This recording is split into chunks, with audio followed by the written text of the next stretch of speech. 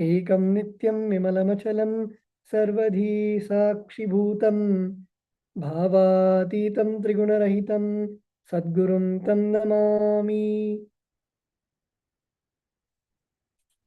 Nithyananda, and welcoming all of our distinguished guests of honor on this beautiful celebrations of Kailasa's Krishna Janmashtami, the celebrations of the birth of Lord Krishna, one of the most revered deities in Hinduism, in the Hindu tradition.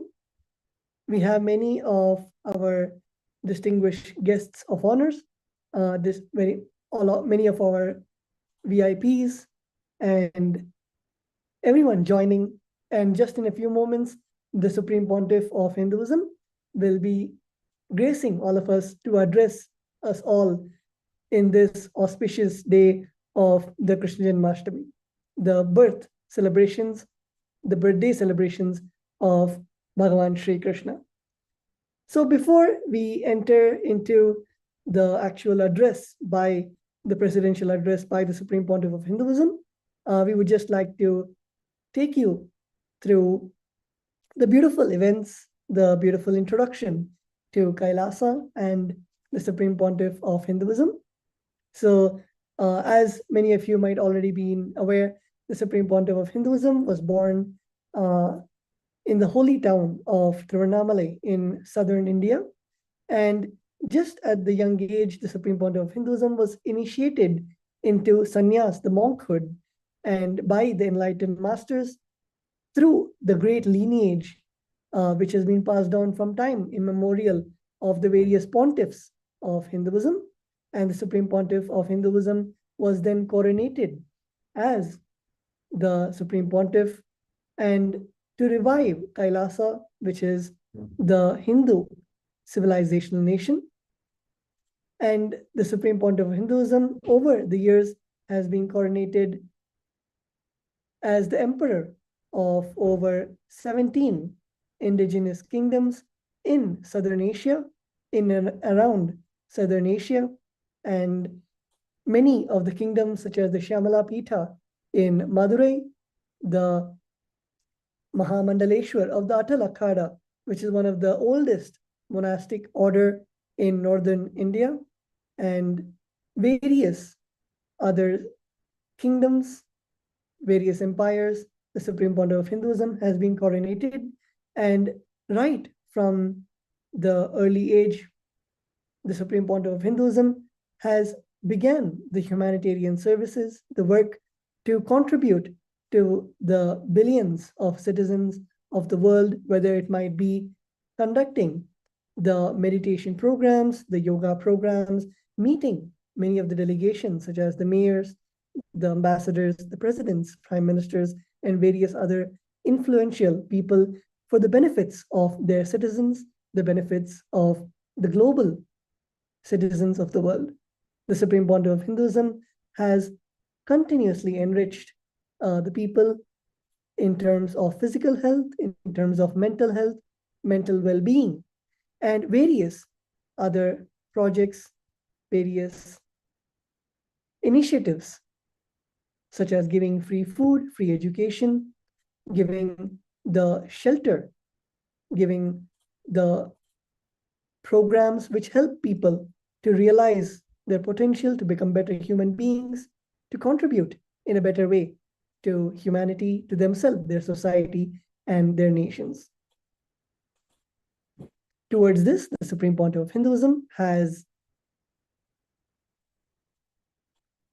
started over 108 initiatives which cover various aspects which are related to the UN Sustainable Development Goals, which include conflict resolution, spiritual healing, authentic against violence, overcoming obesity, overcoming persecution, and overcoming the genocide, having affordable and holistic healthcare, freedom of opinion and expression, and various other 100 various initiatives.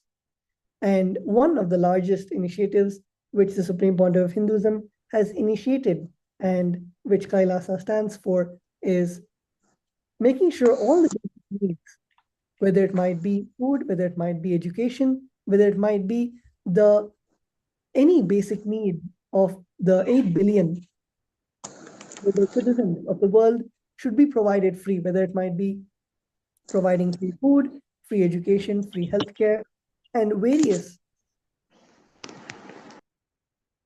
different basic needs of the global citizens. The Supreme Pontiff of Hinduism has constantly been making it a point where Kailasa stands to for it to be distributed equally amongst all citizens of all countries, irrespective of race, religion, caste, creed. And especially during the COVID-19 pandemic, which I'm sure many of us know it was a hard time for all of us. During the COVID-19, during the pandemic, the Supreme Pontiff of Hinduism had opened up the various de facto embassies, various embassies of Kailasa to contain the multi-layer quarantine facilities, providing free food, free internet, free education, and a place to stay, free shelter for people to come during the COVID time and have a safe space for them and for their families and for their loved ones. And also, of course, in terms of free education, the Supreme Pontiff of Hinduism has gifted the largest Hindu university in the world, which has over 20 million students, over 10,000 free courses, and extended campuses in over 100 countries, whether it might be the Nithyananda Gurukul, which is the schools in thousands of schools across the globe providing free education to students, and the Nithyananda Hindu University providing the graduate, undergraduate, and postgraduate courses for free for people who want to learn about Hinduism, to master Hinduism and the various aspects of Hinduism, such as Hindu medicine, Hindu agriculture, Hindu diplomacy, etc. The Supreme Pontiff of Hinduism also has had over the various libraries across the globe to preserve the Hinduism and the Hindu scriptures, which have been continuously preserved by the Supreme Pontiff of Hinduism, and of course, the various conclaves, various meditation programs for advocating world peace and interfaith harmony, interreligious harmony, which the Supreme Pontiff of Hinduism and Kailasa stands as a strong pillar to. Of course, women empowerment programs are one of the other biggest initiatives and pillars of Kailasa's humanitarian services. And towards that, various programs, initiatives, and events have been made for women empowerment, and even over 80% of leadership positions in Kailasa are occupied by the women, occupied to show the grandeur of Kailasa's diaspora and the culture of Kailasa.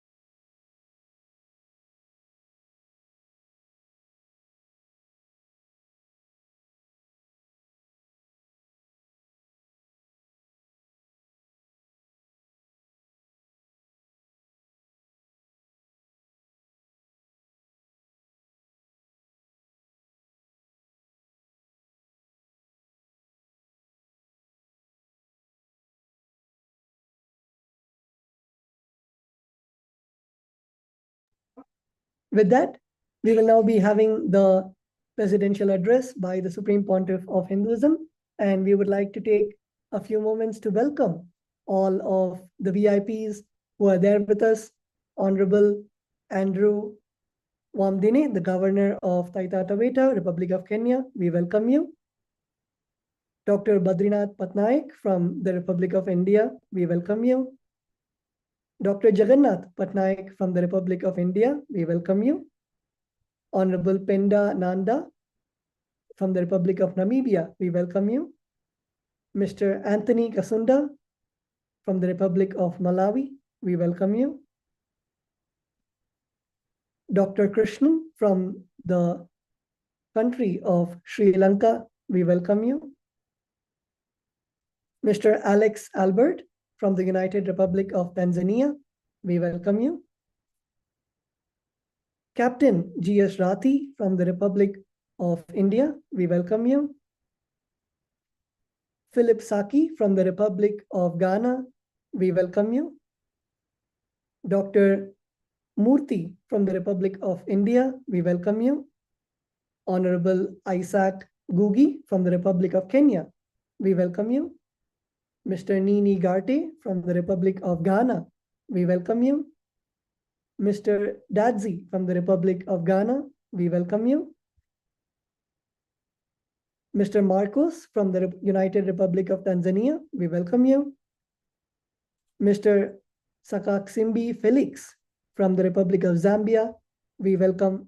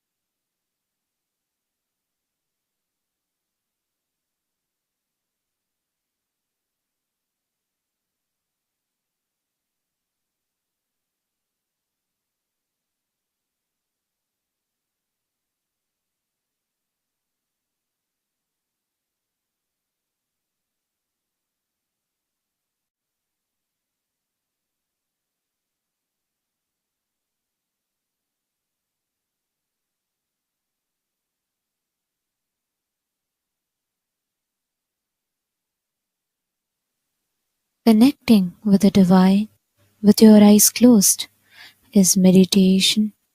Connecting with the divine with your eyes open is darshan. Come, let us all now move from meditation to darshan. Slowly, very slowly, please open your eyes.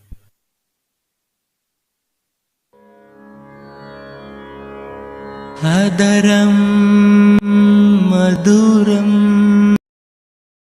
Nithyananda Vittala Gopala Krishna Naam Nithyananda Vittala Gopala Krishna Naam Nithyananda Vittala Gopala Krishna Naam Nithyananda Vittala Shri Ranga Vittala Nitya Ranga Vittala Shri Ranga Vittala Nitya Ranga Vittala Shri Ranga Vittala Nitya Ranga Vittala Shri Ranga Vittala Nitya Ranga Vittala Bolo Narayana Jai Jai maduram asitam maduram nayanam maduram asitam maduram hridayam maduram gamanam maduram hridayam maduram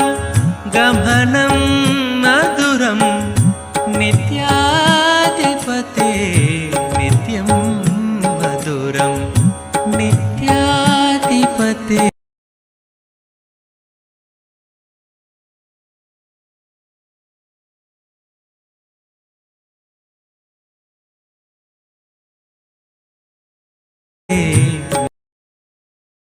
నిత్యం మధురం వచనం మధురం చరితం మధురం వచనం మధురం చరితం మధురం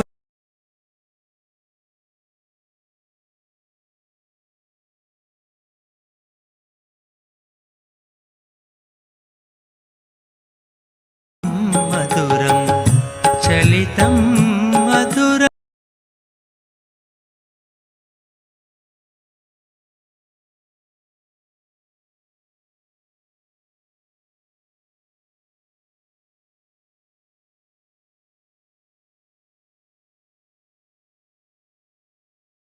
మధురం వేణూర్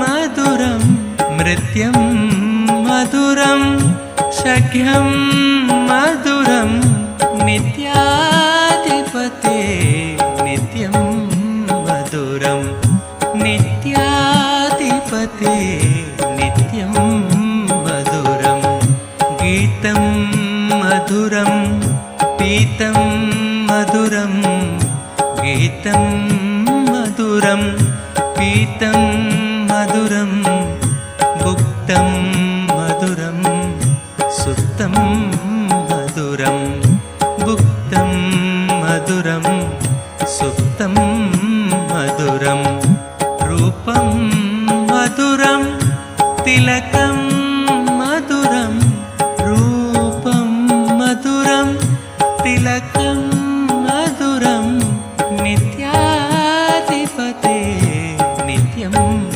మధురం నిత్యాధిపతే నిత్యం మధురం కరణం మధురం ధరణం మధురం కరణం మధురం ధరణం మధురం హరణం మధురం రమణం మధురం హరణం మధురం రమణం మధురం వమితం మధురం శమితం మధురం వమితం మధురం శమితం మధురం నిత్యాధిపతే నిత్యం మధురం నిత్యాధిపతే నిత్యం మధురం గుంజా మధురా మాలా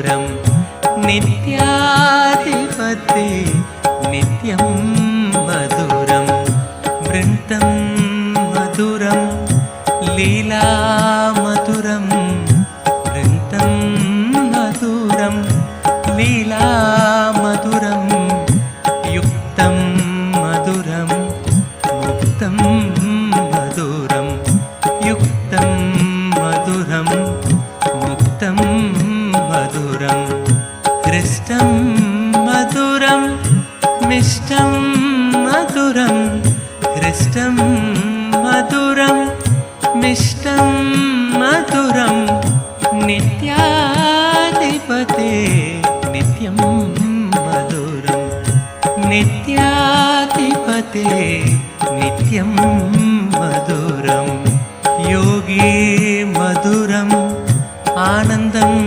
मधुरं योगी मधुरम् आनन्दं मधुरं यष्टिर्मधुरा सृष्टिर्मधुरा यष्टिर्मधुरा सृष्टिर्मधुरा तलितं मधुरं फलितं मधुरं तलितं मधुरं फलितं मधुरं नित्याधिपते नित्यं मधुरं नित्याधिपते नित्यं मधुरं नासी मधुरं भस्मं मधुरं नासी मधुरं भस्मं मधुरं रुद्राक्षा मधुरं ज्ञानं मधुरं रुद्राक्षा मधुरं ज्ञानं मधुरं भक्ति मधुरं दृष्टि मधुरं भक्ति मधुरं दृष्टि मधुरं नित्याधिपते नित्यं मधुरं नित्याधिपते नित्यं मधुरं मौनं मधुरं गानं मधुरं मौनं मधुरं गानं मधुरं रक्षा मधुरं अरुणा मधुरं रक्षा मधुरं अरुणा मधुरं शरणं मधुरं शरणं मधुरं शरणं मधुरं शरणं मधुरं नित्याधिपते नित्यं मधुरं नित्याधिपते नित्यं मधुरं शक्ति मधुरं दर्शन मधुरं शक्ति मधुरं दर्शन मधुरं योगा मधुरं यागं मधुरं योगा मधुरं यागं मधुरं भावं मधुरं सुष्मितं मधुरं भावं मधुरं सुष्मितं मधुरं नित्याधिपते नित्यं मधुरं नित्याधिपते नित्यं मधुरं विमलं मधुरं कुशलं मधुरं विमलं मधुरं कुशलं मधुरं केशवं मधुरं नित्यं मधुरं केशवं मधुरं नित्यं मधुरं विनयं मधुरं फलितं मधुरं विनयं मधुरं फलितं मधुरं नित्याधिपते नित्यं मधुरं नित्याधिपते नित्यं मधुरम् अभयं मधुरं चरणं మధురం అభయం మధురం చరణం మధురం నేత్రం మధురం గాత్రం మధురం నేత్రం మధురం గాత్రం మధురం స్మరణం మధురం సర్వం మధురం స్మరణం మధురం సర్వం మధురం నిత్యాధిపతే నిత్యం మధురం నిత్యాధిపతే నిత్యం మధురం నిత్యాధిపతే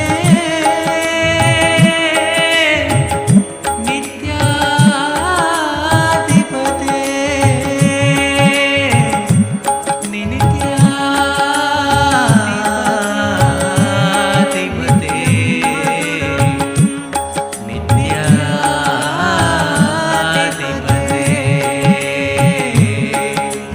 నిత్యాధిపతే నిత్యం మధురం నిత్యాధి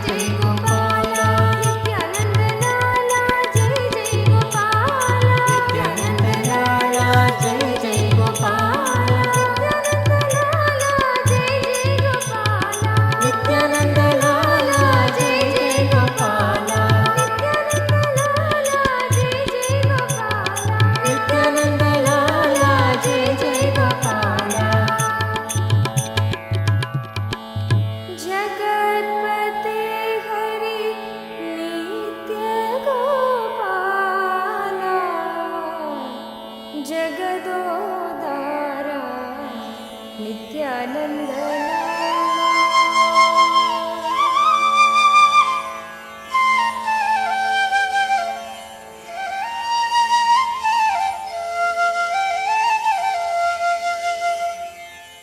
मधुसूदन नित्य चरणम तुमको मेरे माँ चरणम तुमको मेरे माँ जगदोदरना ज्योति स्वरूपा कलियुग की अवतार मधुसूदन नित्य चरणम तुमको मेरे माँ चरणम तुमको मेरे माँ जगदोदरना ज्योति स्वरूपा कलियुग की अवतार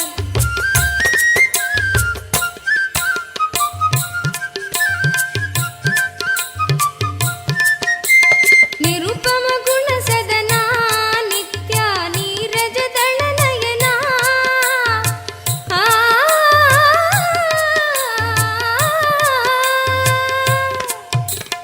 निरुपम गुण सदना नित्या नीरज दल नयना नटन मनोगर नीलकंठ श्री नित्यपुरी भगवान नटन मनोगर नीलकंठ श्री नित्यपुरी भगवान नित्य मधुसूदन नित्य चरणम तुमको मेरे माँ चरणम तुमको मेरे माँ जगदोदरना ज्योति स्वरूपा कलियुग की अवतार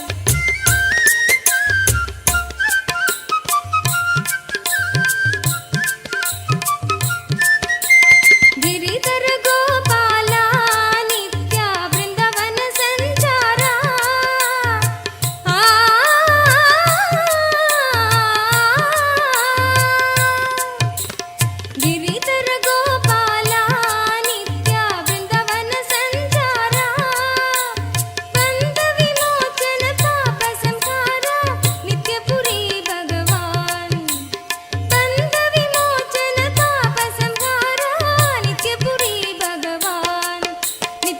मधुसूदन नित्य चरणं तुमको मेरे माँ चरणं तुमको मेरे माँ जगदोदरणा ज्योति स्वरूपा कलियुग की अवतार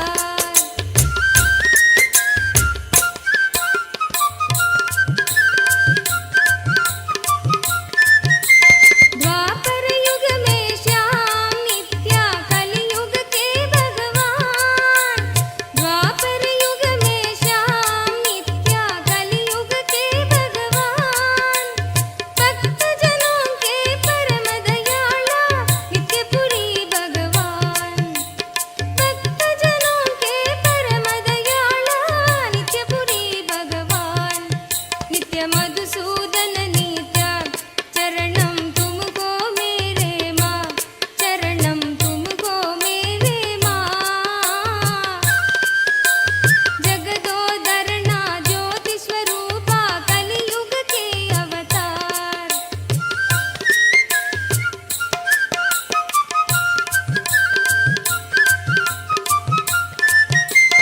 सद्गुरु ओंकारा नित्या हर हर महादेवा सद्गुरु ओंकारा नित्या हर हर महादेवा ईश्वर अल्लाह येसु बुद्ध भी नित्यपुरी भगवान ईश्वर अल्लाह येसु बुद्ध भी नित्यपुरी भगवान नित्य मधुसूदन नित्य चरणं तुमको मेरे माँ चरणं तुमको मेरे माँ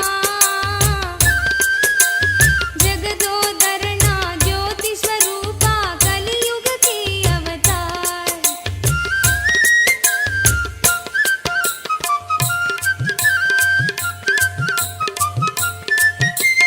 अनुपम सुंदर नित्यानंदा आनंद रंगा नित्यानंदा अनुपम सुंदर नित्यानंदा आनंद रंगा नित्यानंदा करुण तरंगा के पांडुरंगा परिपूर्ण नित्या करुण तरंगा के पांडुरंगा परिपूर्ण नित्या नित्य मधुसूदन नित्य चरणं तुमको मेरे माँ चरणं तुमको मेरे माँ जगदोदरणा ज्योति स्वरूपा कलियुग की अवतार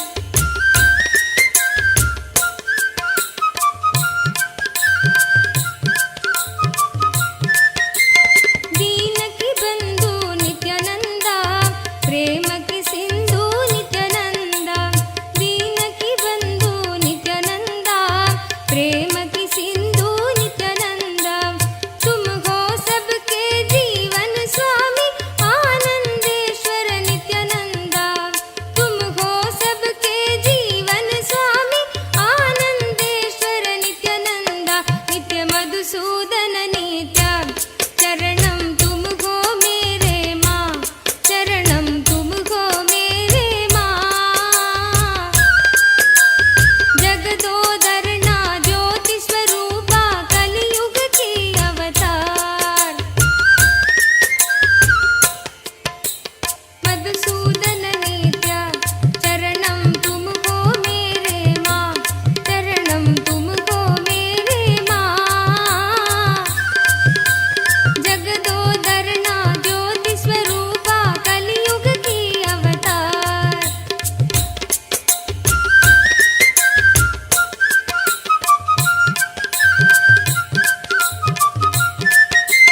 दीन की बंधु नित्यानंदा प्रेम की सिंधु नित्यानंदा दीन की बंधु नित्यानंदा प्रेम की सिंधु नित्यानंदा तुम हो सबके जीवन स्वामी आनंदेश्वर नित्यानंदा तुम हो सबके जीवन स्वामी आनंदेश्वर नित्यानंदा नित्य मधुसूदन नित्य चरणं तुमको मेरे माँ चरणं तुमको मेरे माँ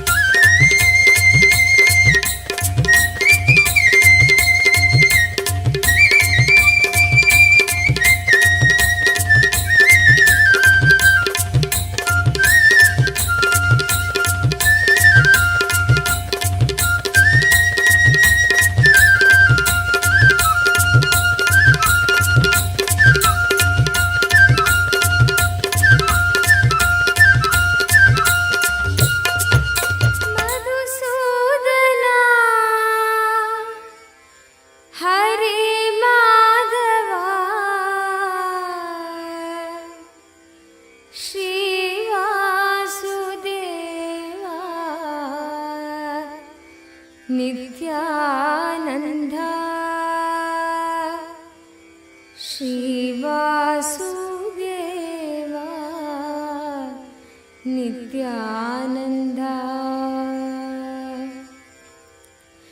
ಮಧುಸೂದನ ಹರೇ ಮಾಧವ ಮಧುಸೂದನ ಹರೇ ಮಾಧವ ಮಧುಸೂದನ ಹರೇ ಮಾಧವ ಮಧುಸೂದನ ಹರೇ ಮಾಧವ ಶ್ರೀ ವಾಸುದೇವ ನಿತ್ಯಾನಂದ ಶ್ರೀ ವಾಸುದೇವ ನಿತ್ಯಾನಂದ ಶ್ರೀ ವಾಸುದೇವ ನಿತ್ಯಾನಂದ ಶ್ರೀ ವಾಸುದೇವ ನಿತ್ಯಾನಂದ ಶ್ರೀ ವಾಸುದೇವ ನಿತ್ಯಾನಂದ ಶ್ರೀ ವಾಸುದೇವ ನಿತ್ಯಾನಂದ ಶ್ರೀ ವಾಸುದೇವ ನಿತ್ಯಾನಂದ ಶ್ರೀ ವಾಸುದೇವ ನಿತ್ಯಾನಂದ ಮಧುಸೂದನ ಹರೇ ಮಾಧವ ಮಧುಸೂದನ ಹರೇ ಮಾಧವ ಶ್ರೀ ವಾಸುದೇವ ನಿತ್ಯಾನಂದ ಶ್ರೀ ವಾಸುದೇವ ನಿತ್ಯಾನಂದ ಶ್ರೀ ವಾಸುದೇವ ನಿತ್ಯಾನಂದ ಶ್ರೀ ವಾಸುದೇವ ನಿತ್ಯಾನಂದ ನಿತ್ಯ ಕೇಶವ ನಾರಾಯಣ ನಿತ್ಯ ಕೇಶವ ನಾರಾಯಣ ನಿತ್ಯ ಕೇಶವ ನಾರಾಯಣ ನಿತ್ಯ ಕೇಶವ ನಾರಾಯಣ ಶ್ರೀ ಹರಿ ಗೋವಿಂದ ಮನಮೋಹನ ಶ್ರೀ ಹರಿ ಗೋವಿಂದ ಮನಮೋಹನ ಶ್ರೀ ಹರಿ ಗೋವಿಂದ ಮನಮೋಹನ ಶ್ರೀ ಹರಿ ಗೋವಿಂದ ಮನಮೋಹನ ಜನಾರ್ದನ ಜಗತ್ಪಾಲನ ಜನಾರ್ದನ ಜಗತ್ಪಾಲನ ದೀನಾವನ ದುಃಖ ಭಂಜನ ದೀನಾವನ ದುಃಖ ಭಂಜನ ಜನಾರ್ದನ ಜಗತ್ಪಾಲನ ಜನಾರ್ದನ ಜಗತ್ಪಾಲನ ದೀನಾವನ ದುಃಖ ಭಂಜನ ದೀನಾವನ ದುಃಖ ಭಂಜನ ಅರವಿಂದ ಲೋಚನ ಆನಂದನ ಅರವಿಂದ ಲೋಚನ ಆನಂದನ ಅರವಿಂದ ಲೋಚನ ಆನಂದನ ಅರವಿಂದ ಲೋಚನ ಆನಂದನ ಶ್ರೀ ವಾಸುದೇವ ನಿತ್ಯಾನಂದ ಶ್ರೀ ವಾಸುದೇವ ನಿತ್ಯಾನಂದ ಶ್ರೀ ವಾಸುದೇವ ನಿತ್ಯಾನಂದ ಶ್ರೀ ವಾಸುದೇವ ನಿತ್ಯಾನಂದ ಶ್ರೀ ವಾಸುದೇವ ನಿತ್ಯಾನಂದ ಶ್ರೀ ವಾಸುದೇವ ನಿತ್ಯಾನಂದ ಶ್ರೀ ವಾಸುದೇವ ನಿತ್ಯಾನಂದ ಶ್ರೀ ವಾಸುದೇವ ನಿತ್ಯಾನಂದ ಮಧುಸೂದನ ಹರೇ ಮಾಧವ ಮಧುಸೂದನ ಹರೇ ಮಾಧವ ಮಧುಸೂದನ ಹರೇ ಮಾಧವ ಮಧುಸೂದನ ಹರೇ ಮಾಧವ ಶ್ರೀ ವಾಸುದೇವ ನಿತ್ಯಾನಂದ ಶ್ರೀ ವಾಸುದೇವ ನಿತ್ಯಾನಂದ ಶ್ರೀ ವಾಸುದೇವ ನಿತ್ಯಾನಂದ ಶ್ರೀ ವಾಸುದೇವ ನಿತ್ಯಾನಂದ ಶ್ರೀ ವಾಸುದೇವ ನಿತ್ಯಾನಂದ ಶ್ರೀ ವಾಸುದೇವ ನಿತ್ಯಾನಂದ ಶ್ರೀ ವಾಸುದೇವ ನಿತ್ಯಾನಂದ ಶ್ರೀ ವಾಸುದೇವ ನಿತ್ಯಾನಂದ ನಿತ್ಯ Keshava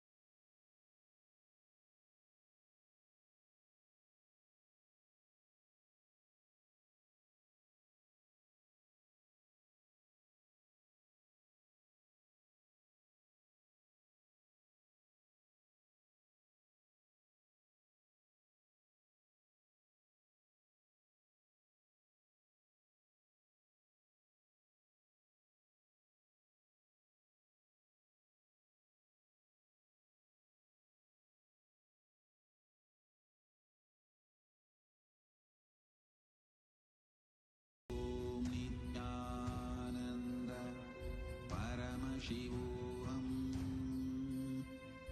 Om Nithyananda Paramashivoham. Om Nithyananda Paramashivoham. Om Nithyananda Paramashivoham.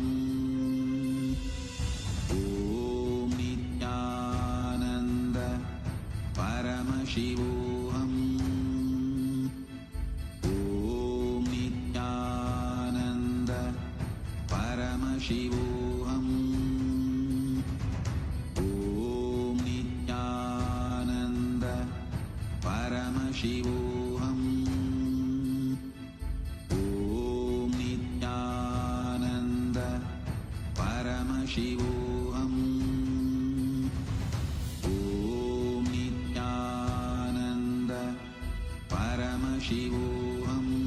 Janardhana ಜಗತ್ಪಾಲನ ದೀನಾವನ ದುಃಖ ಭಂಜನ ದೀನಾವನ ದುಃಖ ಭಂಜನ ಅರವಿಂದ ಲೋಚನ ಆನಂದನ ಅರವಿಂದ ಲೋಚನ ಆನಂದನ ಅರವಿಂದ ಲೋಚನ ಆನಂದನ ಅರವಿಂದ ಲೋಚನ ಆನಂದನ ಶ್ರೀ ವಾಸುದೇವ ನಿತ್ಯಾನಂದ ಶ್ರೀ ವಾಸುದೇವ ನಿತ್ಯಾನಂದ ಶ್ರೀ ವಾಸುದೇವ ನಿತ್ಯಾನಂದ ಶ್ರೀ ವಾಸುದೇವ ನಿತ್ಯಾನಂದ ಶ್ರೀ ವಾಸುದೇವ ನಿತ್ಯಾನಂದ ಶ್ರೀ ವಾಸುದೇವ ನಿತ್ಯಾನಂದ ಮಧುಸೂದನ ಹರೇ ಮಾಧವ ಮಧುಸೂದನ ಹರೇ ಮಾಧವ ಶ್ರೀ ವಾಸುದೇವ ನಿತ್ಯಾನಂದ ಶ್ರೀ ವಾಸುದೇವ ನಿತ್ಯಾನಂದ ಶ್ರೀ ವಾಸುದೇವ ನಿತ್ಯಾನಂದ ಶ್ರೀ ವಾಸುದೇವ ನಿತ್ಯಾನಂದ ನಿತ್ಯ ಕೇಶವ ನಾರಾಯಣ ನಿತ್ಯ ಕೇಶವ ನಾರಾಯಣ ಶ್ರೀಹರಿ ಗೋವಿಂದ ಮನಮೋಹನ ಶ್ರೀಹರಿ ಗೋವಿಂದ ಮನಮೋಹನ ಜನಾರ್ದನ ಜಗತ್ಪಾಲನ ಜನಾರ್ದನ ಜಗತ್ಪಾಲನ ದೀನಾವನ ದುಃಖ ಭಂಜನ ದೀನಾವನ ದುಃಖ ಭಂಜನ ಅರವಿಂದ ಲೋಚನ ಆನಂದನ ಅರವಿಂದ ಲೋಚನ ಆನಂದನ ಅರವಿಂದ ಲೋಚನ ಆನಂದನ ಅರವಿಂದ ಲೋಚನ ಆನಂದನ ಶ್ರೀ ವಾಸುದೇವ ನಿತ್ಯಾನಂದ ಶ್ರೀ ವಾಸುದೇವ ನಿತ್ಯಾನಂದ ಶ್ರೀ ವಾಸುದೇವ ನಿತ್ಯಾನಂದ ಶ್ರೀ ವಾಸುದೇವ ನಿತ್ಯಾನಂದ ಶ್ರೀ ವಾಸುದೇವ ನಿತ್ಯಾನಂದ ಶ್ರೀ ವಾಸುದೇವ ನಿತ್ಯಾನಂದ ಶ್ರೀ ವಾಸುದೇವ ನಿತ್ಯಾನಂದ ಶ್ರೀ ವಾಸುದೇವ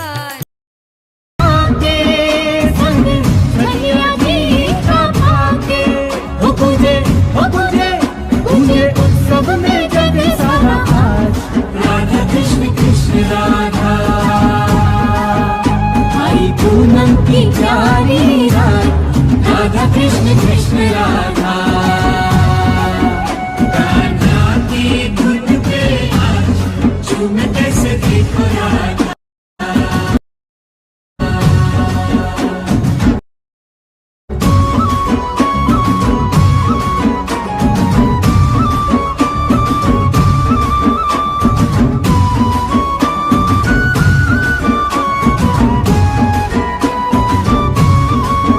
देखे राधा जी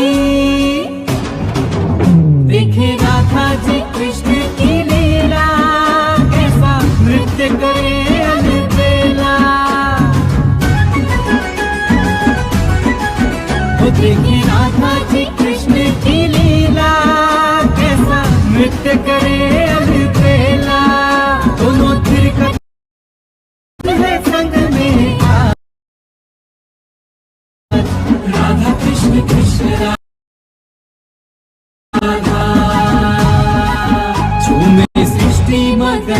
के साथ राधा कृष्ण कृष्ण राधा। कान्हा की धुन पे आज झूमे कैसे देखो राधा।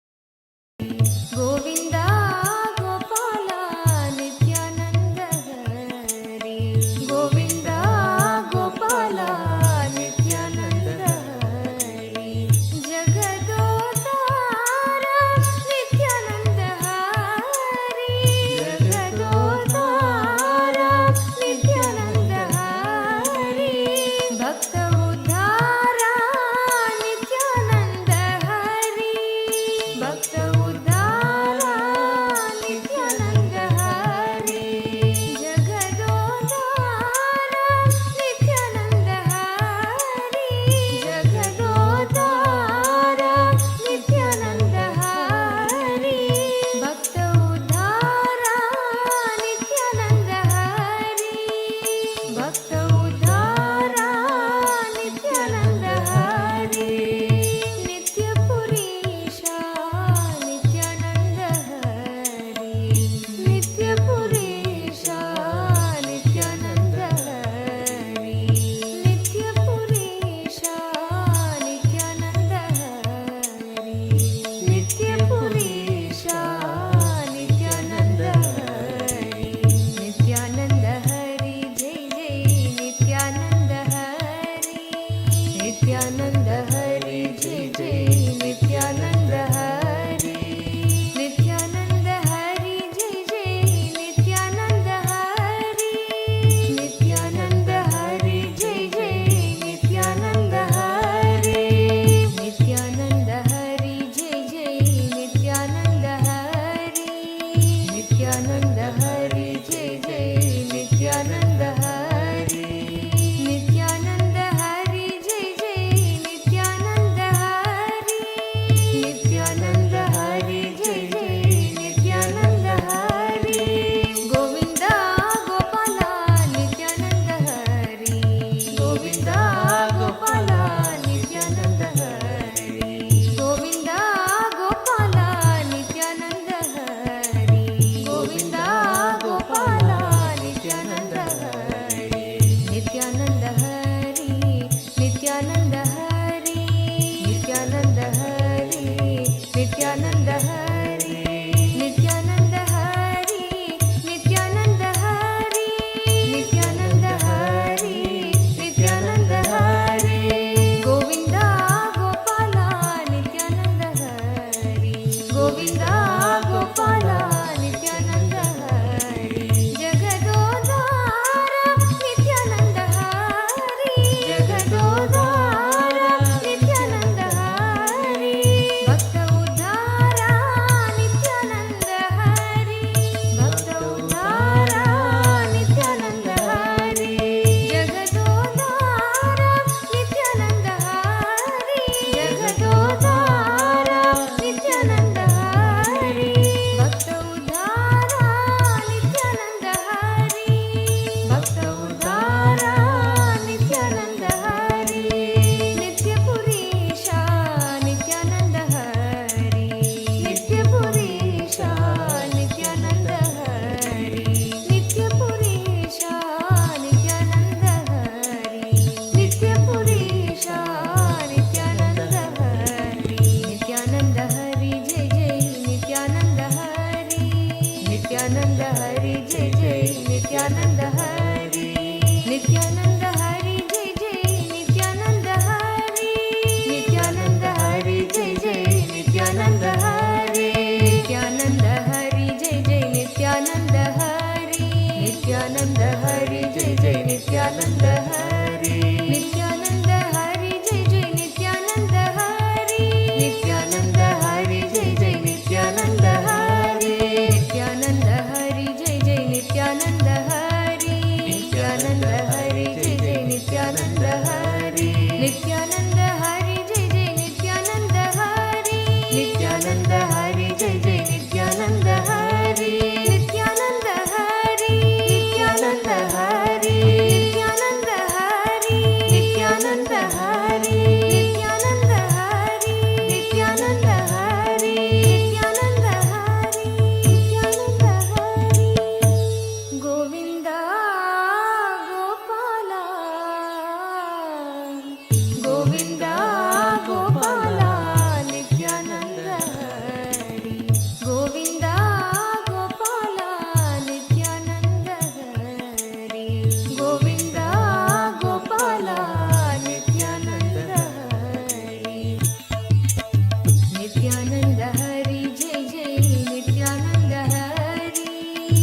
नित्यानंद हरि जय जय नित्यानंद हरि नित्यानंद हरि जय जय नित्यानंद हरि नित्यानंद हरि जय जय नित्यानंद हरि गोविंदा गोपाला नित्यानंद हरि गोविंदा गोपाला नित्यानंद हरि गोविंदा गोपाला नित्यानंद हरि गोविंदा गोपाला नित्यानंद हरि नित्यानंद हरि नित्यानंद हरि नित्यानंद हरि नित्यानंद हरि नित्यानंद हरि नित्यानंद हरि नित्यानंद हरि नित्यानंद हरि गोविंदा गोपाला नित्यानंद हरि गोविंदा गोपाला नित्यानंद हरि जगदोद्धार नित्यानंद हरि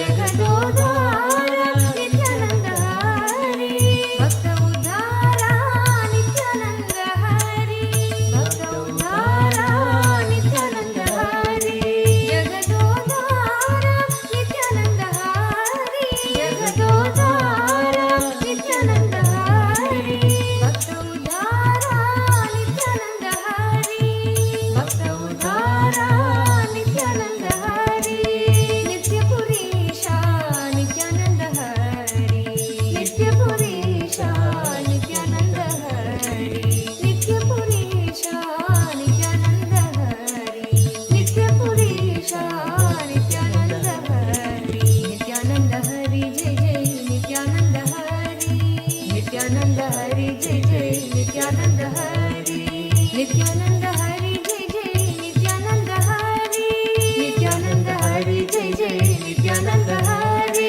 नित्यानंद हरि जय जय नित्यानंद हरि नित्यानंद हरि जय जय नित्यानंद हरि नित्यानंद हरि जय जय नित्यानंद हरि नित्यानंद हरि जय जय नित्यानंद हरि नित्यानंद हरि जय जय नित्यानंद हरि नित्यानंद हरि जय जय नित्यानंद हरि नित्यानंद हरि जय जय नित्यानंद हरि नित्यानंद हरि जय जय नित्यानंद हरि नित्यानंद हरि नित्यानंद हरि नित्यानंद हरि नित्यानंद हरि नित्यानंद हरि नित्यानंद हरि नित्यानंद हरि नित्यानंद हरि गोविंदा गोपाला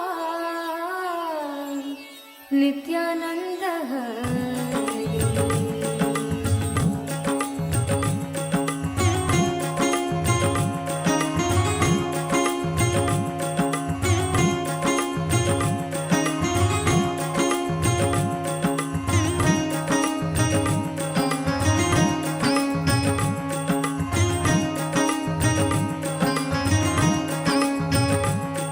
भजो नित्य श्याम भजो नित्य श्याम गोविंद गोपाल भजो नित्य श्याम गोविंद गोपाल भजो नित्य श्याम भजो नित्य श्याम भजो नित्य श्याम गोविंद गोपाल भजो नित्य श्याम गोविंद गोपाल भजो नित्य श्याम केशव माधव वरद नारायण केशव माधव वरद नारायण नंदन कृष्ण नित्यानंद नंदन कृष्ण नित्यानंद गोविंद गोपाल भजो नित्य श्याम गोविंद गोपाल भजो नित्य Shyam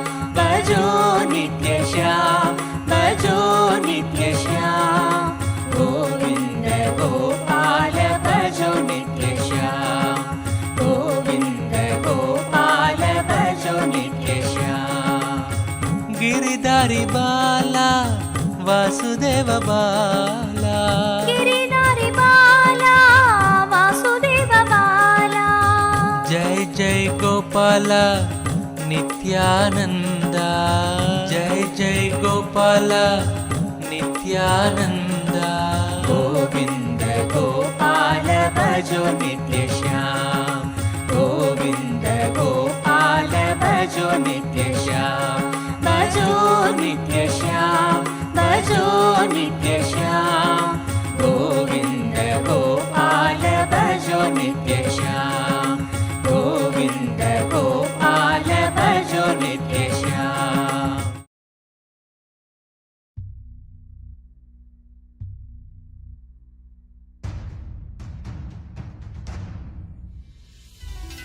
as Paramashiva, inhale and exhale deeply with 25 heads and 75 eyes and 50 hands.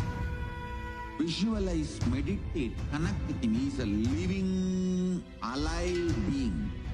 Drop your form into his form and dissolve. Remember, you are a Sarupya Mukta, means you are form. Achyuta Keshava Harinarayana Achyuta Keshava Harinarayana Murali మనోగర Nityananda Murali మనోహర నిత్యానంద గోవింద గోపాల భజో నిత్య శ్యామ్ గోవింద గోపాల భజో నిత్య శ్యామ్ భజో నిత్య శ్యామ్ భజో నిత్య శ్యామ్ గోవింద గోపాల భజో నిత్య శ్యామ్ గోవింద గోపాల భజో నిత్య శ్యామ్ పంకజలోచన కువలయ నయన పంకజలోచన కువలయ నయన శ్యామళ గాత్ర నిత్యానంద శ్యామళ గాత్ర నిత్యానంద గోవింద గోపాల భజో నిత్య శ్యామ్ గోవింద గోపాల భజో నిత్య శ్యామ్ భజో నిత్య శ్యామ్ భజో నిత్య శ్యామ్ గోవింద గోపాల భజో నిత్య శ్యామ్ గోవింద గోపాల భజో నిత్య శ్యామ్ నటవరలాల పరమ పవిత్ర నటవరలాల పరమ పవిత్ర విడిది నివాస నిత్యానంద విడుది నివాస నిత్యానంద గోవింద గోపాల భజో నిత్య Shyam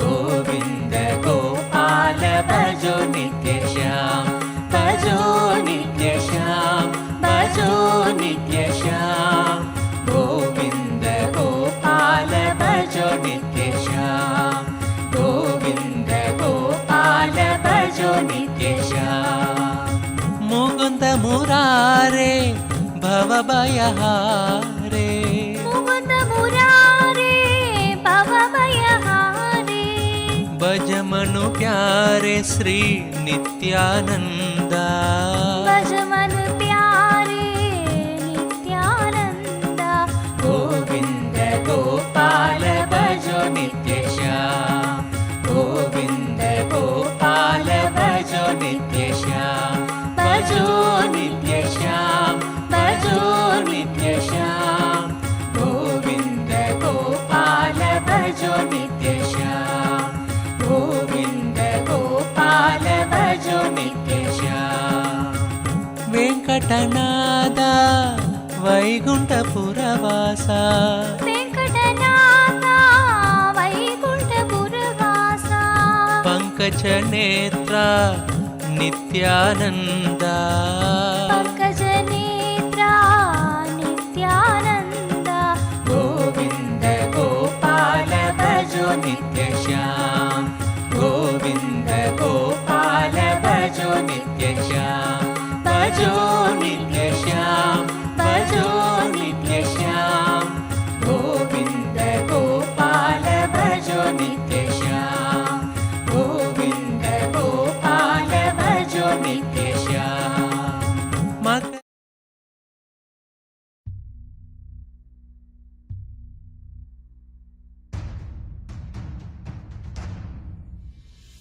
Sit as Paramashiva, inhale and exhale. కుండల నామ మదన గోపాలం మకర కుండల నామ మదన గోపాలం చంగ్ చక్రాధర నిత్యానంద శంఖ చక్రాధర నిత్యానంద గోవింద గోపాల భజో నిత్య శ్యామ్ గోవింద గోపాల భజో నిత్య శ్యామ్ భజో నిత్య శ్యామ్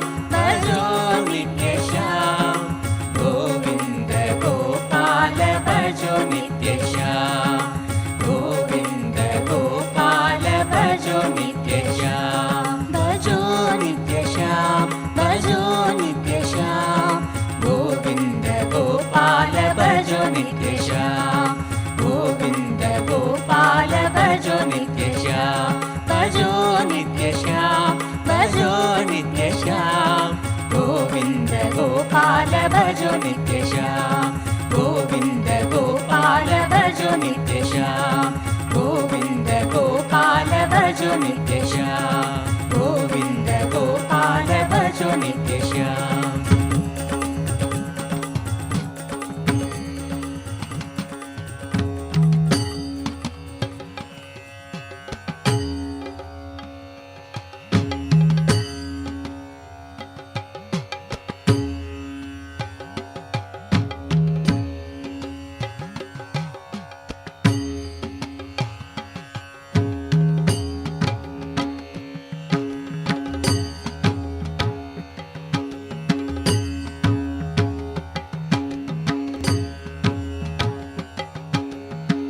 भजो नित्य गोविंदा नित्य गोविंदा भजो नित्य गोविंदा नित्य गोविंदा भजो नित्य गोविंदा नित्य गोविंदा भजो नित्य गोविंदा नित्य गोविंदा भजो नित्य गोविंदा नित्य गोविंदा भजो नित्य गोविंदा नित्य गोविंदा अच्युतं नित्य केशवं कृष्ण वासुदेवं भजं श्रीधरं सद्गुरु नित्यनायकं परमहंस श्री नित्यानन्दं केशवा मुकुन्द माधवा नित्यनारायण नित्यनारायण माधवा मधुसूदन मुरळी मनोहर नित्यपुरीश्वर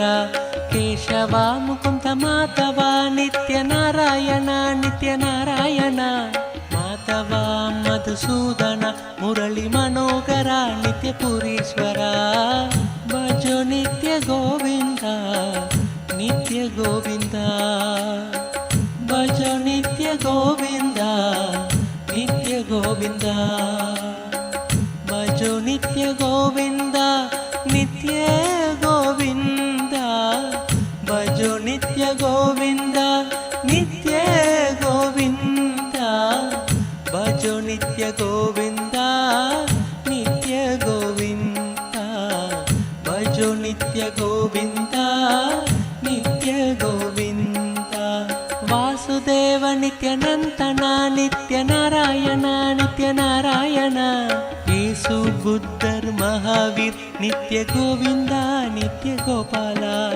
हाल हालधर हे परमेश गंगाधर नित्य शंकर हे शिव शंकर हे शिवनंदन नित्यानंद ब्रह्मानंद हाल हालधर हे परमेश गंगाधर नित्य शंकर हे शिव शंकर हे शिवनंदन नित्यानंद ब्रह्मानंद भजो नित्य गोविंदा नित्य गोविंदा भजो नित्य गोविंदा नित्य गोविंदा भजो नित्य गोविंदा नित्य नित्य गोविंदा भजो नित्य गोविंदा नित्य गोविंदा भजो नित्य गोविंदा नित्य गोविंदा भजो नित्य गोविंदा नित्य Govinda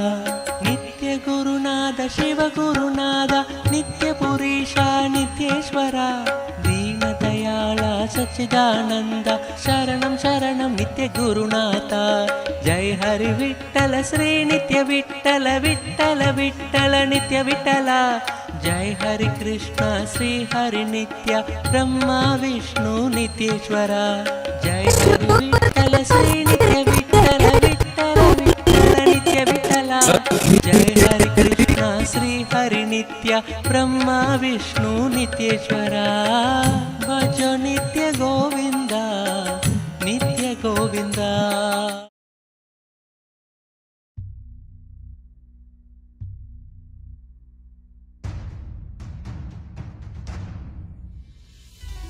As Paramashiva, inhale and exhale deeply with 25 heads and 75 eyes and 50 hands.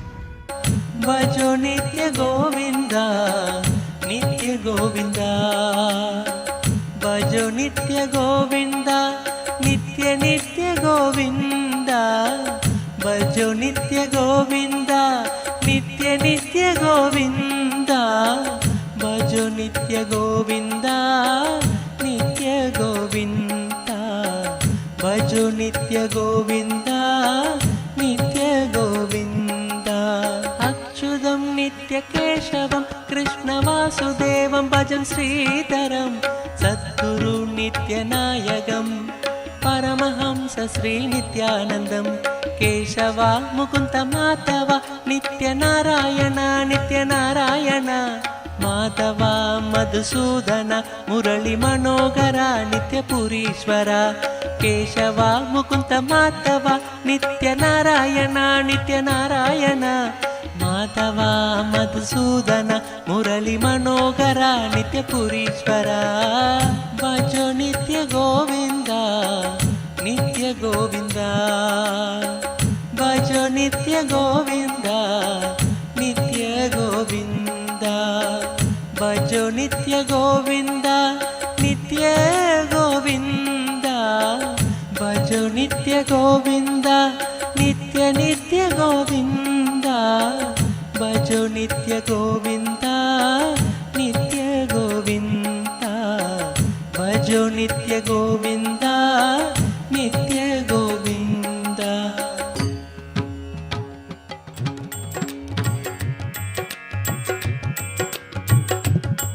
Gopala दर्शन दे नंदलाला गोपाला दर्शन दे नंदलाला गोपाला दर्शन दे नंदलाला गोपाला दर्शन दे नंदलाला मधुसूदन नील बाल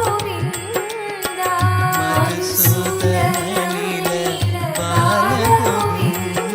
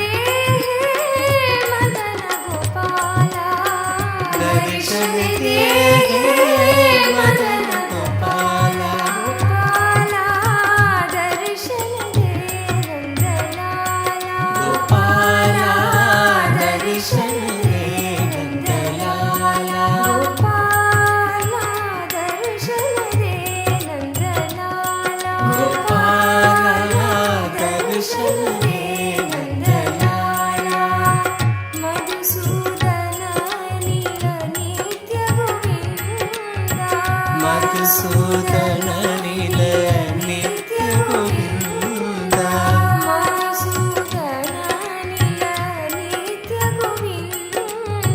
మధుసూదన నీల నిత్య గోవింద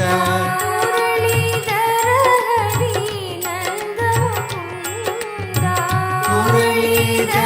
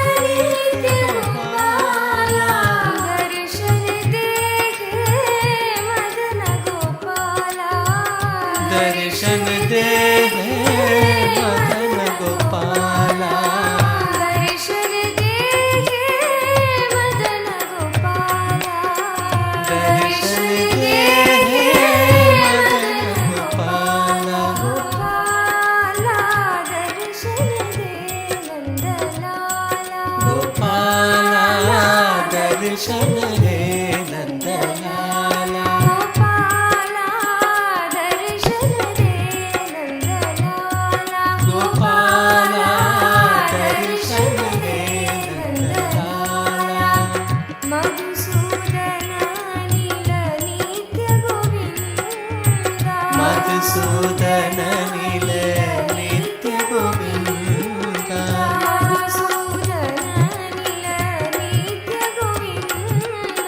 मधुसूदन नील नित्य गोविंदा मधुसूदन मुरलीधर हरि नंद मुकुंदा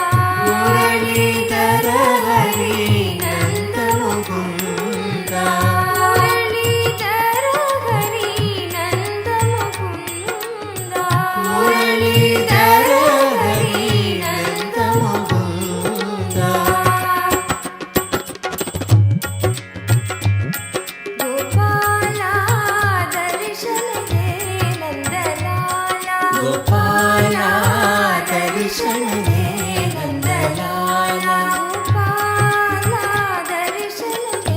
नंदलाला गोपाला मधुसूदन नील नित्य गोविंदा मधुसूदन नील नित्य गोविंदा मधुसूदन नील मधुसूदन नील नित्य गोविंदा मुरलीधर हरि नंद मुकुंदा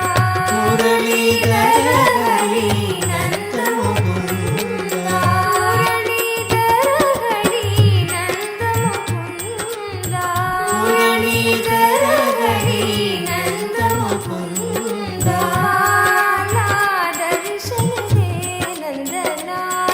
गोपाला दर्शन दे Nandlala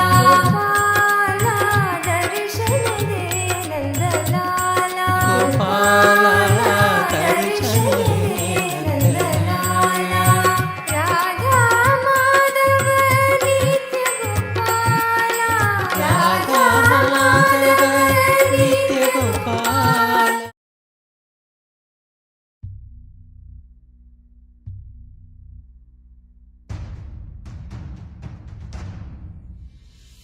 Sit as Paramashiva. Inhale and exhale deeply with 25 heads and 75 eyes and 50 hands. Visualize, meditate, connect with him. He is a living, alive being. Drop your form into his form and dissolve. Remember, you are a Sarupya Mukta, means your form is dissolved into his form. All my disciples, now I am initiating Salokya Mukti, Samipya Mukti, Sarupya Mukti, Sayujya Mukti. Om Nithyananda Paramashivoham.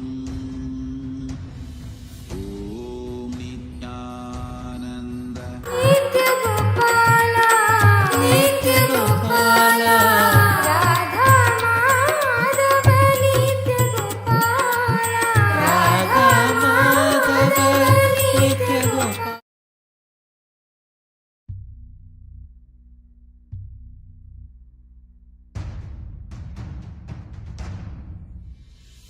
Sit as Paramashiva.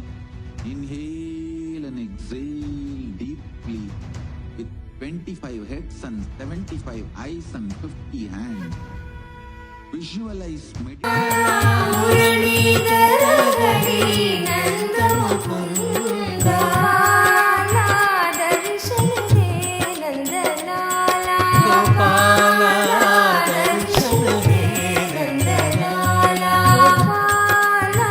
दर्शन दे नंदलाला गोपाला दर्शन दे नंदलाला गोपाला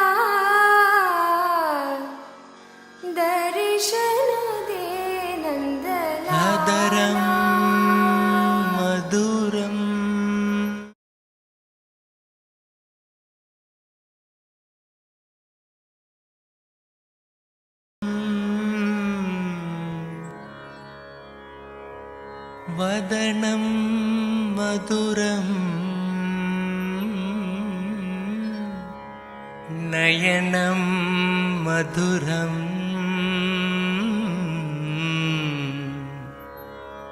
हसितं मधुरम् हदरं मधुरं वदनं मधुरं हदरं मधुरं वदनं मधुरं नयनं मधुरं हसितं मधुरं नयनं मधुरं हसितं मधुरं हृदयं मधुरं गमनं मधुरं हृदयं मधुरं गमनं मधुरं नित्याधिपते नित्यं मधुरं नित्याधिपते नित्यं मधुरं वचनं मधुरं चरितं मधुरं वचनं मधुरं चरितं मधुरं वसनं मधुरं वलितं मधुरं वसनं मधुरं वलितं मधुरं चलितं मधुरं भ्रमितं मधुरं चलितं मधुरं भ्रमितं मधुरं नित्याधिपते नित्यं मधुरं नित्याधिपते नित्यं मधुरं नित्याधिपते नित्यं मधुरं वेणुर्मधुरो रेणुर्मधुरा वेणुर्मधुरो रेणुर्मधुरा पाणिर्मधुरा पादो मधुरो पाणिर्मधुरा पादो मधुरो नृत्यं मधुरं सख्यं मधुरं नृत्यं मधुरं सख्यं मधुरं नित्याधिपते नित्यं मधुरं नित्याधिपते नित्यं मधुरं गीतं मधुरं पीतं मधुरं गीतं मधुरं पीतं मधुरं भुक्तं मधुरं सुप्तं मधुरं भुक्तं मधुरं सुप्तं मधुरं रूपं मधुरं तिलकं मधुरं रूपं मधुरं तिलकं मधुरम्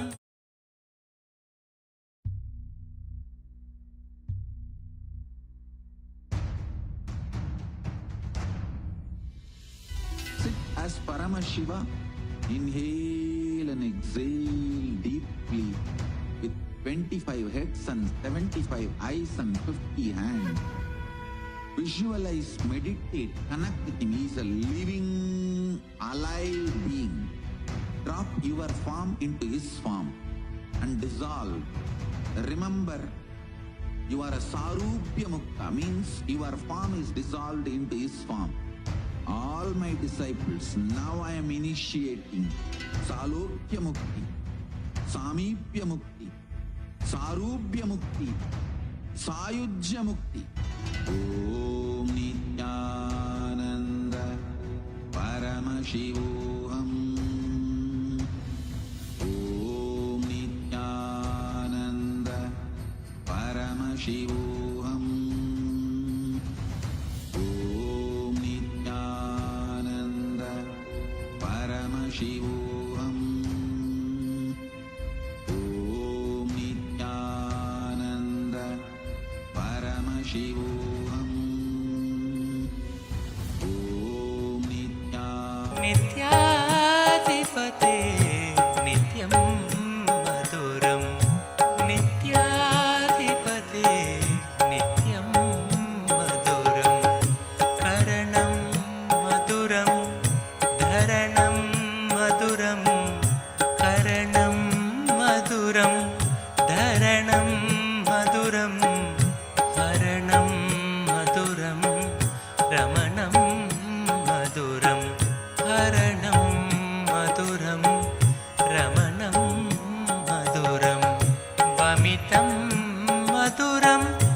शमितं मधुरं वमितं मधुरं शमितं मधुरं नित्याधिपते नित्यं मधुरं नित्याधिपते नित्यं मधुरं गुञ्जा मधुरा माला मधुरा गुञ्जा मधुरा माला मधुरा करुणा मधुरं भुजा मधुरं करुणा मधुरं भुजा मधुरं पीतं मधुरं भिडिति मधुरं पीतं मधुरं भिडिति मधुरं नित्याधिपते नित्यं मधुरं नित्याधिपते नित्यं मधुरं वृन्तं मधुरं लीला मधुरं वृन्तं मधुरं लीला मधुरं युक्तं मधुरं मुक्तं मधुरं युक्तं मधुरं मुक्तं मधुरं हृष्टं मधुरं मिष्टं मधुरं हृष्टं मधुरं मिष्टं मधुरं नित्याधिपते नित्यम्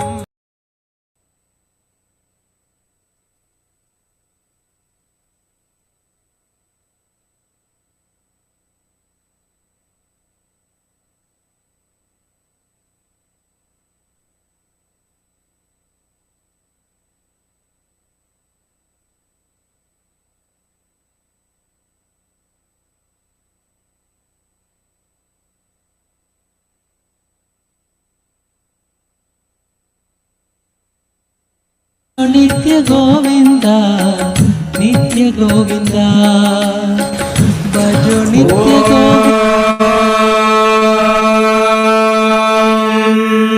छायायां पारिजातस्य हेमसिंहासनोपरि आसीनमम्बुजश्यामम् आयताक्षमलङ्कृतम् चन्द्राननं चतुर्बाहुं श्रीवत्साङ्गिकवक्षसम् रुक्मिणी सत्यभामाभ्यां सहितं कृष्णमाश्रये अथ धूपः ॐ दशाङ्गं गुग्गुलोपेतं सुगन्धं च सुमनोहरम् आघ्रेय सर्वदेवानां धूपोऽयं प्रतिगृह्यताम् ॐ क्लीं कृष्णाय गोविन्दाय गोपीजनवल्लभाय स्वाहा सर्वदेवदेवी स्वरूपाय भगवते श्रीनित्यानन्द परमशिवाय नमः धूपमाग्रापयामि अथ दीपः ॐ सार्ज्यं त्रिवर्ति संयुक्तं वह्निना योजितं मया ग्रहाणमङ्गलं दीपं त्रैलोक्यतिमिरापहम्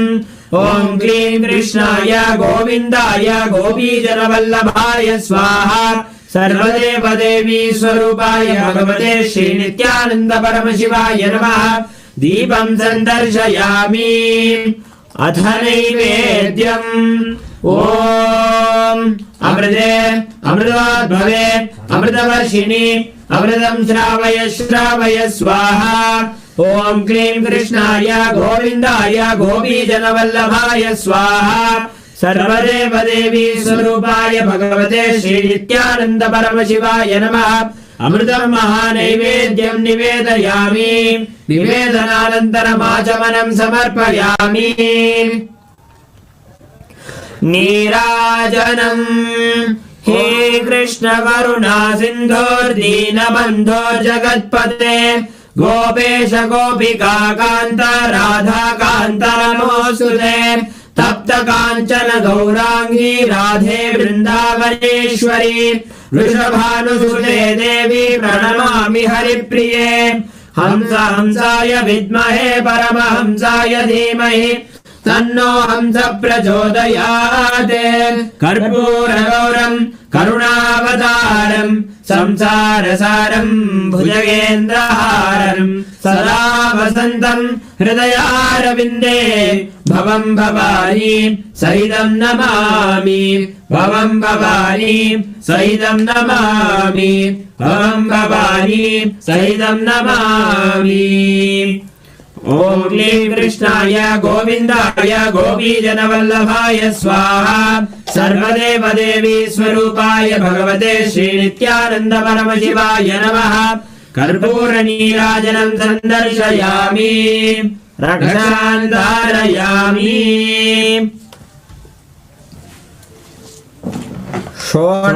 शोणाद्रीशावताराय ज्योतिस्तम्भस्वरूपिणे श्रीकैलासप्रधानाय नित्यानन्दाय मङ्गलम् तत्त्वज्ञानप्रदाताय नित्यानन्देश्वररूपिणे श्रीकैलासप्रधानाय नित्यानन्दाय मङ्गलम् मूलप्रकृतिरूपाय परमशिवशक्तिस्वरूपिणे श्रीकैलासप्रधानाय नित्यानन्दाय मङ्गलम् दण्डत्रिशूलहस्ताय कालकालस्वरूपिणे श्रीकैलासप्रधानाय नित्यानन्दाय मङ्गलम् आदिपूज्याय देवाय सकृत्पूर्णत्वरूपिणे श्रीकैलासप्रधानाय नित्यानन्दाय मङ्गलम् सर्वाभयविनाशकाय शत्रुसंहाररूपिणे श्रीकैलासप्रधानाय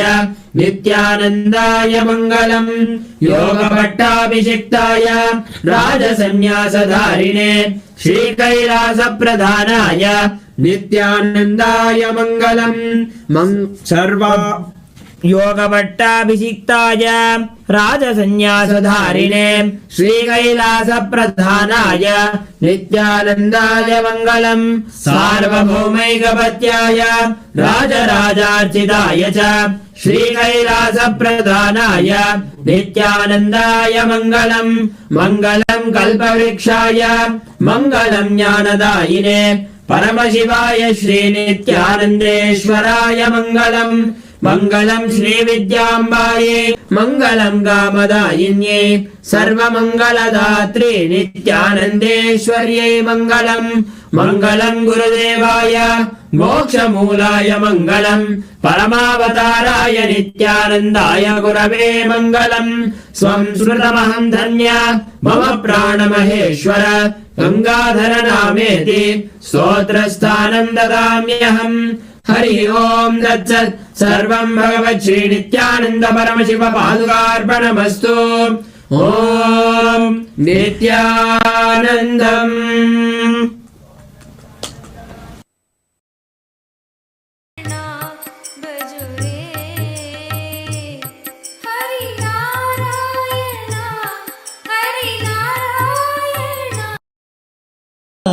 नित्य गोविन्द भज नित्य गोविन्द नित्यनारायण नित्यनारायण भजो रे नित्यनारायण नित्यनारायण नित्यनारायण भजो रे नित्यनारायण नित्यनारायण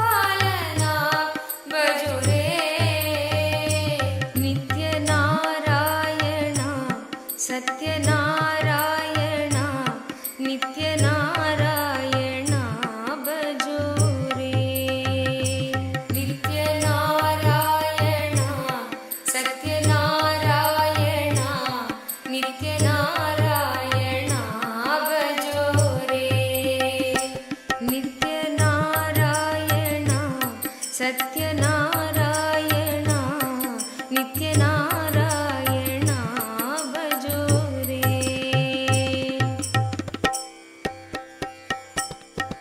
नारायण हरि नारायण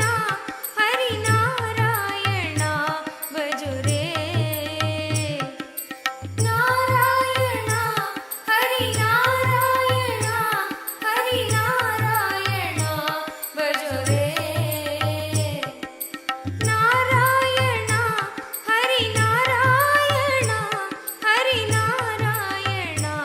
भजो रे नारायण हरि नारायण भजो रे नारायण सत्यनारायण नित्यनारायण भजो रे नारायण सत्यनारायण नित्यनारायण भजो रे नित्यनारायण सत्यनारायण नित्यनारायण भजो रे नित्यनारायण सत्यनारायण नित्यनारायण भजो रे श्याम सुंदर नित्य गोपाला सुंदर नित्य गोपाला सच्चिदानंद नित्य गोपाला सच्चिदानंद नित्य गोपाला श्याम सुंदर नित्य गोपाला श्याम सुंदर नित्य गोपाला सच्चिदानंद नित्य गोपाला सच्चिदानंद नित्य गोपाला गोपालना नित्य गोपालना भजो रे गोपालना नित्य गोपालना भजो रे गोपालना नित्य गोपालना Manifestation of Paramashivas, Keshavartha Murti, Bhagavan Sri Krishna Murti, Ekapada Trimurti, Tripada Trimurti, Ekapada Murti. I bless you all with Paramadvaita and I initiate all of you and shower all of you with wealth, manifesting wealth and abundance. On this auspicious Krishna Jayanti day, Krishna Janmashtami, I shower you all with the ultimate blessings, auspiciousness of Paramabhakti. How Krishna was one with Paramashiva and manifested as the Purna Avatara. You will all experience Parama Bhakti and Parama Advaita, ultimate oneness with Krishna, Paramashiva himself. Today, I initiate all of you with the powers of Ashtamaha Siddhis, manifesting wealth through Prapti, gain, Prakamya, fulfillment of desires, Ishitva, lordship, power over the wealth, Vashitva, ability to influence and make it work under you, attract as you want. On all these powers through and with wealth.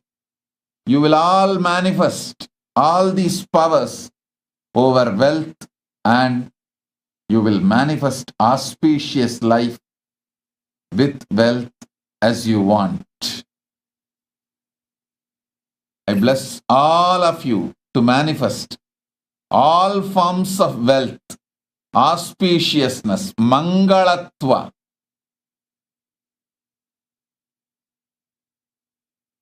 through the Ashtamaha Shaktis, Prapti, Pragamya, Ishitva, Vashitva, Om, Om, Om.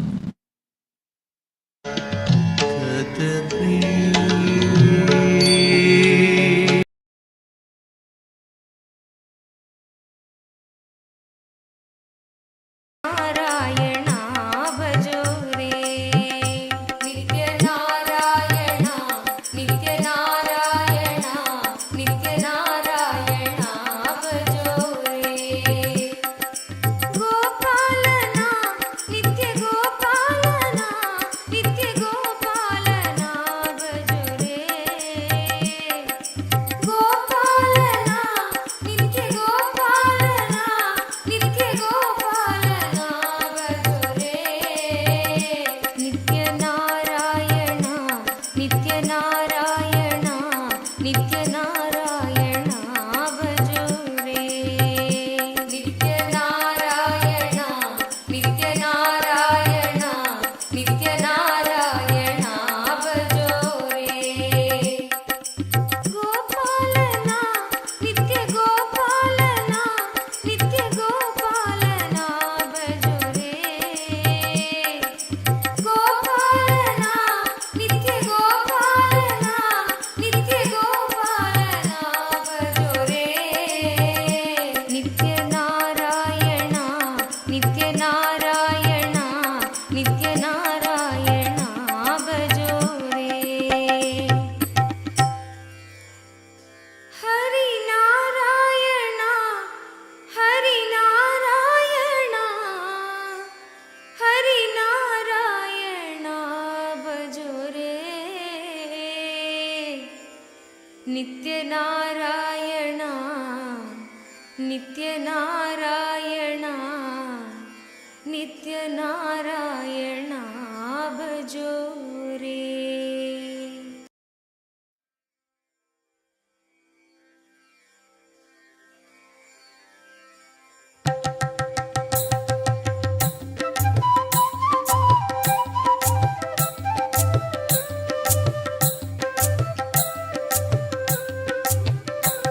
नित्य नित्य नित्य नित्य नित्य नित्य नित्य नित्य हे शिव शंकर नित्य माधव मुरहर नित्य हे शिव शंकर नित्य माधव मुरहर नित्य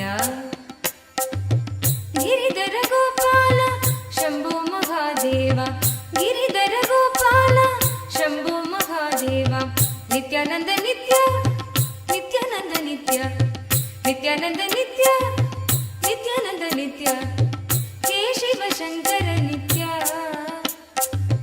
माधव मुरहर नित्य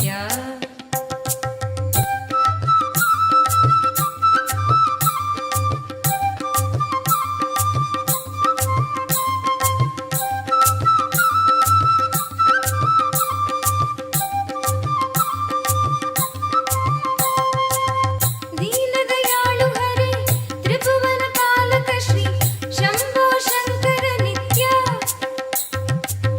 पाप संहारक श्री बंध विमोचन हे मधुर मनोहर नित्य परम कृपा नित्य दर्शन दो नित्य परम कृपा नित्य दर्शन दो नित्य आनंद नित्य नित्यानंद नित्य आनंद नित्य नित्यानंद नित्य नित्यानंद नित्य नित्यानंद नित्य नित्यानंद नित्य नित्यानंद नित्य हे शिव शंकर नित्य माधव मुरहर नित्य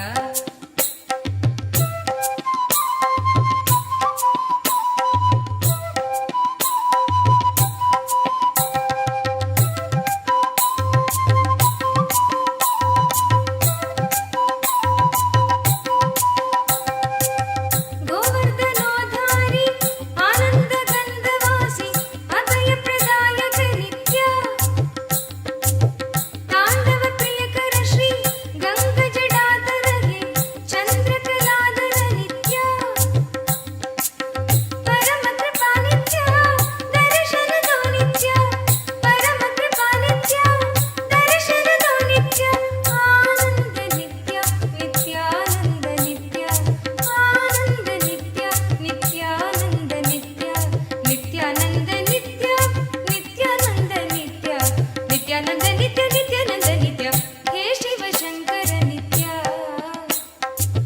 माधव मुरहर नित्य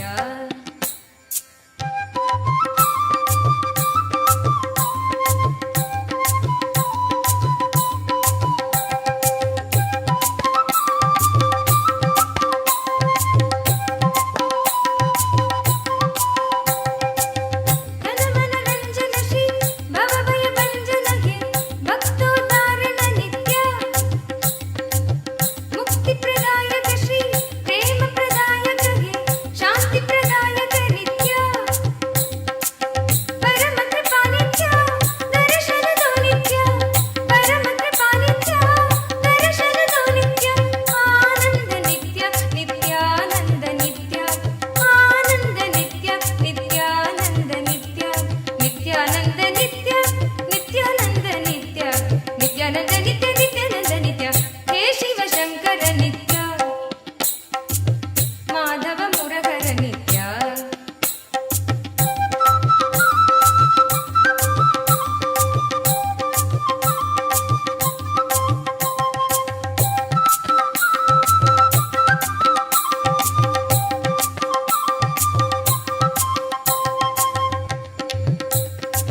ಗುರು ಬ್ರಹ್ಮ ಗುರು ವಿಷ್ಣು ಸದ್ಗುರು ಮಹೇಶ್ವರ ಚರಣ ನಮೋಸ್ತುತೆ ನಿತ್ಯ ಕಲಿಯುಗ ಅವತಾರ ಸದ ಭಗವಾನ ರೂಪ ಬಿಡದಿ ಪುರೇಶ್ವರ ನಿತ್ಯ ಪರಮ ಕೃಪಾ ನಿತ್ಯ ದರ್ಶನದೋ ನಿತ್ಯ ಪರಮ ಕೃಪಾ ನಿತ್ಯ ದರ್ಶನದೋ ನಿತ್ಯ ಆನಂದ ನಿತ್ಯ ನಿತ್ಯಾನಂದ ನಿತ್ಯ ಆನಂದ ನಿತ್ಯ ನಿತ್ಯಾನಂದ ನಿತ್ಯ ನಿತ್ಯಾನಂದ ನಿತ್ಯ ನಿತ್ಯಾನಂದ ನಿತ್ಯ ನಿತ್ಯಾನಂದ ನಿತ್ಯ ನಿತ್ಯಾನಂದ ನಿತ್ಯ ಹೇ ಶಿವ ಶಂಕರ ನಿತ್ಯ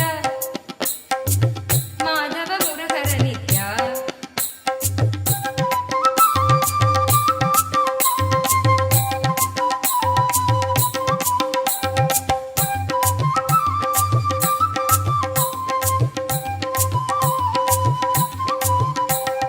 ಅದ್ಭುತ ರೂಪಿಣಿ ಶ್ರೀ ಆನಂದದಾಯಿನಿಗೆ ಪ್ರೇಮ ಸ್ವರೂಪಿಣಿ ನಿತ್ಯ ಅದ್ಭುತ ರೂಪಿಣಿ ಶ್ರೀ ಆನಂದದಾಯಿನಿಗೆ ಪ್ರೇಮ ಸ್ವರೂಪಿಣಿ ನಿತ್ಯ ದುರ್ಗದಿ ನಾಸಿನಿಗೆ ಸ್ಥಿರ ಸುಖದಾಯಿನಿ ಶ್ರೀ ಭವಭಯಹಾರಿಣಿ ನಿತ್ಯ ಪರಮ ಕೃಪಾ ನಿತ್ಯ ದರ್ಶನದೋ ನಿತ್ಯ ಪರಮ ಕೃಪಾ ನಿತ್ಯ ದರ್ಶನದೋ ನಿತ್ಯ ಆನಂದ ನಿತ್ಯ ನಿತ್ಯಾನಂದ ನಿತ್ಯ ಆನಂದ ನಿತ್ಯ ನಿತ್ಯಾನಂದ ನಿತ್ಯ ನಿತ್ಯಾನಂದ ನಿತ್ಯ ನಿತ್ಯಾನಂದ ನಿತ್ಯ ನಿತ್ಯಾನಂದ ನಿತ್ಯ ನಿತ್ಯಾನಂದ ನಿತ್ಯ ಹೇ ಶಿವ ಶಂಕರ ನಿತ್ಯ ಮಾಧವ ಮುರಹರ ನಿತ್ಯ ಹೇ ಶಿವ ಶಂಕರ ನಿತ್ಯ ಮಾಧವ ಮುರಹರ ನಿತ್ಯ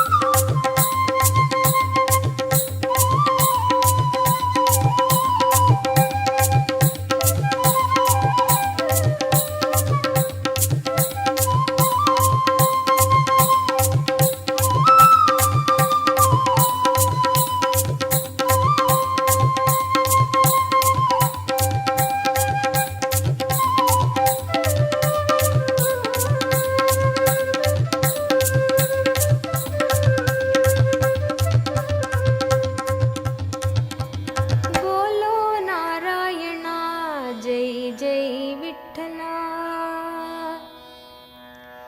बोलो नारायण जय जय विठ्ठला बोलो नारायण जय जय विठ्ठला बोलो नारायण जय जय विठ्ठला बोलो नारायण जय जय विठ्ठला नित्य नारायण रंग रंग विठ्ठला नित्य नारायण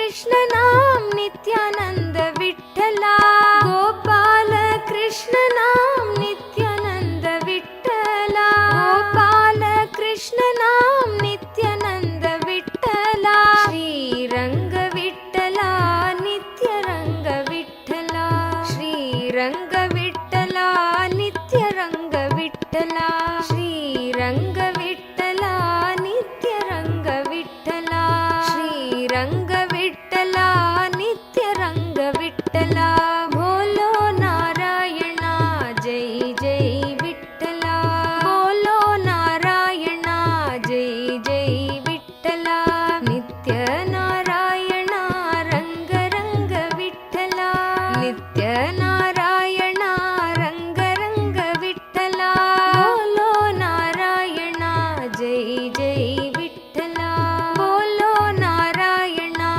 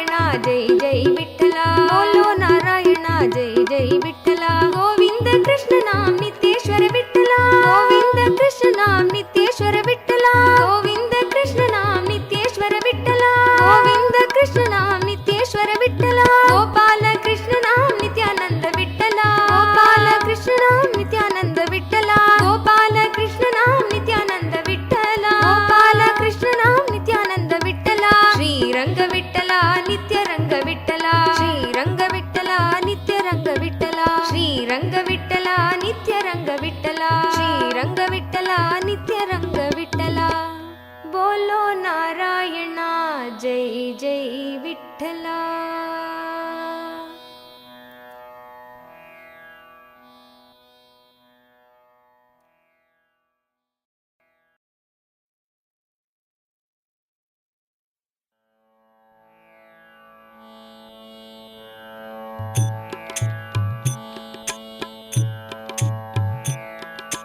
जगत्पते हरि नित्य गोपाला.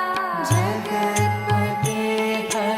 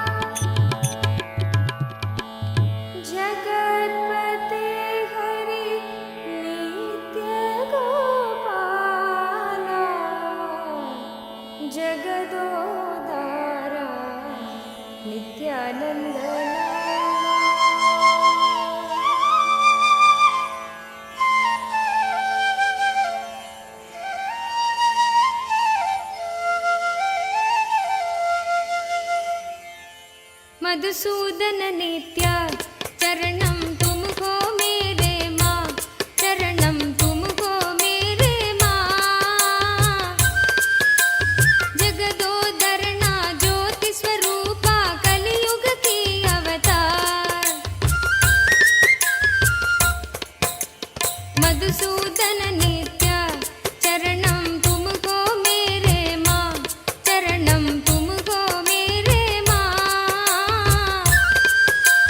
जगदोदरना ज्योति स्वरूपा कलियुग की अवतार।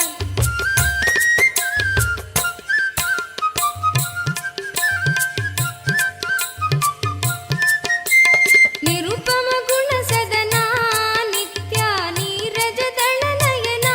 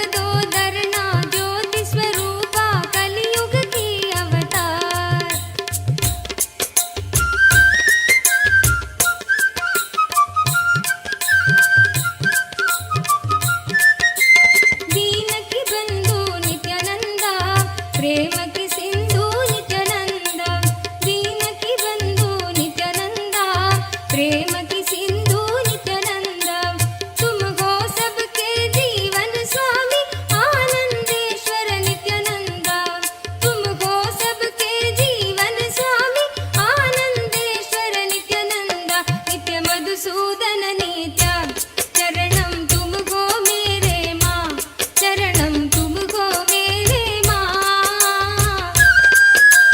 जगदोदरना ज्योति स्वरूपा कलियुग की अवतार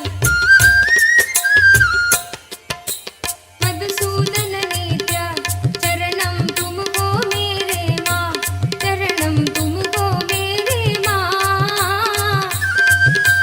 जगदोदरना ज्योति स्वरूपा कलियुग की अवतार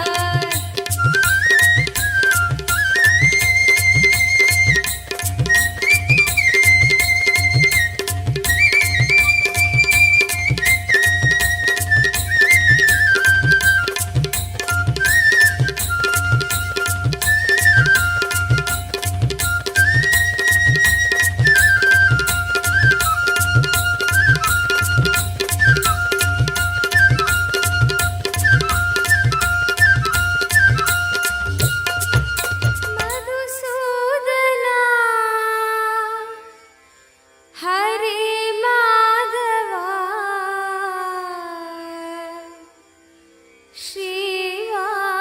श्रीवासुदेवा नित्यानन्दा श्रीवासुदेवा नित्यानन्दा मधुसूदना हरे माधवा मधुसूदना हरे माधवा मधुसूदना हरे माधवा मधुसूदना हरे माधवा श्रीवासुदेवा नित्यानन्दा श्रीवासुदेवा नित्यानन्दा श्रीवासुदेवा नित्यानन्दा श्रीवासुदेवा नित्यानन्दा श्रीवासुदेवा नित्यानन्दा श्रीवासुदेवा नित्यानन्दा श्रीवासुदेवा नित्यानन्दा श्रीवासुदेवा नित्यानन्दा मधुसूदना हरे माधवा मधुसूदना हरे माधवा श्रीवासुदेवा नित्यानन्दा श्रीवासुदेवा नित्यानन्दा श्रीवासुदेवा नित्यानन्दा श्रीवासुदेवा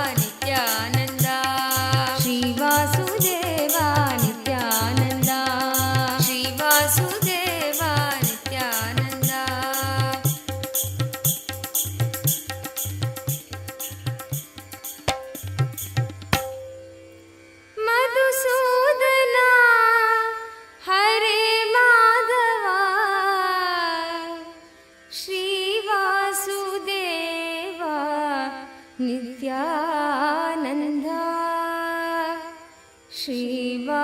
ಶ್ರೀವಾಸುದೇವ ನಿತ್ಯಾನಂದ ಗೋವಿಂದ ಗೋಪಾಲ ನಿತ್ಯಾನಂದ ಹರಿ ಗೋವಿಂದ ಗೋಪಾಲ ನಿತ್ಯಾನಂದ ಹರಿ ಗೋವಿಂದ ಗೋಪಾಲ ನಿತ್ಯಾನಂದ ಹರಿ ಗೋವಿಂದ ಗೋಪಾಲ ನಿತ್ಯಾನಂದ ಹರಿ ಗೋವಿಂದ ಗೋಪಾಲ ನಿತ್ಯಾನಂದ ಹರಿ ನಿತ್ಯಾನಂದ ಹರಿ ನಿತ್ಯಾನಂದ ಹರಿ ನಿತ್ಯಾನಂದ ಹರಿ ನಿತ್ಯಾನಂದ ಹರಿ ನಿತ್ಯಾನಂದ ಹರಿ ನಿತ್ಯಾನಂದ ಹರಿ ನಿತ್ಯಾನಂದ ಹರಿ ನಿತ್ಯಾನಂದ ಹರಿ ನಿತ್ಯಾನಂದ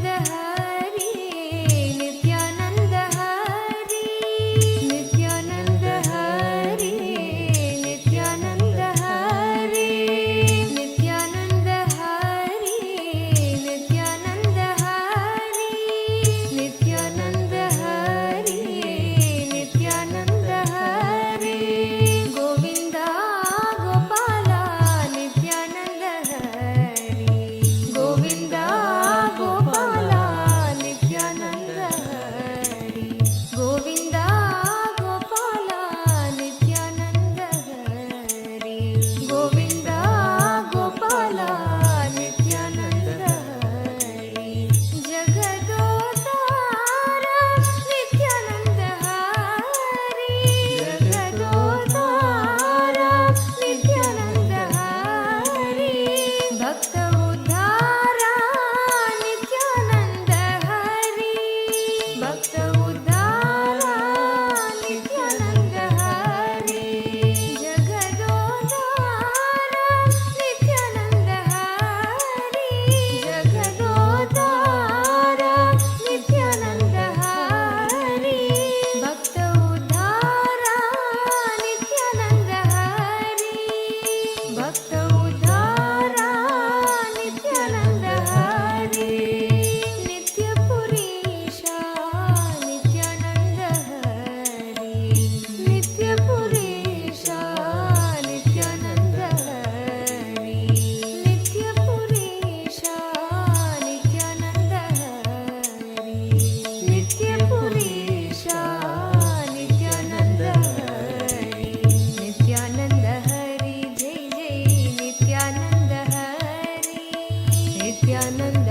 ಹರಿ ಜೈ ಜೈ ನಿತ್ಯಾನಂದ ಹರಿ ನಿತ್ಯಾನಂದ ಹರಿ ಜೈ ಜೈ ನಿತ್ಯಾನಂದ ಹರಿ ನಿತ್ಯಾನಂದ ಹರಿ ಜೈ ಜೈ ನಿತ್ಯಾನಂದ ಹರಿ ನಿತ್ಯಾನಂದ ಹರಿ ಜೈ ಜೈ ನಿತ್ಯಾನಂದ ಹರಿ ನಿತ್ಯಾನಂದ ಹರಿ ಜೈ ಜೈ ನಿತ್ಯಾನಂದ ಹರಿ ನಿತ್ಯಾನಂದ ಹರಿ ಜೈ ಜೈ ನಿತ್ಯಾನಂದ ಹರಿ ನಿತ್ಯಾನಂದ ಹರಿ ಜೈ ಜೈ ನಿತ್ಯಾನಂದ ಹರಿ ಗೋವಿಂದ ಗೋಪಾಲ ನಿತ್ಯಾನಂದ ಹರಿ ಗೋವಿಂದ ಗೋಪಾಲ ನಿತ್ಯಾನಂದ ಹರಿ ಗೋವಿಂದ ಗೋಪಾಲ ನಿತ್ಯಾನಂದ ಹರಿ ಗೋವಿಂದ ಗೋಪಾಲ ನಿತ್ಯಾನಂದ ಹರಿ ನಿತ್ಯಾನಂದ ಹರಿ ನಿತ್ಯಾನಂದ ಹರಿ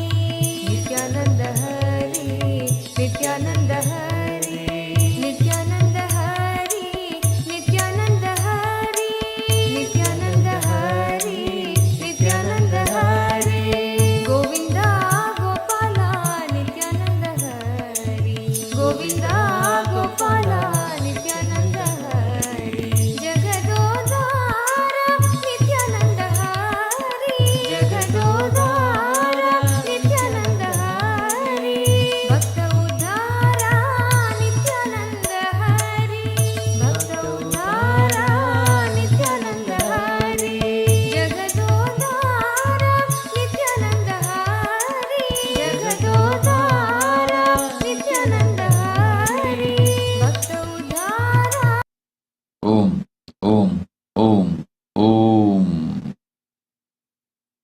all the devotees who offered Pratyaksha Pada Puja, I accepted your Pada Puja. My blessings.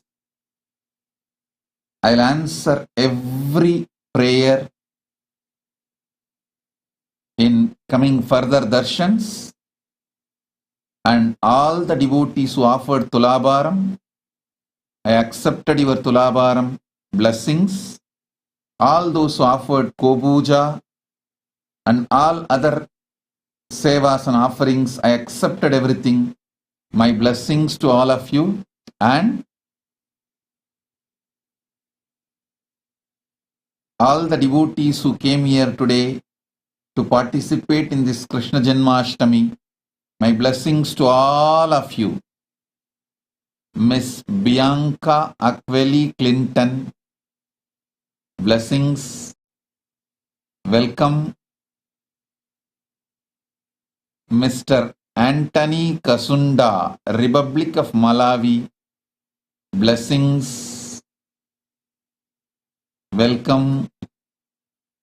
Prince Sakakzimbi Felix, Prince Sakakzimbi Felix, Zambia, blessings.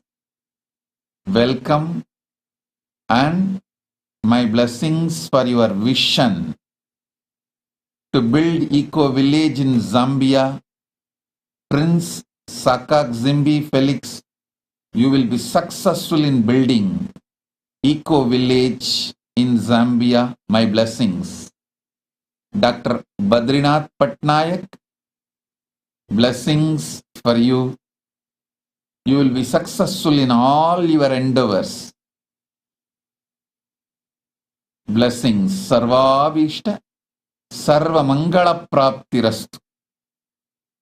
Jagannath Patnaik, blessings for your health.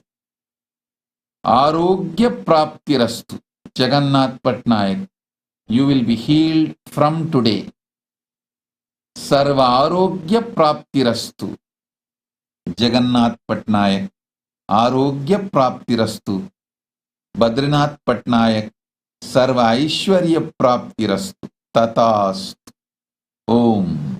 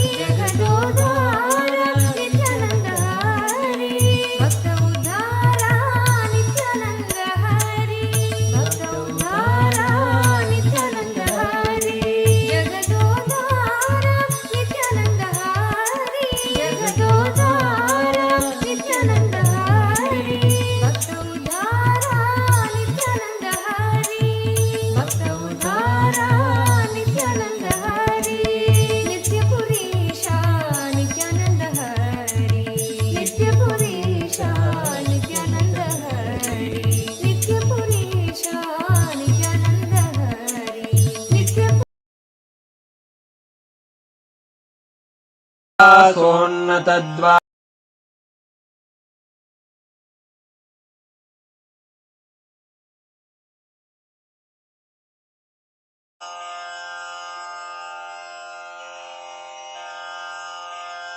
श्रीकैलासोन्नतद्वादशान्तश्यामला पीठारूढ श्रीमीनाक्षि सुन्दरेश्वरा भिन्नस्वरूप परशिवपुत्र रत्न कुमार गुरुमण्यतुल्यावतार श्रीपार्वती स्तन्यपानलब्ध दिव्यज्ञान विश्रुत सकल निगमागमसारभूत द्राविड वेद प्रवक्त्रे श्रीमत्परमशिव करुणा समधिगत मुक्तामय चतुरश्रयान गीयमान छत्र चामर श्रीचिह्न काहलादि समस्त बिरदावल्यलङ्कृत ज्ञान विज्ञान चक्रवर्ती सर्वजन संघ सद्यो निर्वाण दीक्षा व्ययापवर्ग वर्ष विश्राण जीमूत परमतकलभकेसरी शैवसिद्धान्तस्थापनाचार्य श्रीराजाधिराज पाण्ड्य महाराज गुरु क्षपणशाक्यादिमहान्धकार निवारण ज्ञानभानु वीक्षणानर्हार्हध्वजोच्छेदनपूर्वक श्रीमद्वृषभध्वजस्थापक शैव समयकर्तृ सर्वज्ञपीठारूढ श्रीजगद्गुरु श्रीज्ञानसम्बन्धदेशिक स्वामि वागीशसुन्दरमाणिक्यवाचक स्वामिनाम् अवतारभूत श्रीज्ञानसम्बन्ध स्वामि पुनरुद्धृत श्यामलापीठ सर्वज्ञपीठ त्रिनवत्युत्तरद्विशततम गुरुमहासन्निधान अरुणगिरियोगीश्वर परम्परागत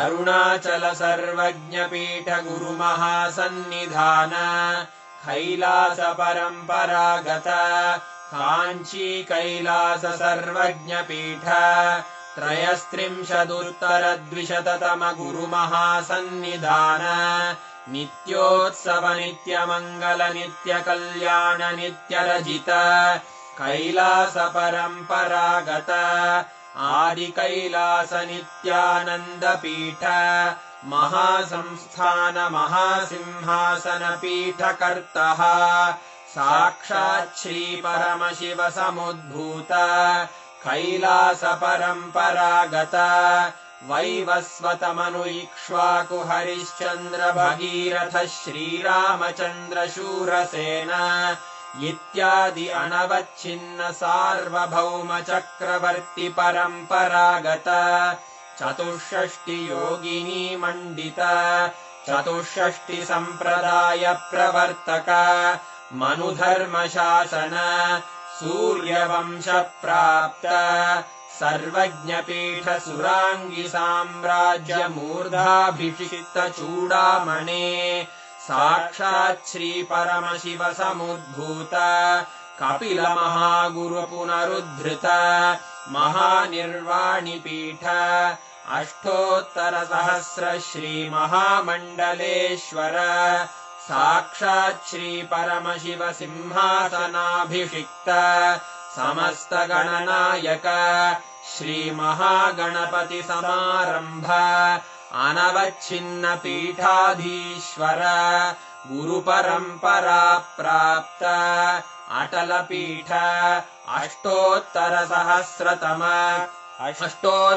सहस्र श्री अटल पीठाधीश्वर धर्म मुक्ति स्वर्गपुर स्वर्ण पीठ त्रयोविंश गुरु महासन्निधान कैलास परम्परागत आदिपीठ सर्वज्ञपीठ जगद्गुरो श्री कैलास पुनरुद्धारक श्री कैलास परमाचार्य श्रीमत्परमहंस परिव्राजकाचार्य वर्य सच्चिदानन्द प्रणव स्वरूप श्रोत्रिय ब्रह्मनिष्ठ श्रीमज्जगद्गुरु श्रील श्री भगवच्छ्री नित्यानन्द परमशिव श्री ज्ञान संबंध देशिक परमाचार्य स्वामिन् अत्रागत्य परिपाल्य च अस्मान् विज्ञान वितरणेन विजयी भव जय जय।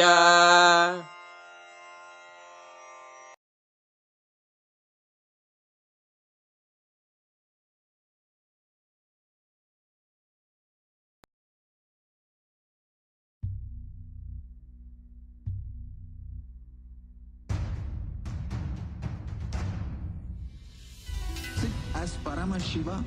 Inhale and exhale deeply with 25 heads and 75 eyes and 50 hands. Visualize, meditate, connect with him. He is a living, alive being. Drop your form into his form and dissolve. Remember, you are a Sarupya Mukta, means your form is dissolved into his form.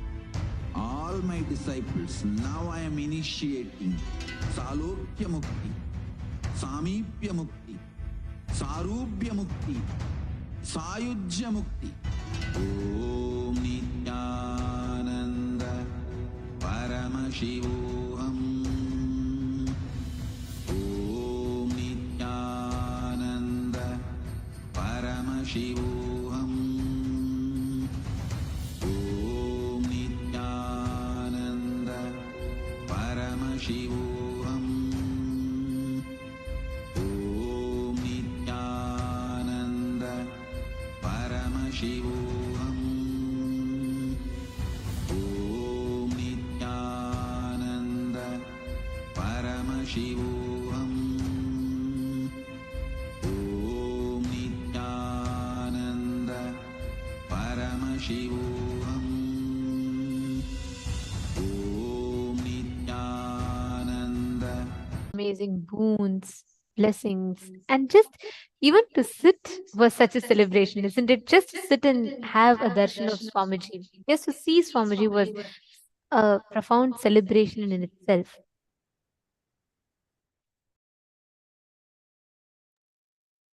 Every one of you that are sitting here with us, to all the thousands of people that are watching us on YouTube, on Facebook, and different parts of the world. For many of you, it's your night time. For many of you, it's your day, it's your evening. And it's wonderful, absolutely, to see all the participants that are watching us right now. We have the Ganesh Chaturthi celebrations also that is coming up. So all the viewers that are here, that are watching us right now, we have literally 10,000 of you that are watching us live just on social media platform, just one of the social media platforms alone. To all of you, we welcome every one of you to join us on Ganesh Chaturthi. And on Ganesh Chaturthi also, we're going to be having a very, very powerful darshan, and all of us are going to be having an opportunity to offer our gratitude in the form of Pratyaksha Pada Puja. I saw many of you posting requests saying you would also like to offer Pratyaksha Pada Puja. You all can offer. We have another beautiful opportunity coming up on Ganesh Chaturthi. So on the auspicious occasion of Ganesh Chaturthi festival, all of you can offer your gratitude, your love, everything in the form of Pratyaksha Pada Puja to Swamiji.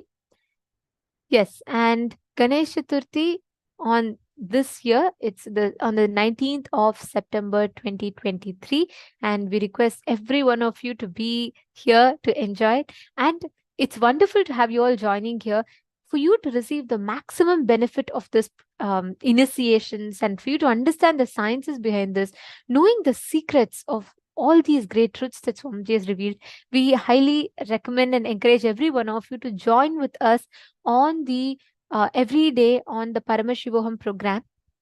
Today, especially, we have been working on a very special workshop of how to create wealth. We are still going to be continuing. So all those that are here, please stay tuned. This is completely free workshop available for every one of us.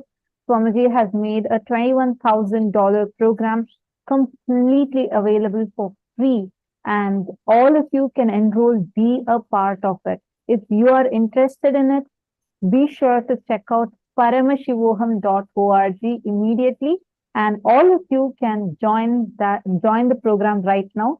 In this stream, we are still going to be continuing that, and all those who have been very sincerely attending since morning, who all have been here with us, watching us, attending the program, and who all received the initiation now from Swamiji. We are going to be continuing with the power manifestation. Right after that, today we are going to be learning. We already learned about how to purify our desires. Desires are not wrong, but when you have conflicts and contradictions in those desires, how they stop us from making those desires into reality. We learned about it. And now we are going to be learning about, right after this power manifestation session, we are going to be all learning about how to manifest wealth. What is it that is stopping us from manifesting wealth? If I want to get rid of my loans, if I want to really become a millionaire or a billionaire, however I want to be, I have some financial goals, but I'm not able to achieve it. Or some people have issues. I have been able to manifest a lot of wealth, but I'm not able to sustain it. Today is the answer for all of you. So do stay tuned. We stay tuned so that we all can do this workshop together. And if you have any questions, you can post it here in the chat. I see so many of you posting. Actually, I missed the message because the live chat is going up. I missed the message. One of you had asked how you can have the darshan every day. And you said that you are someone very new. Welcome. And how many of you are here watching for the first time on YouTube? Can I request all of you to post in the chat? How many of you here watching for the first time on YouTube?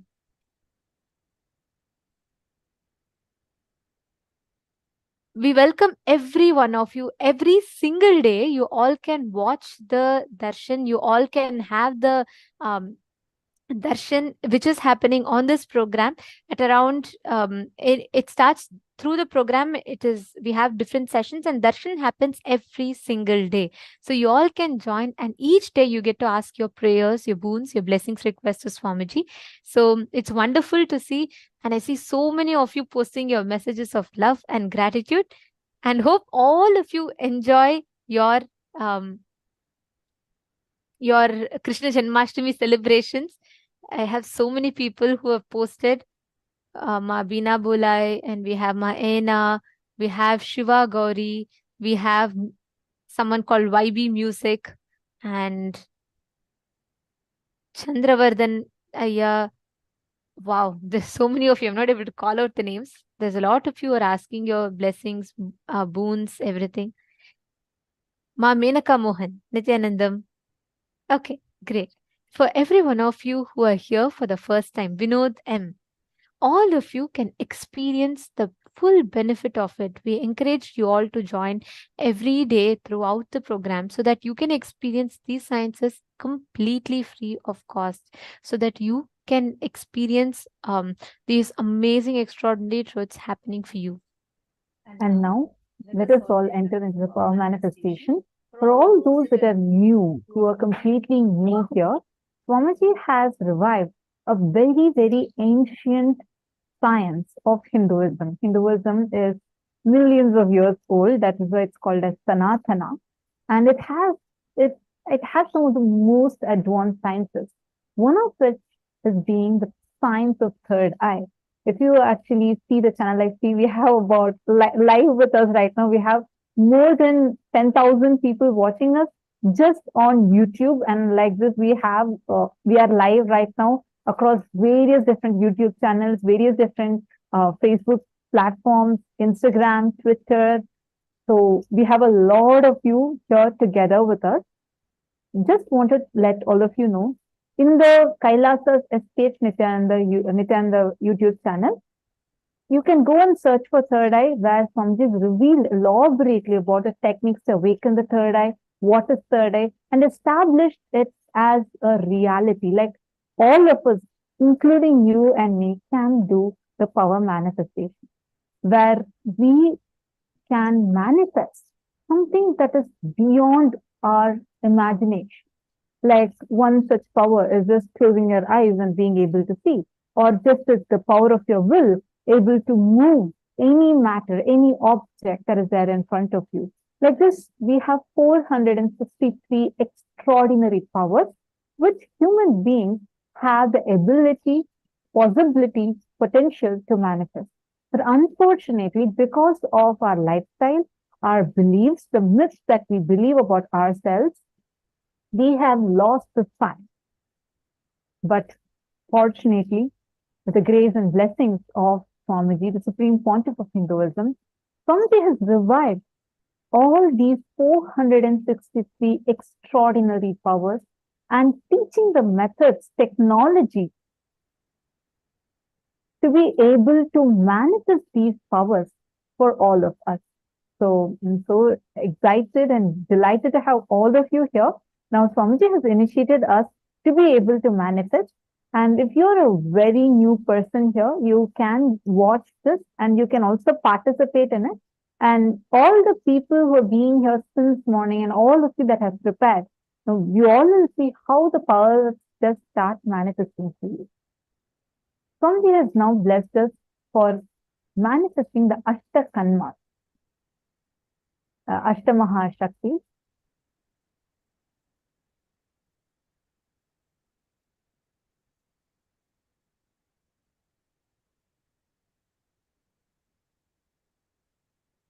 been blessed and initiated to manifest this power of Ashtamahashaktis, where just through your will, you will be able to perform 8 different actions, increasing, decreasing the size of any object, increasing your own height. And all this is possible, like right now, you can experience. Every one of you that are watching on YouTube right now, all of you can experience the science right now. I know it may be daytime, nighttime for you all. Just take about 20-21 minutes. Spend time here so that you experience the science. Every one of you that are sitting here right now, take a few minutes. You all can head to, you all can take any one object. It can be like a ring, it can be a bangle, or it can even be your own height. Bring anything of your choice. Choose any object of your choice and take a few minutes. You're going to just connect to Swamiji, all of you that are sitting here. Just connect to Swamiji intensely, and you all can manifest. You will actually see physically the object's height will increase. And for those of you that are watching for the first time in here, all of you can post, if whoever would like to experience this right now, we will manifest this power and show to you all how this power manifestation happens, so that you will understand the science. See, Harry Potter and all these superheroes are concepts, right? But the science that is shown there, what they show as magic there or fiction there, is a science. Hinduism has been known for mastering this science to be able to tap into our conscious potential. It may sound very new or, many times mind-boggling for you, but that's true. It's possible. Like right now, all of you can experience it. Every one of you who have experienced the darshans, every one of you that have experienced this space, you all can, all the participants who've already experienced it, you all can post. And how many of you are here for the first time? Can you all post in the chat? All the participants that are watching us on YouTube. Ma Tara Chabriya, Nithyanandam, nice to see you. Welcome. How many of you are here for the first time? Can I request all of you posting in the chat to post in the chat, please? In the YouTube chat, you all can just head to the YouTube live chat section and you can post in the chat, so we will know. And if any of you want to experience right now your height increasing, like you want to experience, is this power possible? Like, can this be manifested? Go ahead and comment, leave a comment in the live chat, and we will be demonstrating this power for you. And we request only the first timers, like people who are here for the very first time, to post here in the chat. It's open. Anyone can post your comments right now. See, this is really possible. This is a power. You can experience it right now. Just take a moment and post in the live chat section. If you want to experience your height increasing, just take a moment and you can post it now.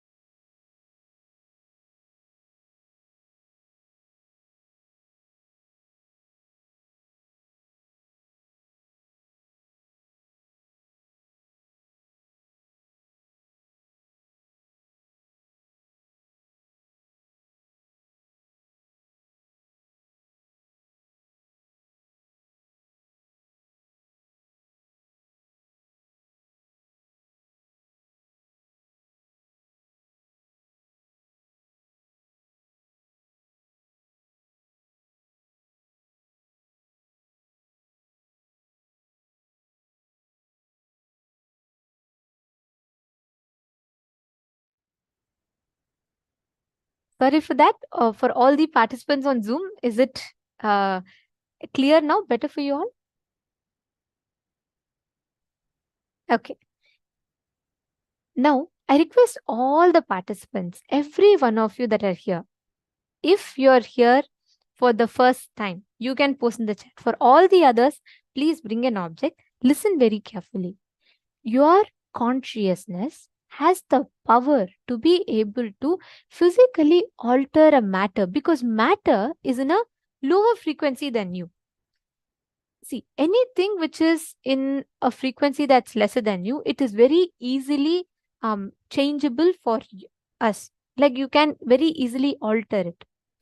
Now, every one of you that are here, that are sitting here right now, please understand, you can actually manifest this power just by your conscious will, your consciousness, which is 10 times more powerful than the physical matter in front. Your consciousness has the power to be able to change it. So sit now, connect to Swamiji. Just remember that space, that joy, and the celebration of Sri Krishna, and all of you will be able to experience it right now. Okay, Ma Tara Chabriya. Okay, great. I'm going to manifest it with you, Ma. If you could just go and measure yourself against the wall. And glad to know that you're here for the first time. And I think this is going to be a life-changing experience for you for sure. Yes. Actually, Ma, even what Hanuman has manifested is not a siddhi, it's a shakti. Means it is a science. Every one of us, you and me, we all can manifest the science. So, okay. So, Ma Tara Chabriya, you have posted your current height. You've posted that you're 5 feet tall. And I'm going to now manifest this power of increasing your height, like right now. Okay. So just sit, close your eyes, sit straight. You don't need to do any effort from your side. So there's nothing required. I'll just connect to Swamiji, and I'm just going to manifest this power of Mahima with you and actually alter your height physically. Okay. Could you confirm to me once you have measured your current height against the wall or somewhere where you have a very clear measurement, so you will be able to see the change?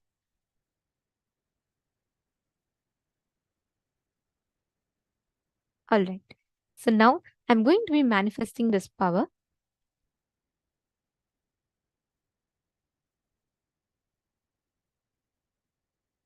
Don't worry, you don't need to do anything from your side. You can just sit and enjoy as the power manifestation is being done. This power, understand, all of us actually have the ability to do this.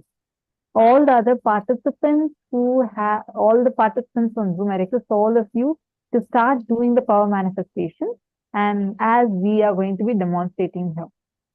And to all those that are watching us live on YouTube, once again, please visit Paramashivoham.org and sign up there. You would also be able to sit with Swamiji on the two-way video conferencing and be a part of a very special program that's ongoing right now. So be sure to visit Paramashivoham.org. Now, let's talk a little more about this Shakti. So this happened in Los Angeles, KAILASA, Los Angeles. And Swamiji was getting the deities built there, and all the deities were being set up. The whole temple was being established. So during that time, when actually the way how Swamiji works, right, he would be on ground for everything. Swamiji would be on ground, and like he would literally be a part of the team that carries the deities inside and arranges it. Or even like when the carpenters are going and carving the wood, Swamiji would go physically sit there, monitor it. Sometimes the deities, Swamiji himself would carve along with them. So Swamiji would be on the ground and doing the work along with everyone. In 2000, when the Los Angeles temple was getting established, KAILASA Los Angeles, there's a huge Nataraja deity that was being brought inside. But now, the Nataraja deity was 2 inches tall than the doorway. So this was a concrete building. The temple is a concrete building with 2 stories above it. So there's like a building above, and it's a completely concrete building. All right. So Swamiji was there and Swamiji said, the people that were trying to move the deity inside, they went and told Swamiji, the Nataraja deity is 2 inches taller. So in any direction we turn also, we are not able to bring the deity inside. So what do we do? Swamiji said, don't worry, I'll take care, bring the deity inside. So all right, Swamiji said, Swamiji would take care.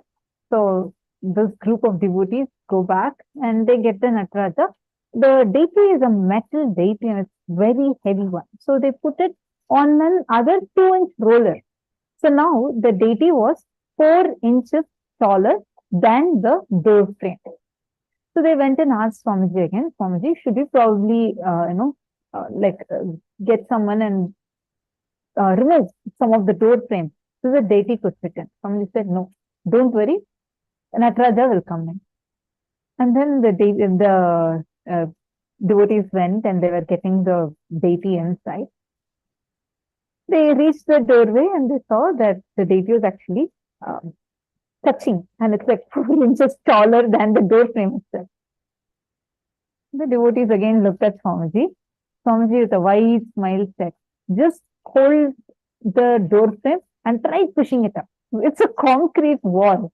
All right. So it's like impossible. Even a wooden frame or nothing, you can push it up. And there is a concrete building that is there. And Swamiji said, push it up. So the devotees are like trying. And then Swamiji with a wide smile said, told Nataraja, in you come to Shiva. In a second, suddenly, as all of them were trying to push this ceiling up, the Nataraja deity just slid inside. Everyone was shocked. Actually, with Swamiji, you see these miracles happening as a lifestyle. So all the devotees started laughing, literally rolling on the floor and laughing to see what they all had just witnessed. And once the Nataraja was brought in, again they measured and saw the deity's height was still 4 inches taller than the door frame. They actually went and remeasured the door frame 2-3 times to check and ensure that they didn't make a calculation error. Understand? Like this, we have many stories of how Swamiji very casually manifests these powers. But Swamiji says, I'm not here to prove that I am God. I am here to prove that you are God. Which is why Swamiji has given this power as a power manifestation science for all of us to be able to manifest. Ma Tara Chabriya, could you just go and check your height and tell me if you are able to see the difference in your height? Just go remeasure and tell me if you have started increasing in height. You will actually notice it now. Do let me know. Okay, you can put, if you could put a clear comment in the chat. See, everyone, please understand this is a science. Today, we're all learning about manifesting wealth. We're all learning about how you can create wealth in life as you want. So we're going to be entering into that session very soon. So I request all the viewers that are watching us here, you all can stay here, because just in a very short bit, we're all going to be manifesting and understanding the science of manifesting wealth. So how you can create wealth? You might be stuck with debts, you might be stuck with loans, you might be stuck with so many different issues and problems. And you're going to be now understanding the science of creating wealth. How do you overcome the obstacles that you face with wealth? And what do you need to do in order to experience that transformation or manifestation of wealth? So we're going to be learning this science right now. We're going to be learning that in a very short while. So you all can stay tuned with us.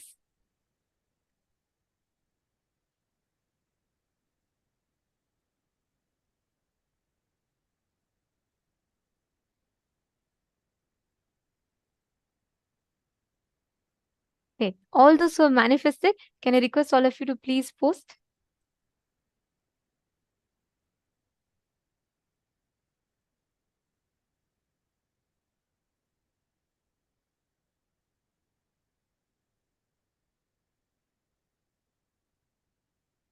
Understand? All the participants that are here with us, the viewers that are here with us. This is a huge blessing that all of us have received today. So continue. You all can try this power manifestation, play with this power. Now we all are going to be entering into the very next session. So the first Session we learned was understanding what is wealth as per Hinduism. We understood about conflicting desires, we understood about complicating desires, and we understood about contradictory desires. Now, in the next session, we are going to be understanding about the restrictive patterns on wealth. What are the patterns inside of us that we carry which restrict us from manifesting wealth? And understand, Swamiji is going to be revealing a very, very important truth. How you can break free from all the patterns stuck inside of you, which does not allow you to create wealth in your life. And please stay tuned. Right after this, you can post any questions that you have or any doubts that you have, because we are going to be doing an internalization exercise right after this. Now let's listen to the revelations from Swamiji.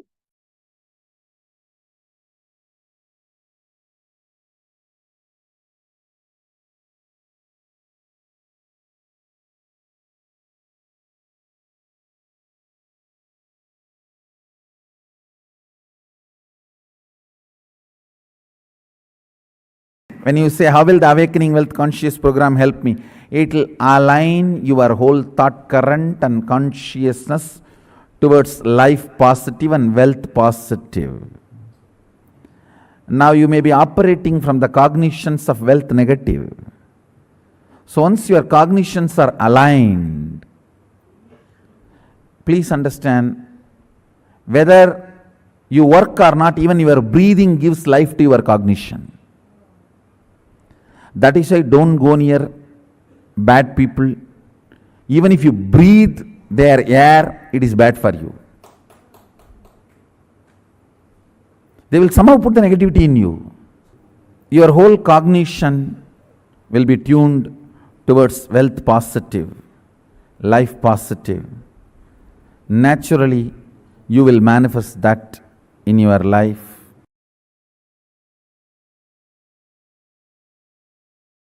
Understand, giving 1 crore does not make somebody wealthier. Somebody who feels wealthy gives 1 crore. Understand, abundance is the confidence they have on themselves and their existence to manifest as much as they want, so they go on sharing, breathing out so that they can breathe in. They know they can breathe in, that is why they breathe out.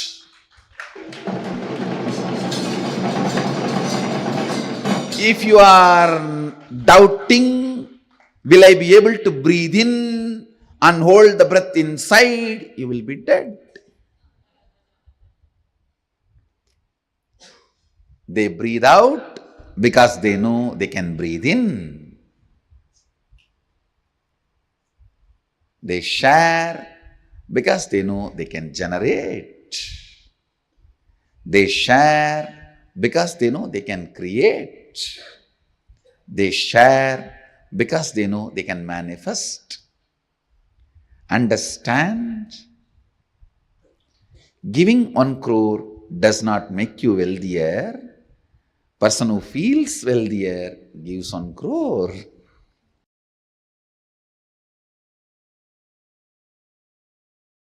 Many of your desires, your movements, your actions, you complicate. Because you have a prejudice, it cannot be solved. All of you understand? How you relate with yourself. Conflicting, contradicting, complicating the desires.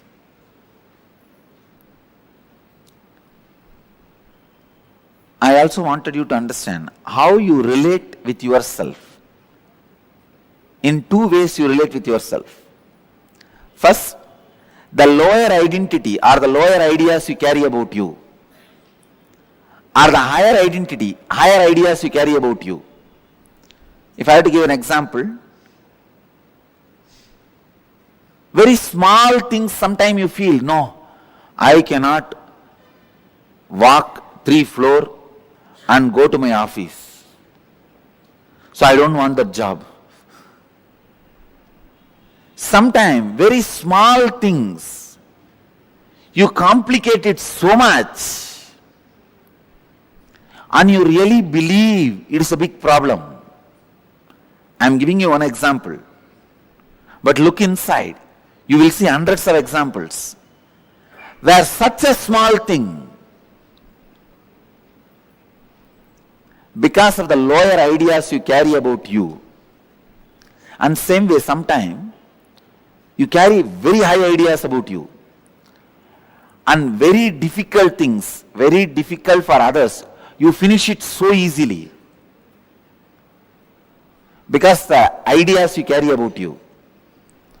Now first I want you to work, I'll give you a small exercise to work on the ideas you carry about you, so that I'll lead you to the next level of conflicting, contradicting, complicating desires.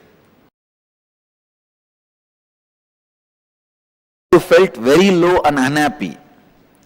Describe the incident and write down the experience you had about yourself. Contemplate and write down the lowest ideas you carry about you. I am not capable, I am not good enough, I am a failure, whatever you are carrying. Second, recollect the first incident in your life when you had the first idea about money. What were your first thoughts and engrams about money? Third, scan your whole life and identify if you had incidents in your life where you are left incomplete in aspect of money. Means feeling unfulfilled because of money. Write down the wounds that got created in you and in your relationships because of money. Answer these 3 questions. I will make you understand conflicting, contradicting, complicating desires, and how the higher identity, lower identity you carry. It is almost like a bypass surgery. Please, I will give you the example. When I say write down any wounds that got created in you in your relationship because of money, somebody asked you money, you did not give and the relationship is broken. Or you gave money to somebody and they did not return it, the relationship is broken. Or you asked money, they did not give and the relationship is broken. Mention all those, record all that. Then I will give you the deeper insights.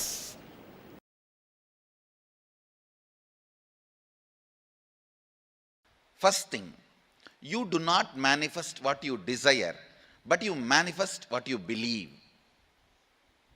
You manifest what you perceive. You manifest what you cognize. If you cognize struggle as you, if you believe you as a struggle, you will manifest only that. If you believe, if you cognize, if you perceive you as the ups and downs, you will manifest only that in your life. So the first basic truth. So if you perceive yourself as a struggle, you will manifest only that. And you desire health, wealth, joy, completion, enlightenment, stress-free, beautiful, blissful, content life. But you perceive you are not qualified for that, or that is not going to happen for you. You are not capable of taking responsibility for that. Unfortunately, you manifest what you perceive, not what you desire. Unfortunately, you manifest what you believe, not what you desire. Now, this gap, struggle, is what I call incompletions, mental patterns. When the completion starts happening, your perception, your beliefs become your desires. Your desire and your beliefs becoming one is what I call completion. Then simply you start manifesting. What do you want to manifest? Listen carefully. Whatever you want to be, enlightened, healthy, wealthy, whatever, the actual work you need to do is on your fears. Actual work you need to do is on your fears. You are working on many wrong things. You think you need to work on your desires. You think you need to work on your energy. You think you need to work on your activism. You need to work on your intelligence. No. I am telling you, intelligence is not information. It is ability to handle information.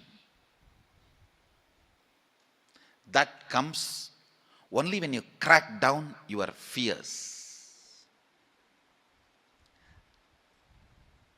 In the path of enlightenment, if fear is a wall, desire is just a small rope hanging between two poles.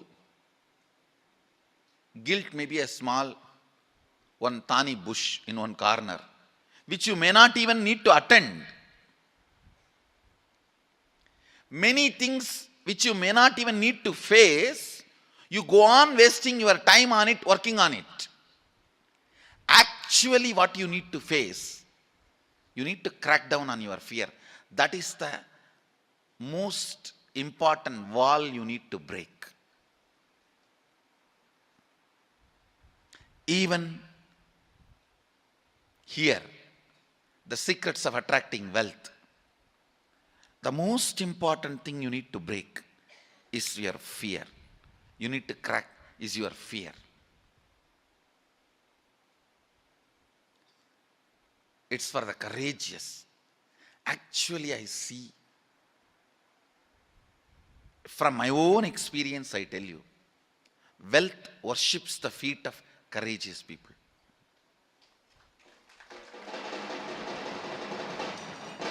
End of the whole secret. You may think, looks too plain, too bland.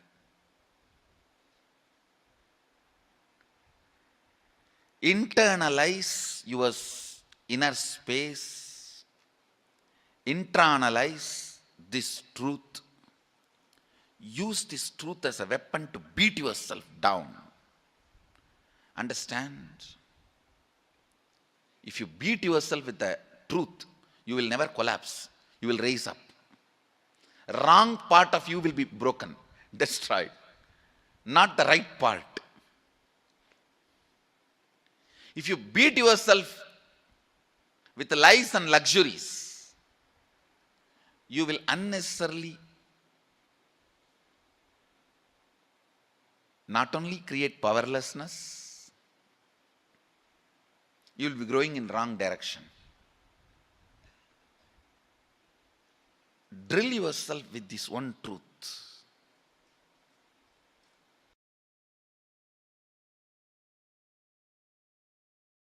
If you carry the idea, oh, if I become wealthy, I may become arrogant. I have seen many wealthy people becoming arrogant, abusive. If you carry that idea, you will never allow the wealth to become part of you. Go deeper into your cognition, biomemory, where the cognitions are stored, biomemory. and remove the cognitions you have against abundance. Boredom.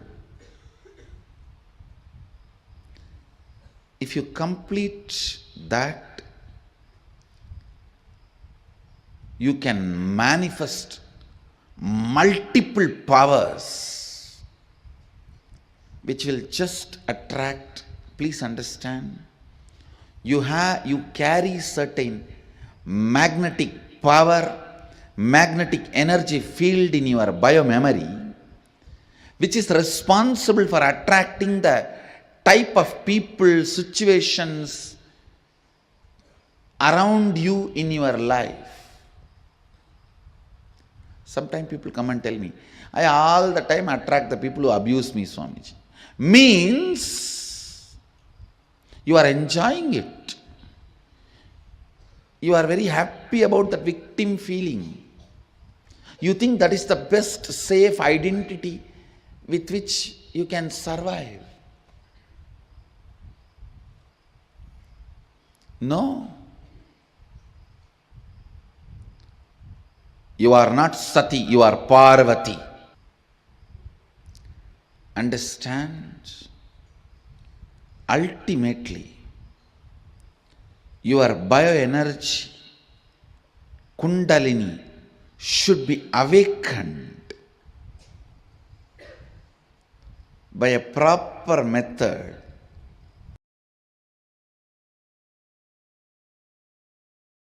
Known or unknown, you can complete. You can be out of it. It is possible. It is possible. I'll explain the science of completion. Understand, this one technique can help you whether you want to get rid of your headache or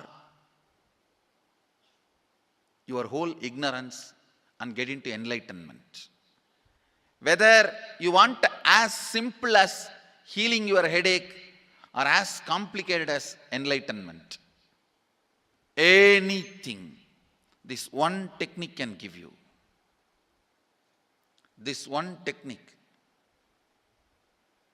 it is a complete end-to-end, alpha to omega.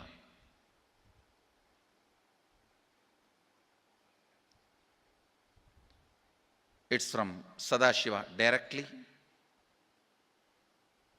In the Agama, 94th verse, 22nd technique. The chapter is called Shivajnanopanishad and also called as Vijnana Bhairava.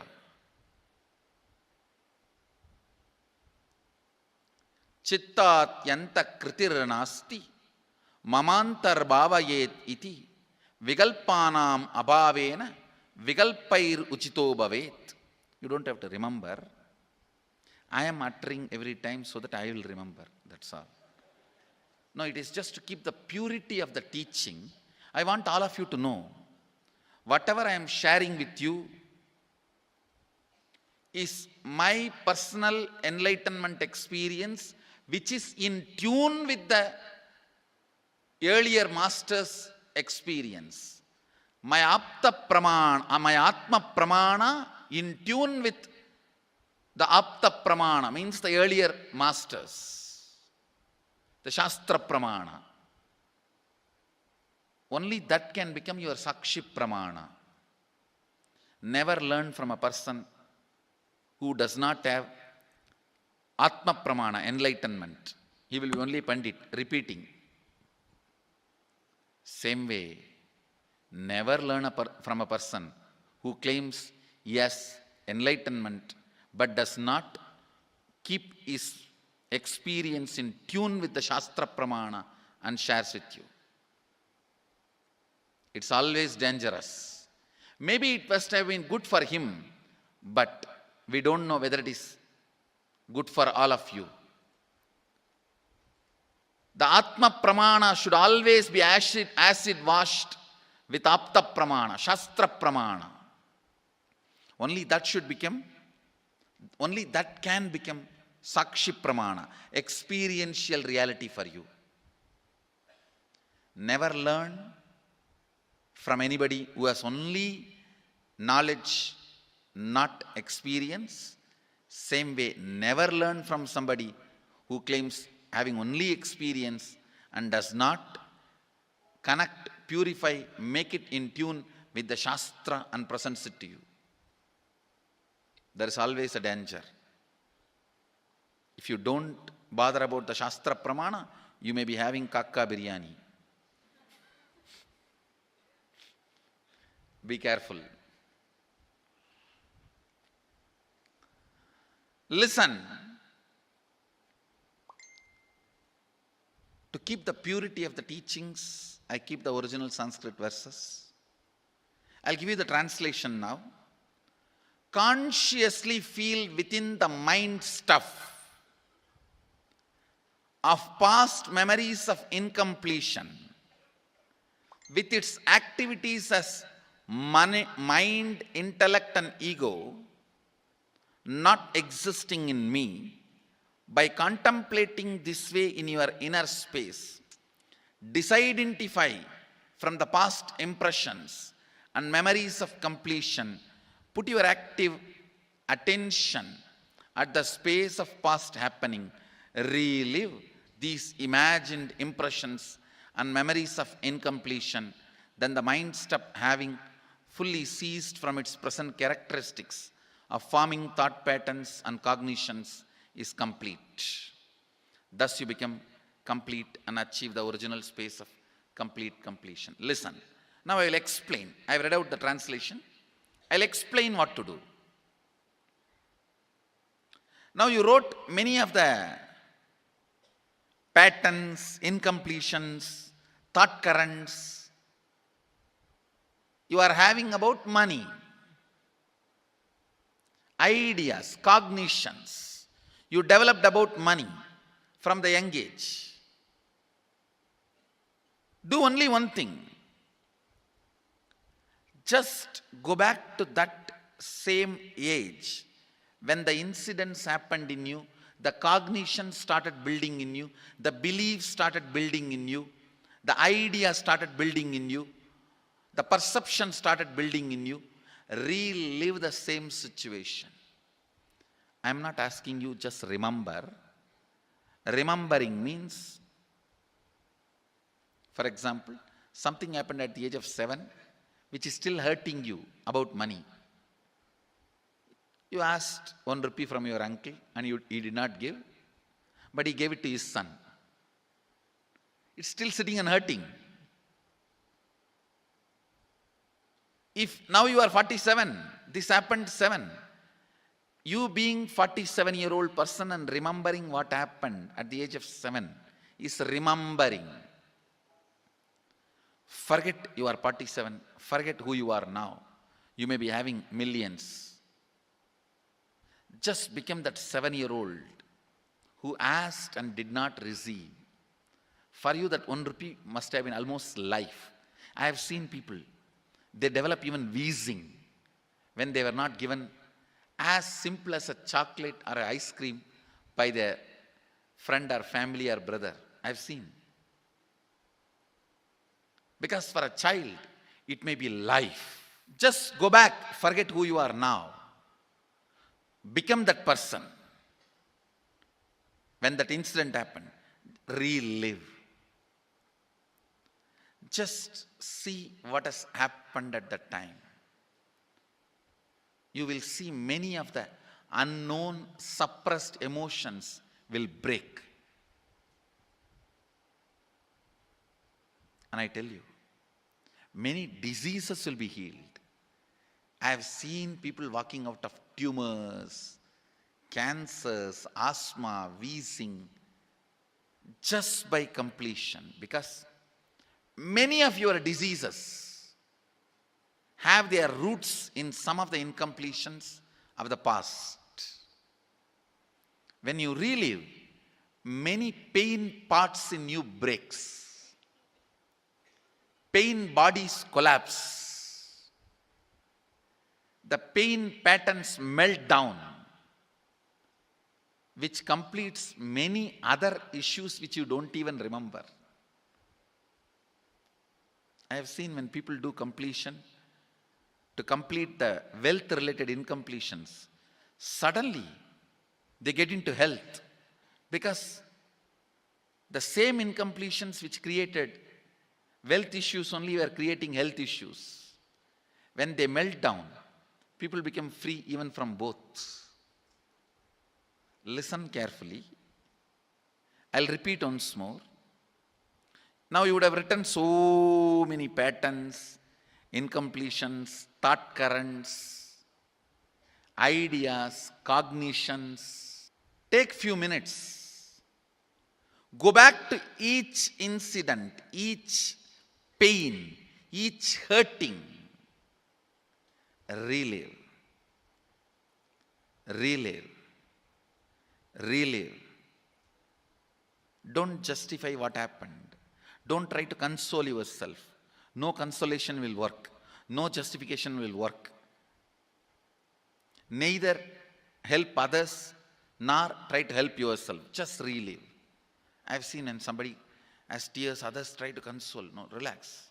You are not more compassionate than me. Let me do that job. You don't interfere in my job. Let you just go through. Even you don't try to console yourself. That is not going to work. If something has to break inside, let it break. It's okay. When you relive, the powerlessness, incompletion, loses power over you. I'll guide you step by step. And I commit with you, I'll lead you all to completion. And I know how to awaken, trigger the incompletions in you and break them. Help you to relive and relieve.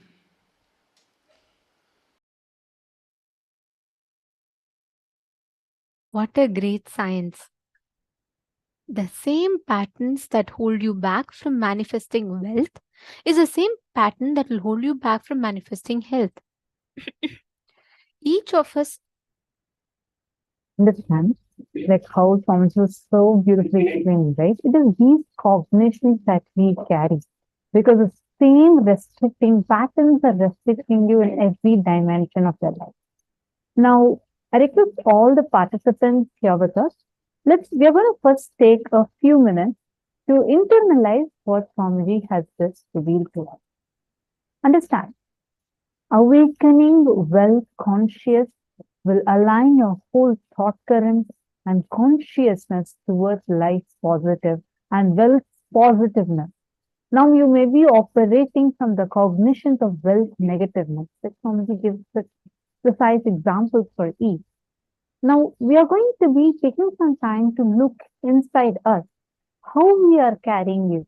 So first, since we learned a lot of different cognitions, first we are going to internalize the powerful cognitions, the main highlights that we could take from this. We are going to now be showing that to all of you. We request every one of you to type your understanding as we go through these.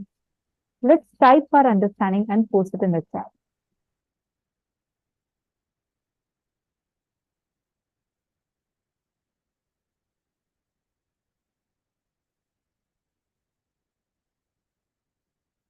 see, look back in your life. What exactly happens in your inner space? Many of your desires, your movements, your actions, you complicate. Why? Because there are two things in you. Every one of us carry a certain preconceived notions about wealth. Wealth is difficult to earn. Wealth is not possible for me. I don't think wealth will work for me. All these, we carry certain preconceived notions in our head.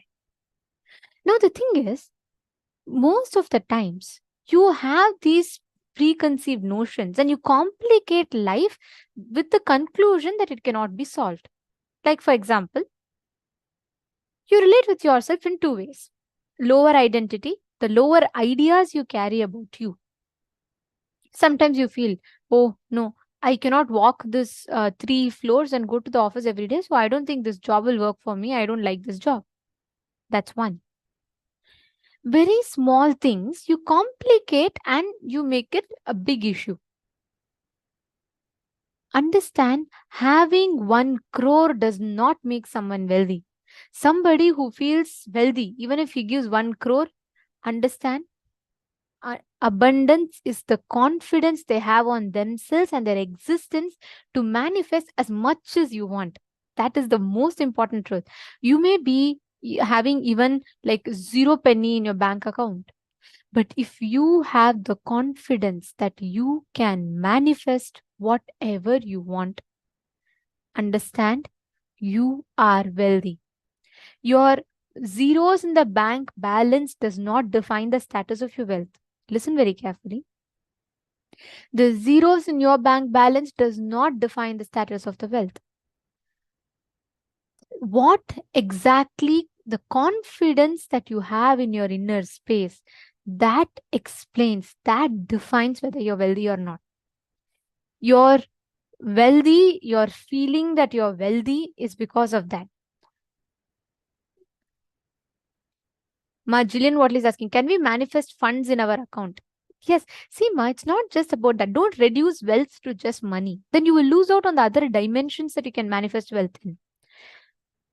Anywhere in life, you being able to create the resources as and when you want, that is wealth.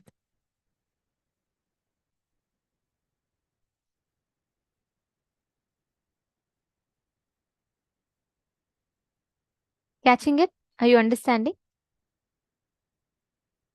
Okay, let's start with a very quick exercise. We request each one to describe an incident where you felt very low and unhappy. Write down the experience you had about yourself. Contemplate and write down the lowest ideas you carry about you. For example, I am not capable to manifest wealth. Wealth is not for me. I'm not good enough. I'm a failure. Write down all these ideas for yourself. You're only going to write it down for yourself, not for anyone else. So please pen it down for yourself.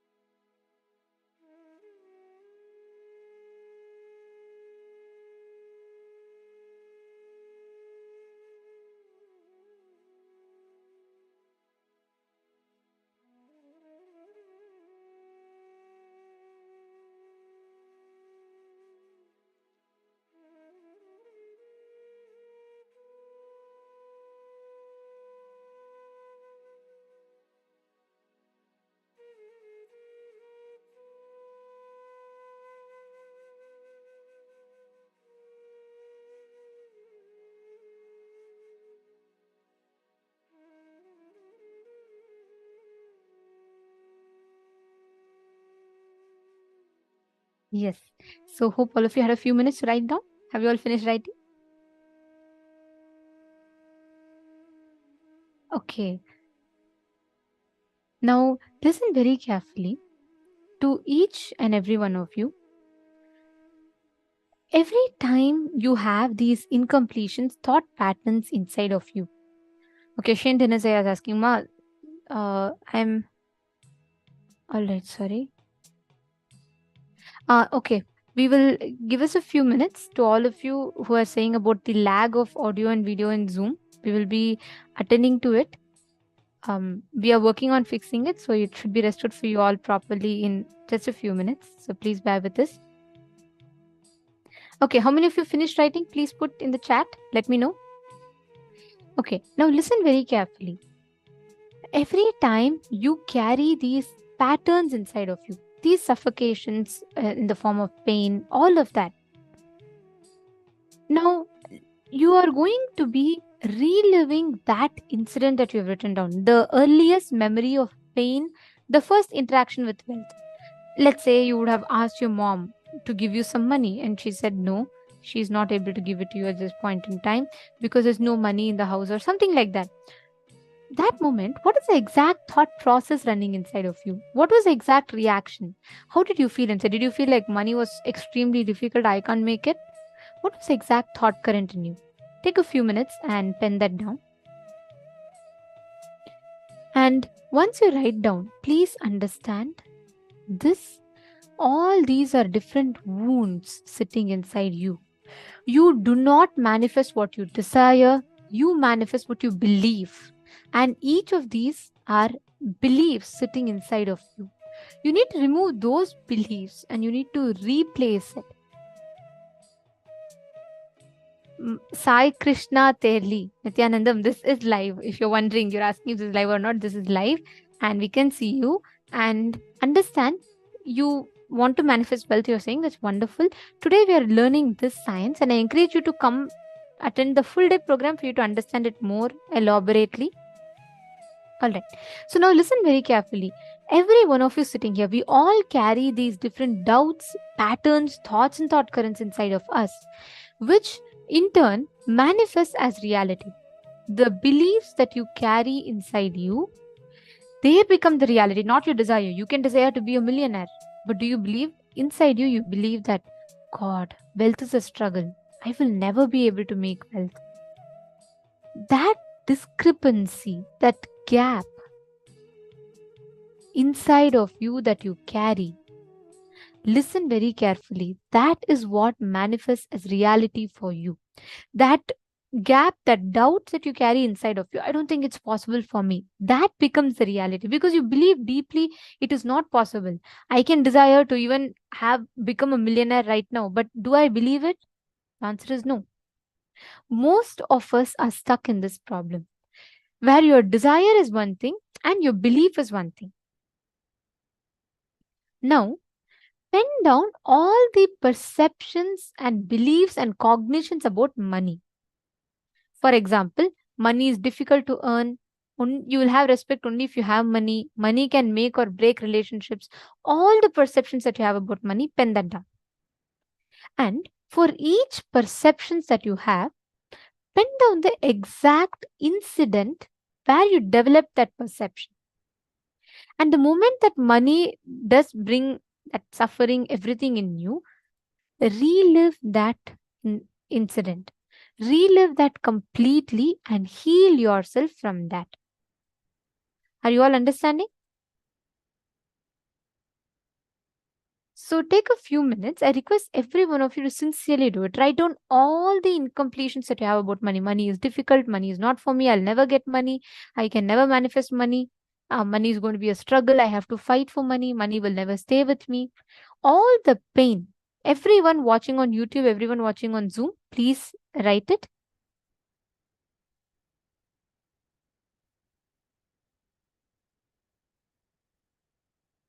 Do this very sincerely. It's an important process.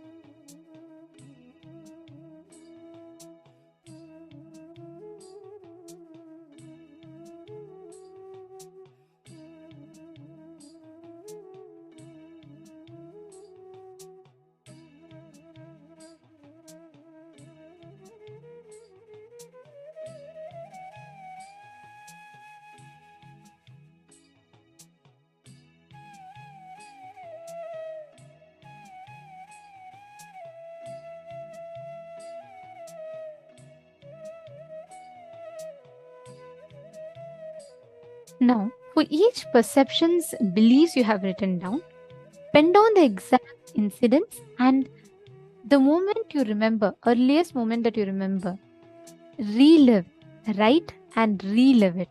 Write it down and relive.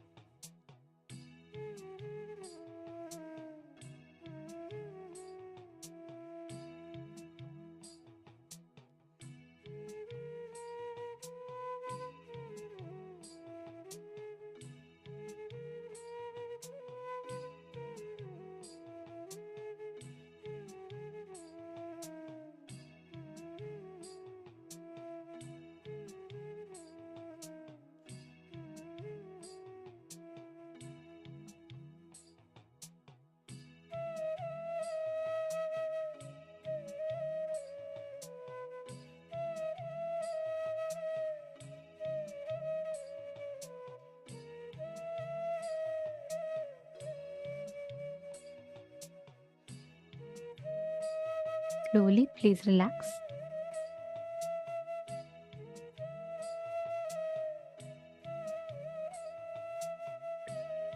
Please relax. Please understand the science of reliving is one of the most unique and one of the most powerful gifts by Swamiji to all of us. Every one of you that are sitting here, you will experience, you will see that tremendous shift in your inner space just by applying this one science inside your inner space. And this science has the power to completely restore your experience of reality. This has a complete power for you to experience the inner space, the complete transformation in your inner space.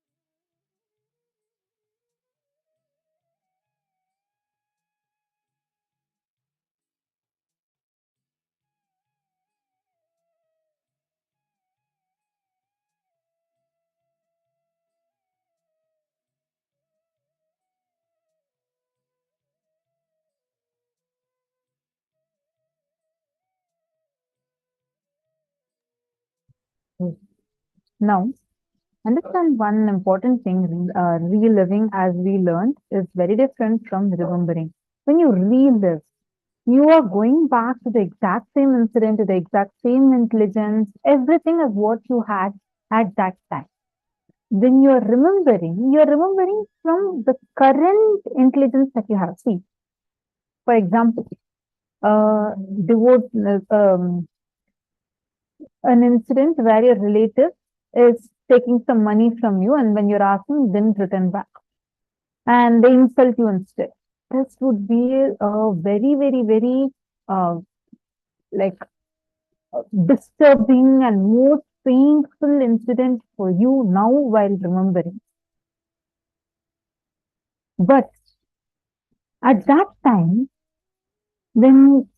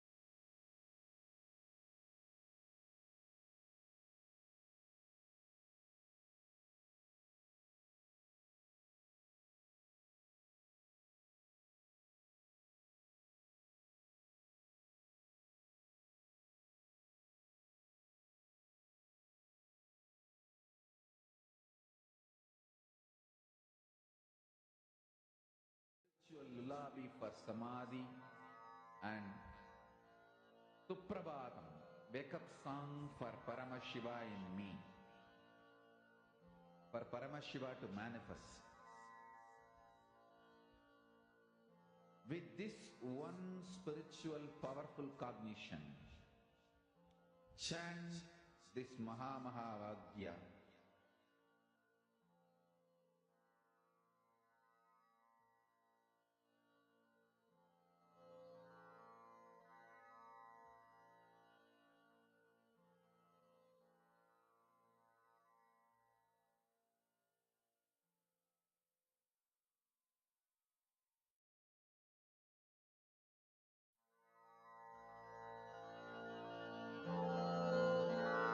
Mahavagya, spiritual lullaby for Samadhi, and Suprabhatam, wake up call, wake up song for Paramashiva, for Paramashiva to manifest.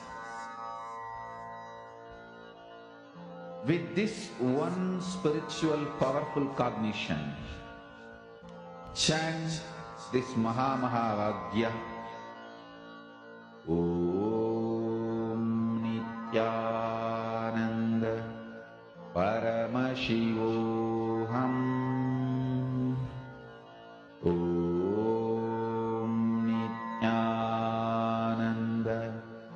Paramashivoham. Om Nithyananda Paramashivoham. Om Nithyananda Paramashivoham. Om Nithyananda Paramashivoham. Om Nithyananda Paramashivoham. Om Nithyananda Paramashivoham.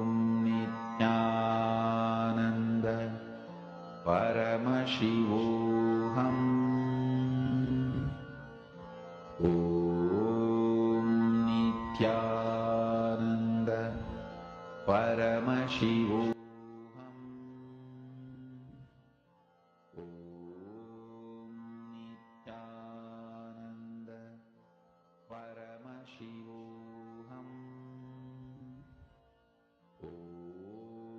Nithyananda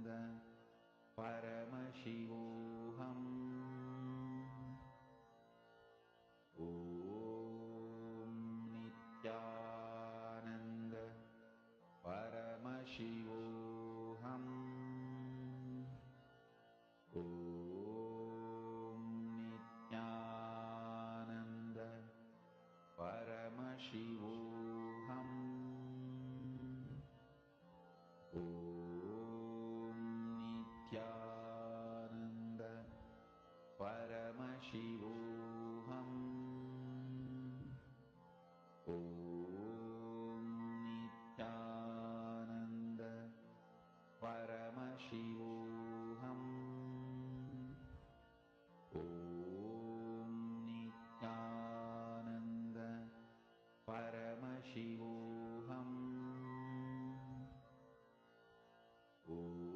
Nithyanandam, our sincere apologies to all the participants.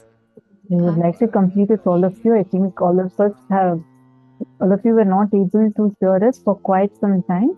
I hope it's fixed now. We were faced with a small technical issue.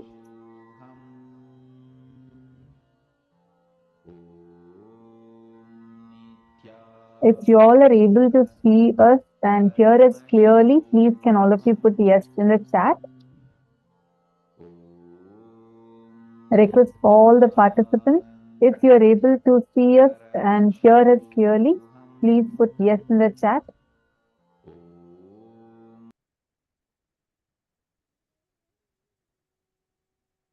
Nithyanandam, to all the participants, every one of you,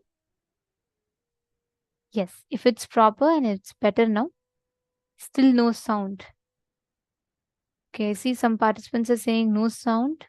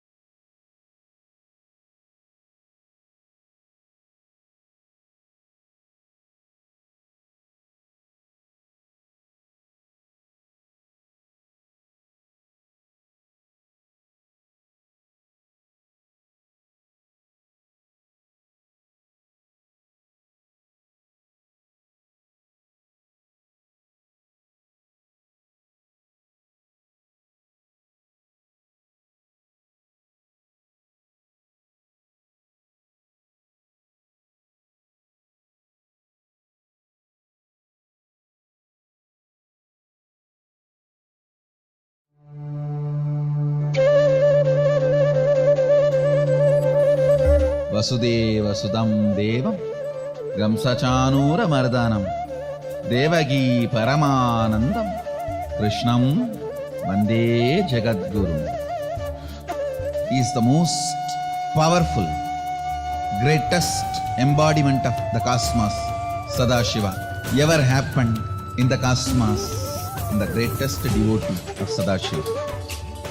If I have to put in one word the life, legacy, message of Krishna, I'll use the word life. Just intense life. It expressed in body as ever youthful. It expressed in intellect as amazing strategist.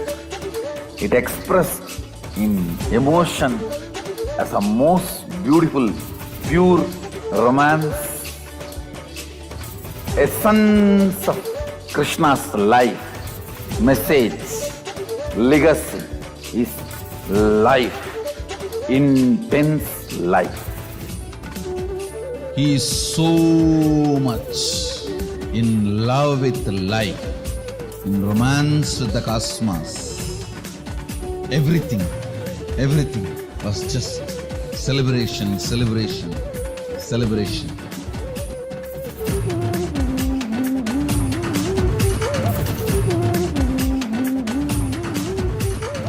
Celebrate today whole day. Give vacation for your depression. Tell your mind bye. And celebrate. Celebrate. Celebrate.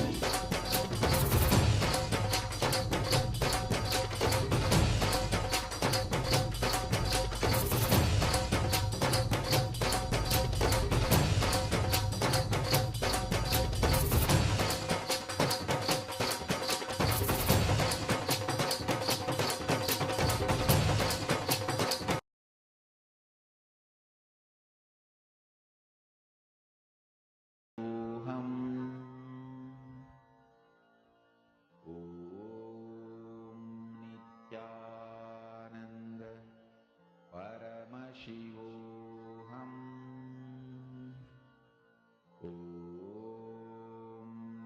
Nithyananda Paramashivoham.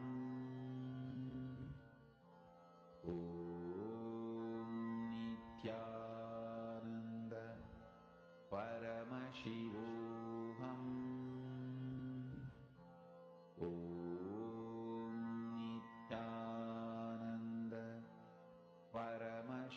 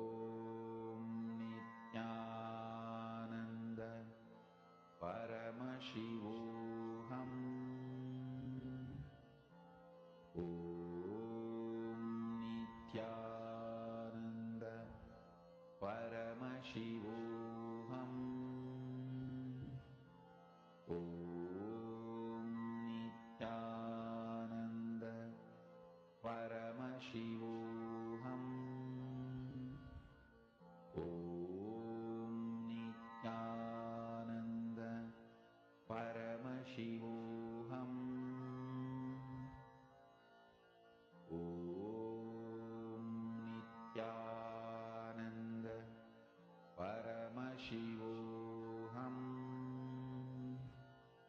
Om Nithyananda Paramashivoham. Om Nithyananda Paramashivoham. Om Nithyananda Paramashivoham. Om Nithyananda Paramashivoham. Om Nithyananda Paramashivoham. Om Nithyananda Paramashivoham. Om Nithyananda Paramashivoham. Om Nithyananda Paramashivoham. Om Nithyananda Paramashivoham. Om Nithyananda Paramashivoham. Om Nithyananda Paramashivoham. Om Nithyananda Paramashivoham. Om Nithyananda Paramashivoham. Om Nithyananda Paramashivoham. Om Nithyananda Paramashivoham. Om Nithyananda Paramashivoham. Om Nithyananda Paramashivoham.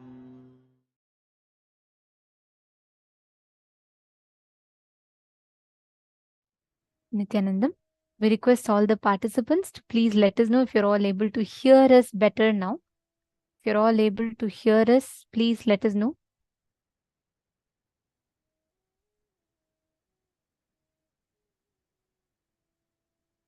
Great. Thank you all. Thank you so much for your patience and sincere apologies to the technical glitch that you all had faced. So hope that the video and audio is restored now and it's better for you all. Yes. Now we were addressing one of the most important aspects, the restricting wealth patterns that we carry inside of us. We are going to be now entering into a very, very important session where we are going to be manifesting this powerful cognition as a power, as an experience inside of us. We are going to be manifesting this extraordinary truth as an experiential understanding in our inner space. Are we all ready? Shall we all enter? Great. So now in this session, we are going to be manifesting the power of the Ashtamaha Shaktis, the powers of Anima, Mahima, Lahima, and Garima. So we all manifest the power of increasing the height. We all manifested the power of increasing the height of the object. Now let's manifest the power of decreasing the size of an object and increasing the weight, both. Okay, let's do it like both together. Let's manifest both of these powers together. All right, so shall we all enter into the manifestation? Wonderful. Now, please bring any object of your choice. And and you're going to be manifesting. You're just going to be playing with it. Any object that you want, anything you want, you will be able to increase the weight or the height of that object or decrease the height of that object.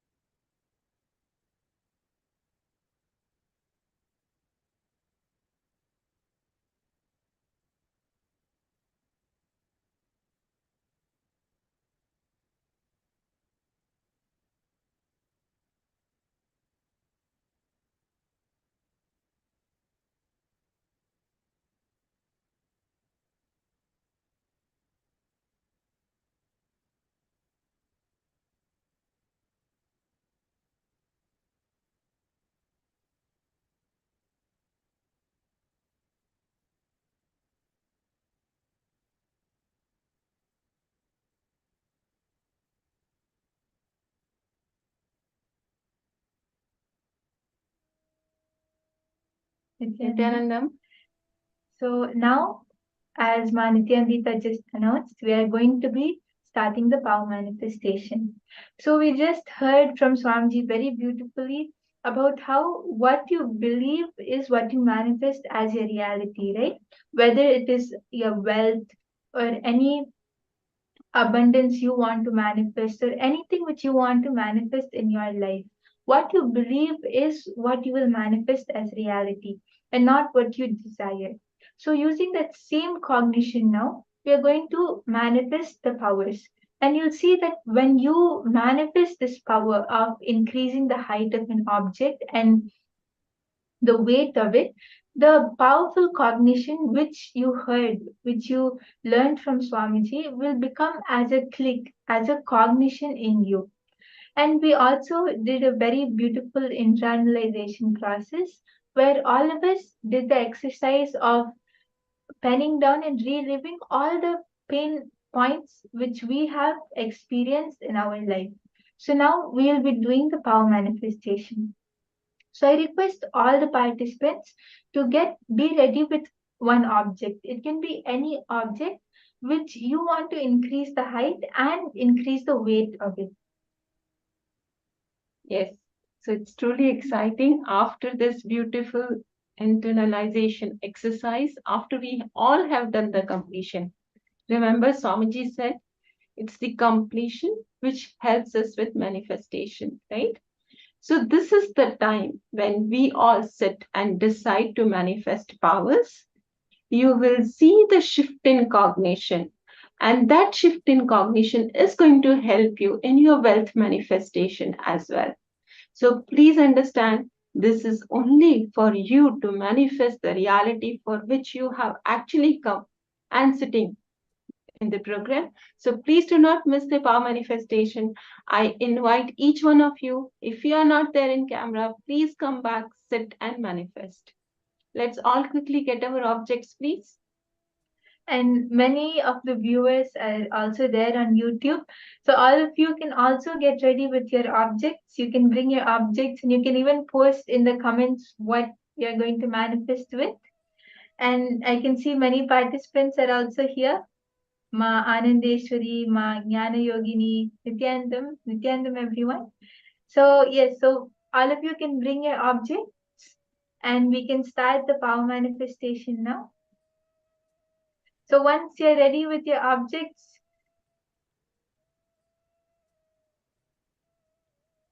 yes. So once all of you are ready with your objects, you can even post in the chat so that we can start the power manifestation.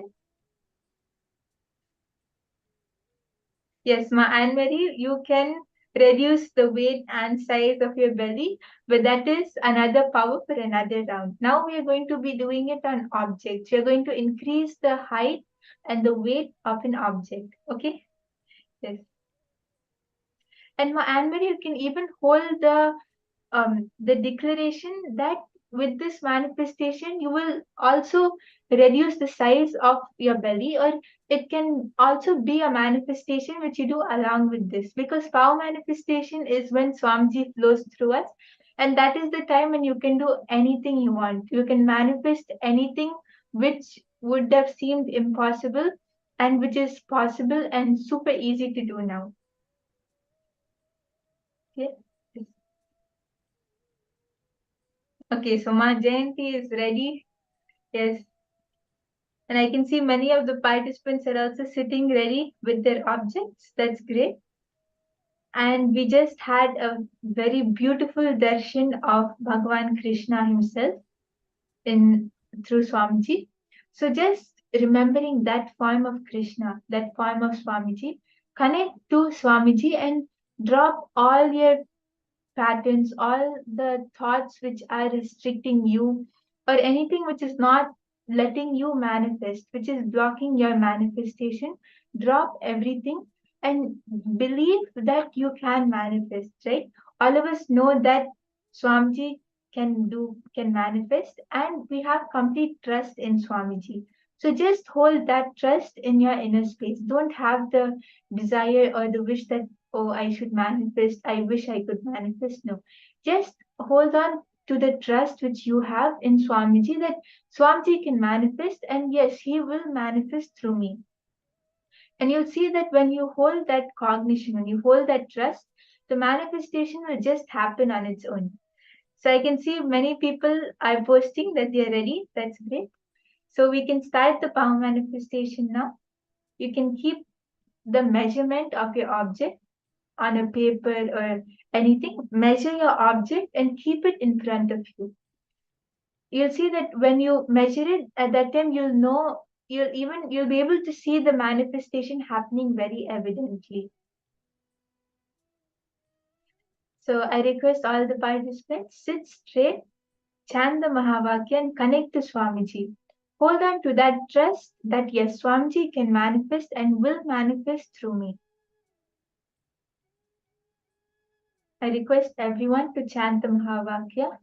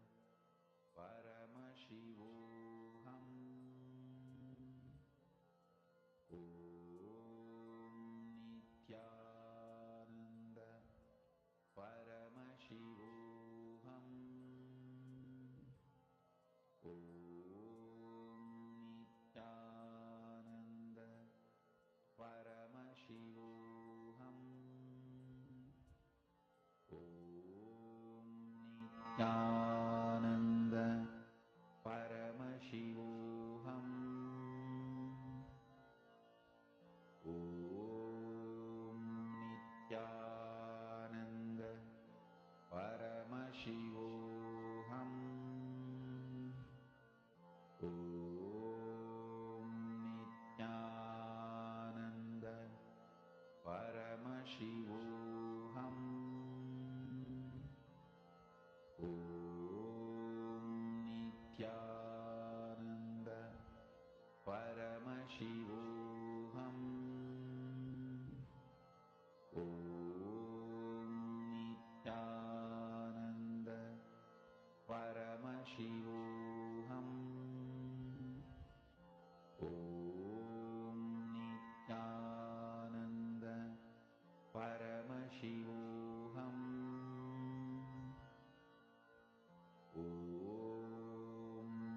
Nithyananda Paramashivoham. Om Nithyananda Paramashivoham. Om Nithyananda Paramashivoham. Om Nithyananda Paramashivoham. Om Nithyananda Paramashivoham. Om Nithyananda Paramashivoham. Om Nithyananda Paramashivoham. Yes. So now I can see that it is so nice to see so many of you sitting and manifesting. And as the manifestation is happening, you can even post your manifestation results on the chat. And all the YouTube viewers can all of you can also post it in the comments. And it will be really nice to see all of your manifestations. And you can even post your experience, how you felt while manifesting. And now we are going to be learning from Swamiji about comparison and jealousy. What is it and all about it?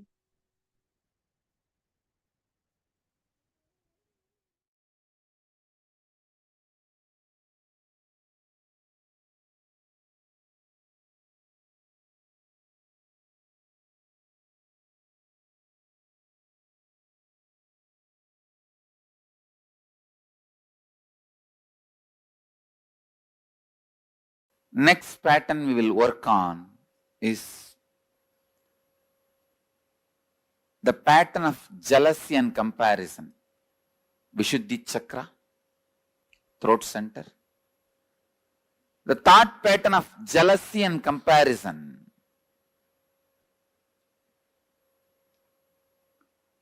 I tell you, most common and unaware engram is jealousy, comparison. It starts again from the early childhood. When your mother says, eat well, only then you will become like your elder brother. Study well, only then you will become like your father. Comparison is one of the most common and most unaware engram. You compare wealth, you compare in health, you compare in beauty, you compare in education, you compare in intellect, you compare in practically everything. But you need to understand one thing.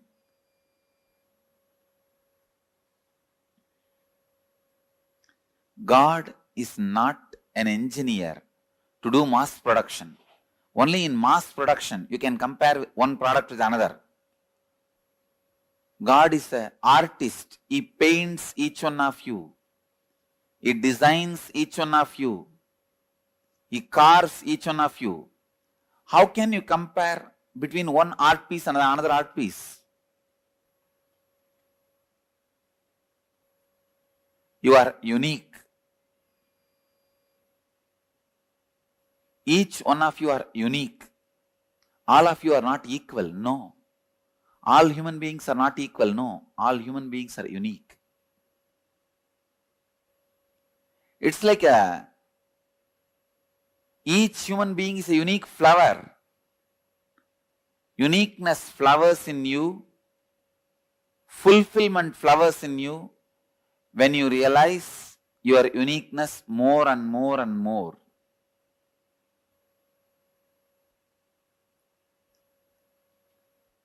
If you dig out the comparison engram, you will understand. Sometimes you waste years of your life just because of comparison. Your neighbor has a big house.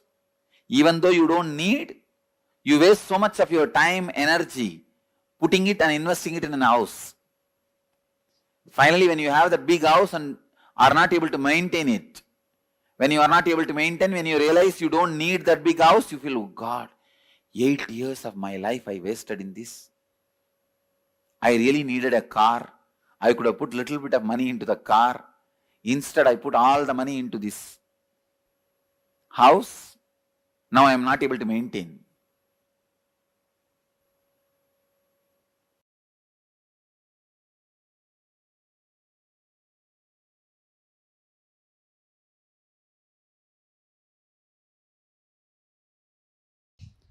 Please understand, if you are struggling with money, you are enjoying the struggle. You are not interested in manifesting. Please at least understand you are enjoying the struggle. You will feel abundance with your struggles. Oh, I want struggles and I have enough, let me enjoy it.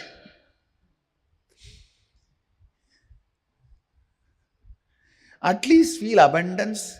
You want struggles, 2000 struggles around you, and you have 2500 struggles. Enjoy them.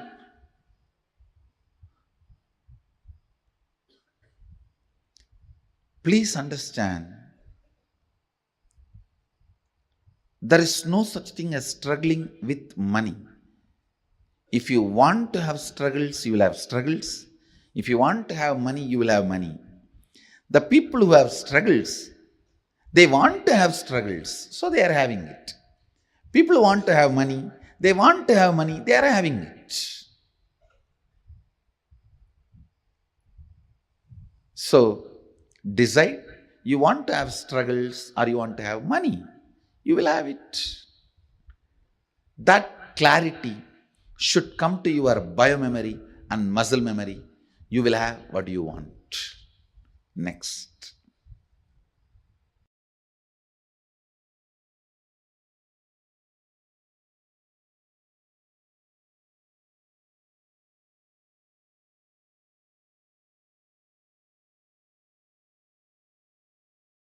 Please understand, in each of this, you have your vested interests.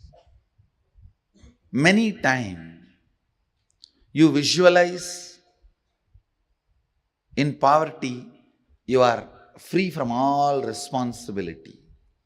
You just want to be free from all responsibilities and commitment.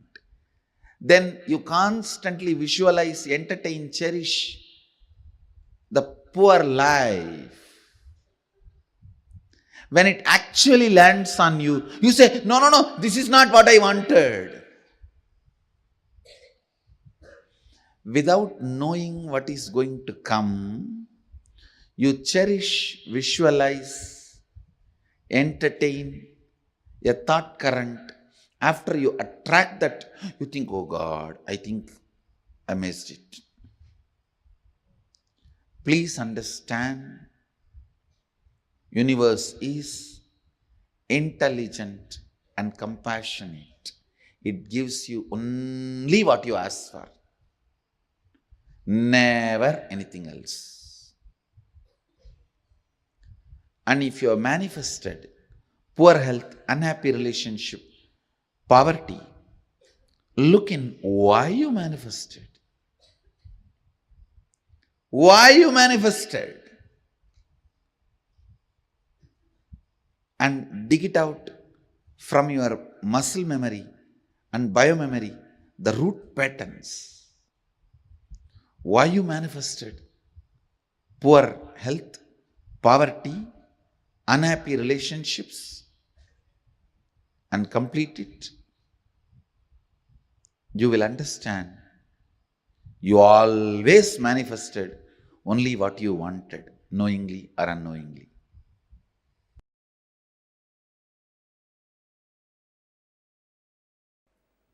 Throat center. A throat center. This throat center is blocked when there is a non-alignment between the imagination, expectation you carry about others and the others' expectation about you. Listen. Listen. When there is a non-alignment between your expectation about others and others' expectation about you, that is where the jealousy and comparison starts. Listen. You may have a superficial jealousy, superficial comparison, very superficial. Like while you are driving in a Mercedes-Benz, if a BMW passes by, a superficial comparison. But those things does not affect you. The root jealousy, the root comparison which affects you is the non-alignment of your expectation and the other person's expectation.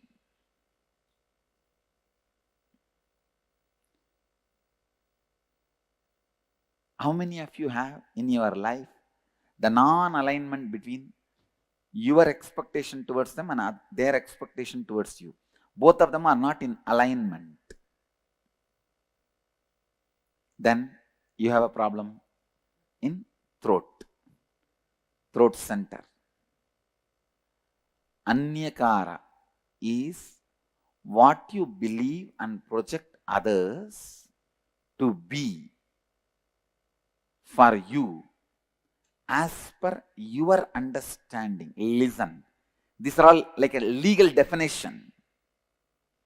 Anyakara is what you believe and project others to be for you. In this example, what I expect you for me and how I tell that to you. Clear? For example, now I am expecting Bhagavan to build a temple in Dallas, so I am expressing it to him. This is my Anyakara. He expects me should always honor all the words I utter and fulfill them. That is his Anyakara for about me. Clear? But now there is a non-alignment where I am fulfilling but he is not ready to fulfill. Clear? So his throat has a problem.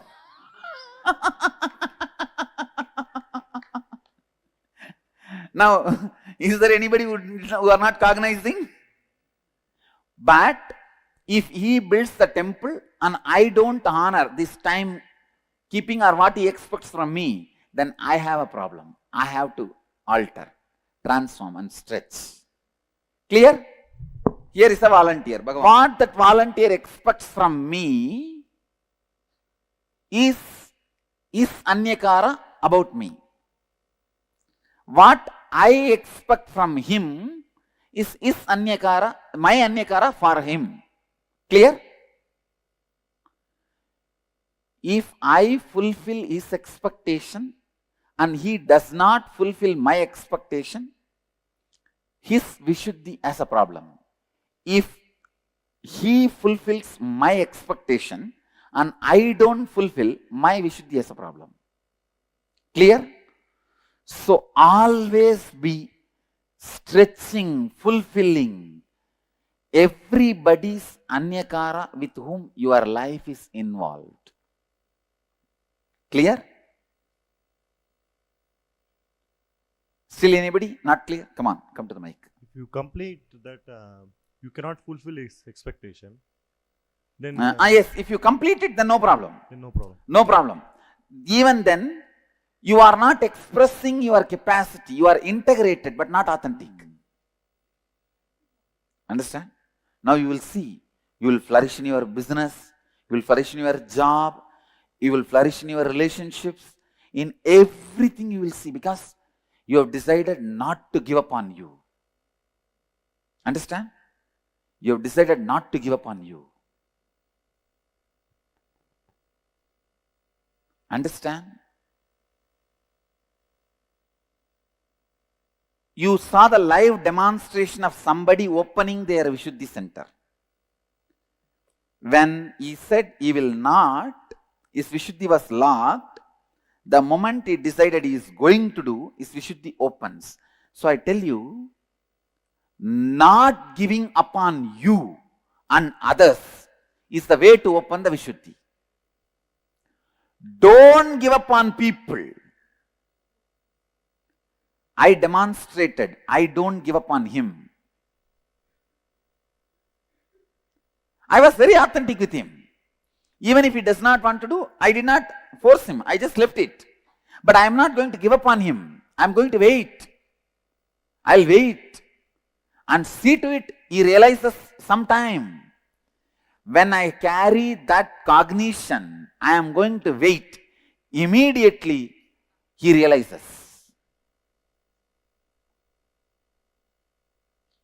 He realizes. So in all those moments, understand, my decision not to give up on you is the one which is pulling you up. That is the rope. That is the connection. Clear? Now, I'll repeat. My expectation about the other person is my anyakara about him. The other person's expectation about me is that person's anyakara about me.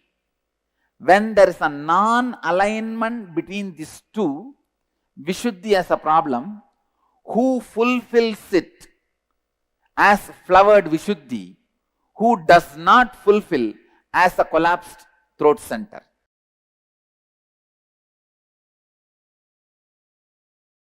Now listen. Let me come back to emotion retention and emotion fermentation. You get multiple types of emotions, almost all emotions every day.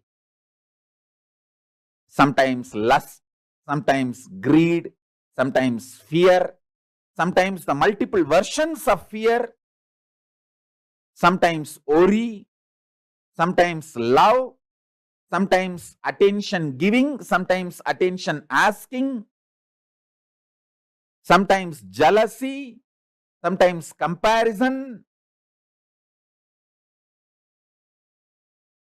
various emotions, sometimes the willpower, sometimes arrogance, sometimes frustration, different emotions I can describe. All kinds of emotions you get. But logically, through your conscious decision, the thought currents or emotions which you cherish stays inside you and starts getting fermented. The good news is, no emotion gets fermented inside you. No fermentation of emotions happens inside you without your conscious support. You should understand that.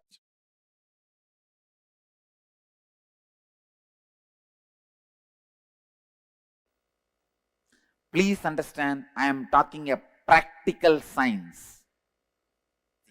Listen. I am giving you the essence. Comparing yourself and your life with others, you end up with jealousy, hurt, anger, suffering. Then you are caught in comparison and jealousy. Jealousy is outcome of deep, innate violence you carry. Listen. I am putting it in a better way. Please understand, When somebody expects something from you, when their image about you demands your expansion, you are not interested in expansion. The violence you have, you show towards them as jealousy, saying, you expect this from me. Come on, now I will expect this much from you. You prove. Getting it? Cognizing it? How many of you are cognizing it? Jealousy starts to justify. Listen. Jealousy starts to justify you not fulfilling others' image, or, listen, jealousy starts to justify you not fulfilling others' image. Understanding? See, I will not fulfill what he wants from me because he does not fulfill what I want from him. And I will expand what I want from him before even thinking whether he is going to fulfill or not. If he has 10 million, I will put it as 100 million I want from him. Then go there and say, see, he is not fulfilling my 100 million, so I am not going to fulfill what he wants from me. Getting it? Cognizing it?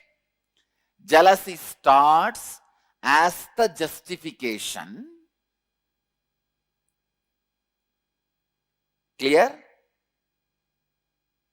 Then it becomes a violence to declare your supremacy. Let me tell you, cognize, listen. First, hey, you have 10 million. If I ask 10 million, you may give. No. I'll ask 100. So you can't. So now, because you are not fulfilling, I can justify why I am not fulfilling. Why I am not expanding me to you? Because you are not expanding you to me. As a justification, jealousy starts. Then you have justified to many people that why you are jealous. Why you are jealous. Why you are jealous? You are justified to many people, and many people have fallen with your argument, and they say, all right, you are right, you are right, you are right. Then the jealousy doesn't keep quiet. It declares, now I am the supreme. Listen. For example, I say, hey, give me 100 million. You are not giving. So now I am also not going to fulfill your image about me. Then this fellow, he says, yes, right. He falls. Then second fellow comes. For him also, I am not going to expand to you because you are not expanding to me. Justification. He falls. So one by one, when people start falling, suddenly you declare, hey, I am the most supreme. How many of you are cognizing it? Do you see in your life, in some areas, you have declared supremacy?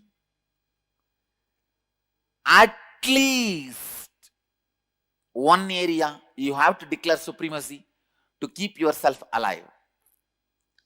If you don't declare supremacy, even in one place, you cannot tolerate you. How many of you are cognizing me?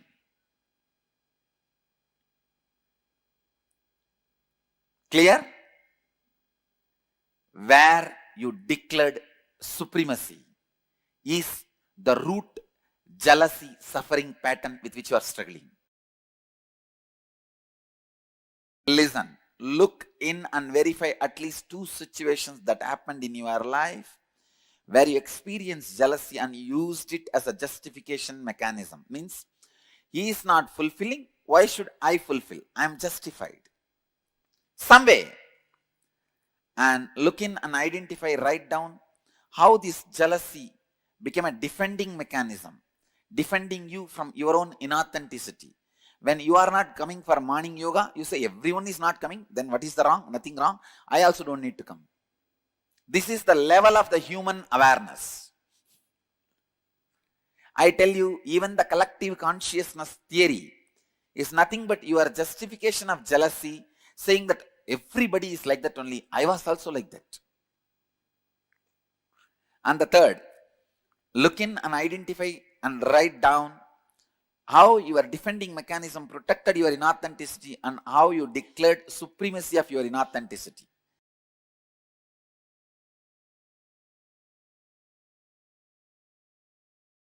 People who are able to be energetic, alive, active, sharply thinking, strategizing, without the peer pressure of jealousy, comparison, they are going to accumulate exorbitant amount of wealth.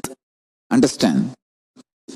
All the people who can function, think, work, get excited only by peer pressure, jealousy, comparison are just going to dry and wither out, because all the peer pressure, jealousy, comparison, everything is going to be taken away from life. If your mental setup is such, you can think only with peer pressure, jealousy, comparison, you don't have future. Your active, excited hours will drastically drop down to 5%. You will be almost in depression, low mood, non-thinking, non-excited, inactive. Whoever is able to excite themselves with powerful cognitions, in tune with the cosmos, you are active just because you feel like enriching the world, supporting the world, contributing to the world. If your mental setup is based on contribution, enriching, spiritual strength and excitement, you are going to be active continuously and you are going to accumulate exorbitant wealth. Because all the wealth of the peer pressure based gang is going to be left. It's going to melt down. The peer pressure based industries will melt down. Contribution based industries will shoot up.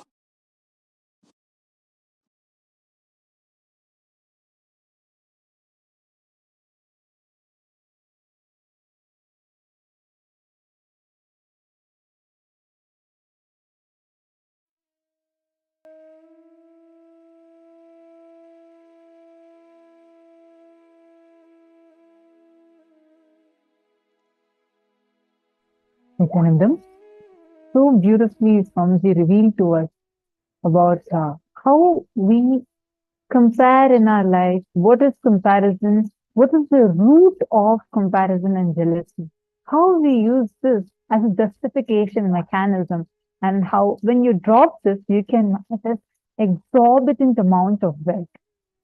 Can I request all the participants, take a few minutes now and share with us what did you understand from this session so far? What are all the clips that each of you had so far from this session?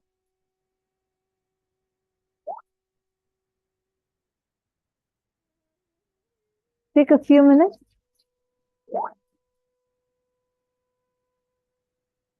Listen carefully.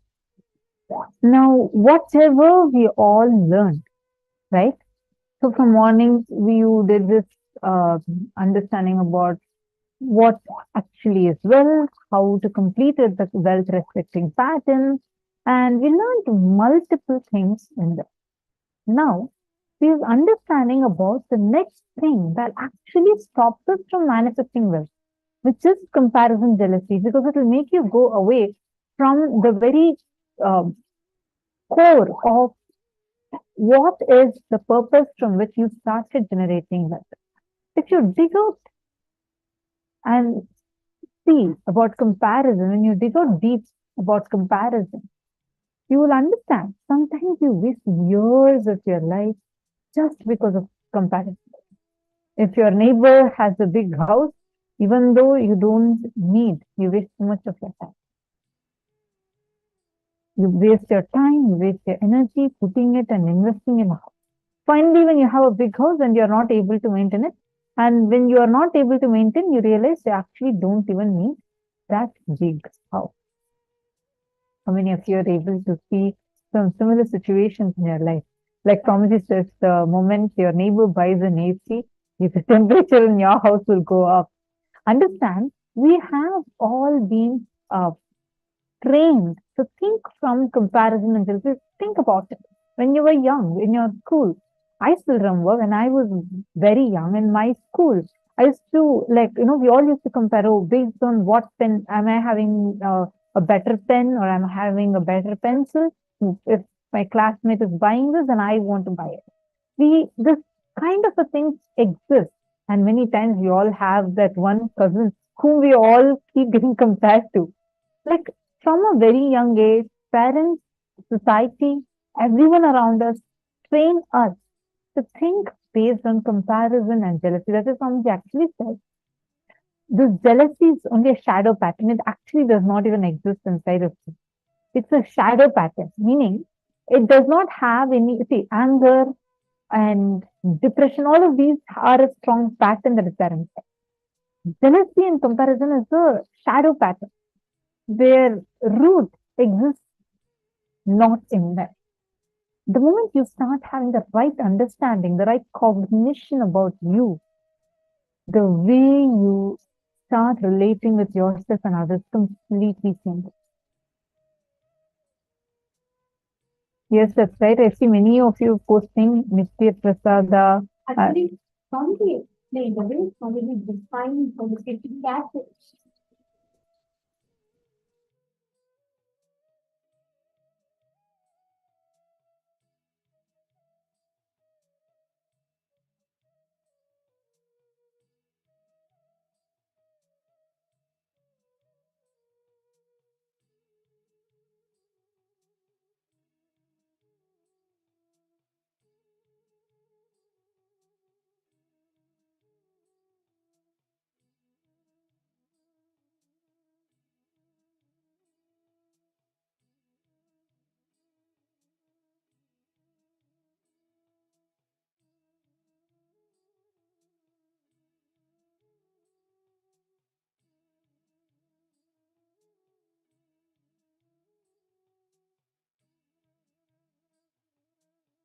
Yes, sorry for that. See, Swamiji was revealing a very, very important truth. Like, I've never thought about it this way till I heard it today.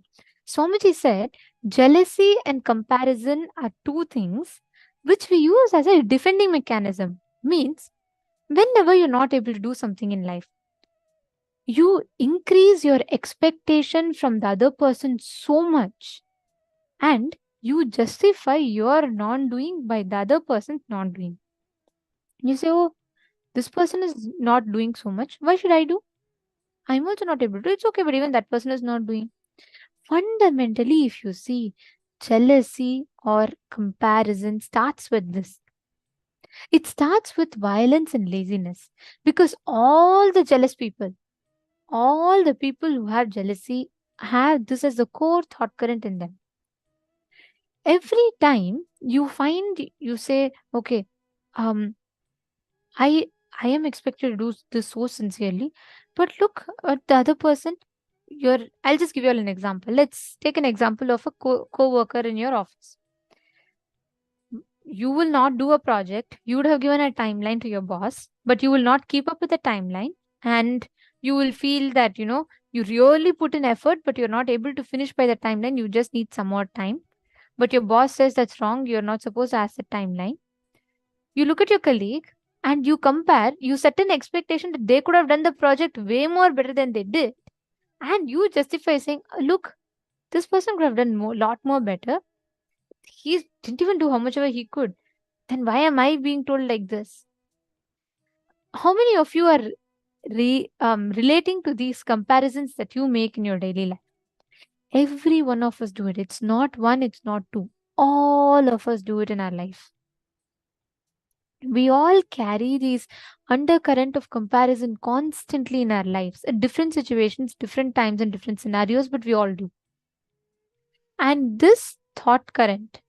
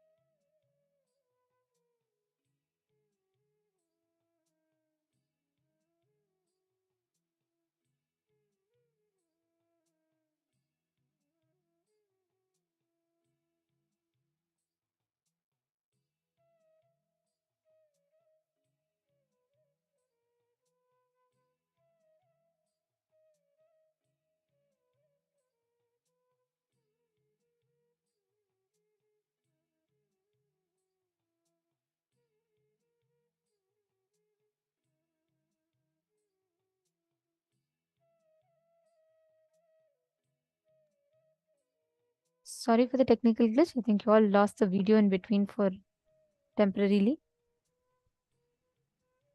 Yes. Exactly. Ma Parameshwara. That's right. Our society is based on the comparison. Ma Parameshwari. Our society is based on the comparison. People, for example, at school, it starts like that. It starts like, not just that. Even if you see in your young age, what does your parent tell you? You're not a good girl. You're not like this. You're not like that. See, it's not that consciously people do. It's not like purposely they do. But unfortunately, that's how it starts. Then when you go to school, you see your friends. Oh, that person has a better dress than me. That person has a nicer knowledge than me. That person has more, they're more interested in sports than me. We all start like that at different points in time. But fundamentally, what Swamiji told, that one truth, if we notice or, trace it back to our lives, we will be able to precisely identify what is the exact reason. Where are these gaps standing? You all catching it? Now, pin down 3 major aspects of your life where you compare with others. And write down how much time, energy, and money you invest just because of that comparison. Next, write down the impact of comparison in your life. Just because you see, I'll give you an example. Just because you see your friend who's in a similar job like yours, who earns a similar salary like you, but that person has already purchased a car. You have not. You have been working longer than her. Immediately, just because that person has, you would have not had a need of it, but you start pressurizing yourself. You start doing everything possible to buy a car. Write down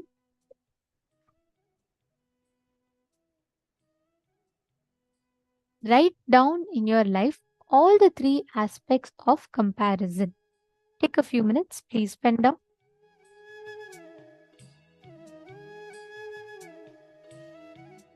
If any of you have any questions, please take a few minutes and pen down.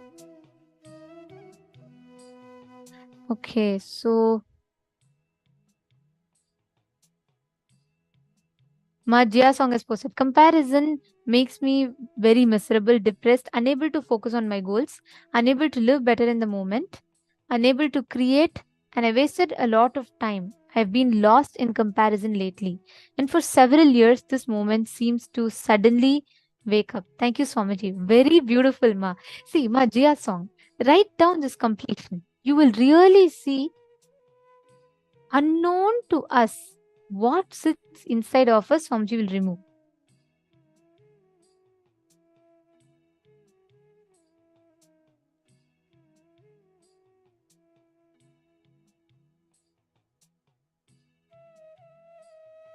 Mahongli Wong, that's right.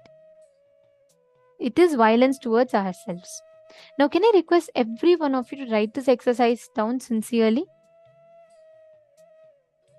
In the mail room, I request all the participants to write it down. Punidanaya and Atul Delvahri Ayya, Ravi Kumar Ayya.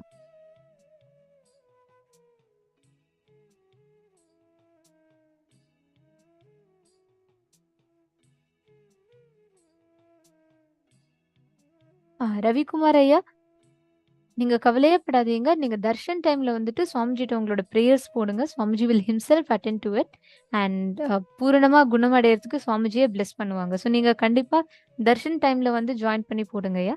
You will be able to directly ask these prayers to Swamiji.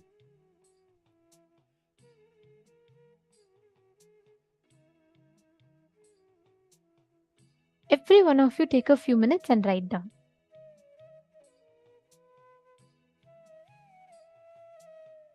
Yes, Bhupendra Ghoderaya, it is a shadow pattern. Swamiji tells all the very primal patterns that we have are root patterns. But most of the times, all these are like shadow patterns. Even laziness is a shadow pattern. Because the root of it is something else. So, addictions are shadow patterns. All these are not the root itself. So, it's very easy to actually liberate yourself from them.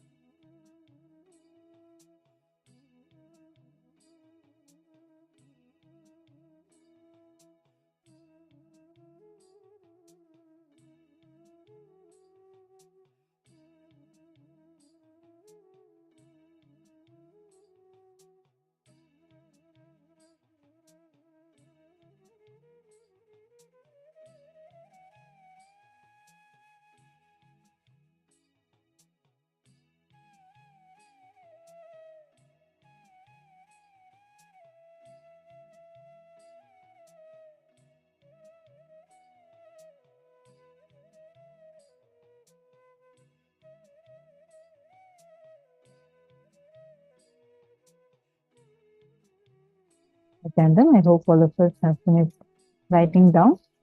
Now, if any of you have any questions or doubts, please feel free to post that in the chat. If many of you have finished. Okay. Now let's understand this a little more. See, now all of us have understood, written down 3 major aspects of our life when we compare ourselves with others, and then we wrote down how much of time, energy we waste in that, and the impact of the comparison in our life, and the ways in which you can express your uniqueness. So these are the different things that all of us have written down. All right. So now, what we are going to be doing right now. See,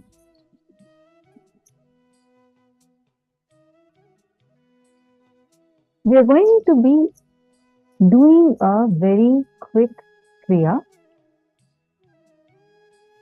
and then we are going to be going into the next part.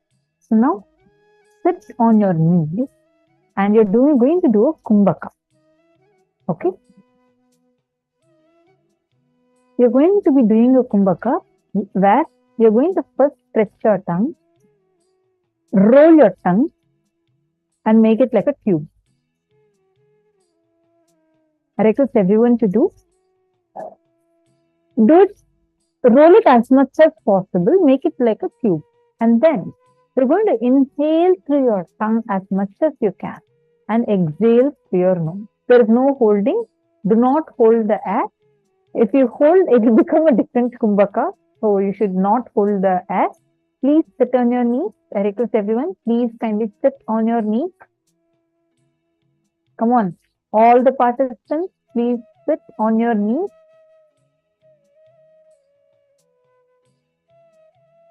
Please sit on your knees. I see some of you think, no. Please sit on your knees. Do not just sit like how you usually sit. Sit on your knees. I request all of you to please come on the camera. Sit on your knees.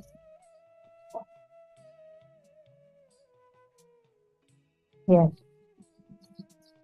Please sit on your knees. Now, let's take 5 minutes. All of us are going to be doing this kumbhaka. Look carefully. You're just going to be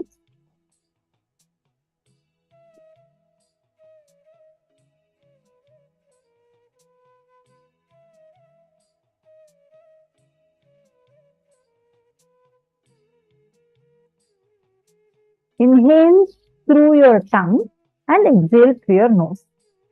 Look here again.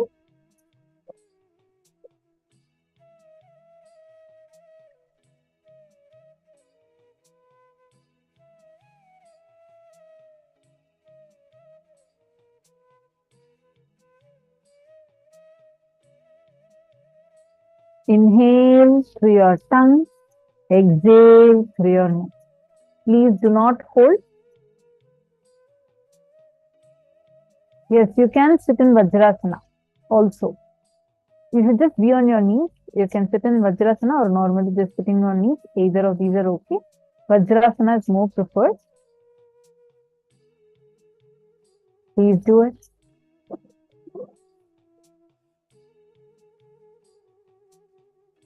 We request every one of you to follow along. This is called the Shitali Pranayama. So I will request every one of you to do this technique once. Do this kumbhaka. So for 5 minutes, you're going to be doing this. Inhaling as deeply as you can through your tongue and exhaling through the nose. So you're going to inhale and exhale.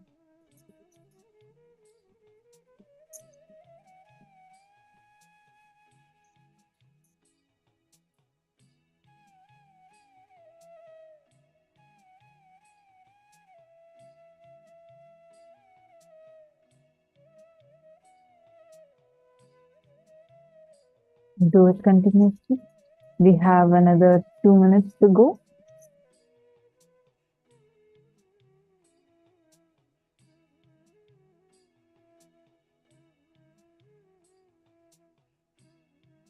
Roll your tongue.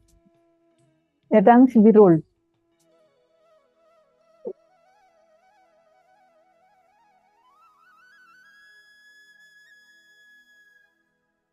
Jiyastangaya, your tongue should be rolled.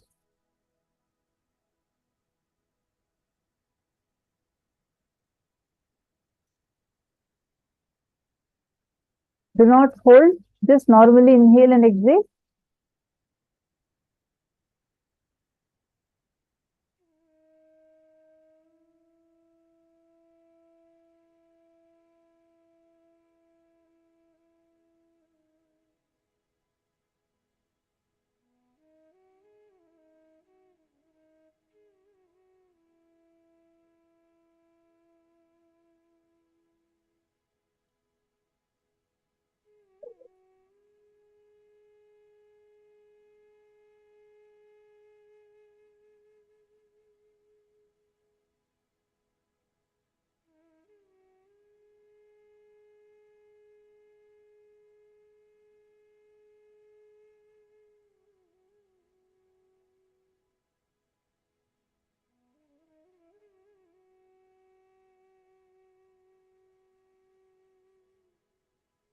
One more minute to go.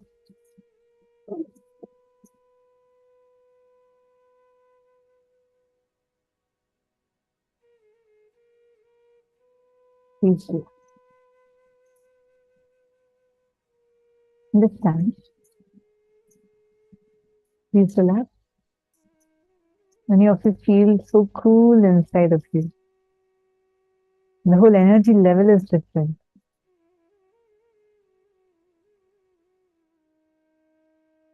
And breathe out.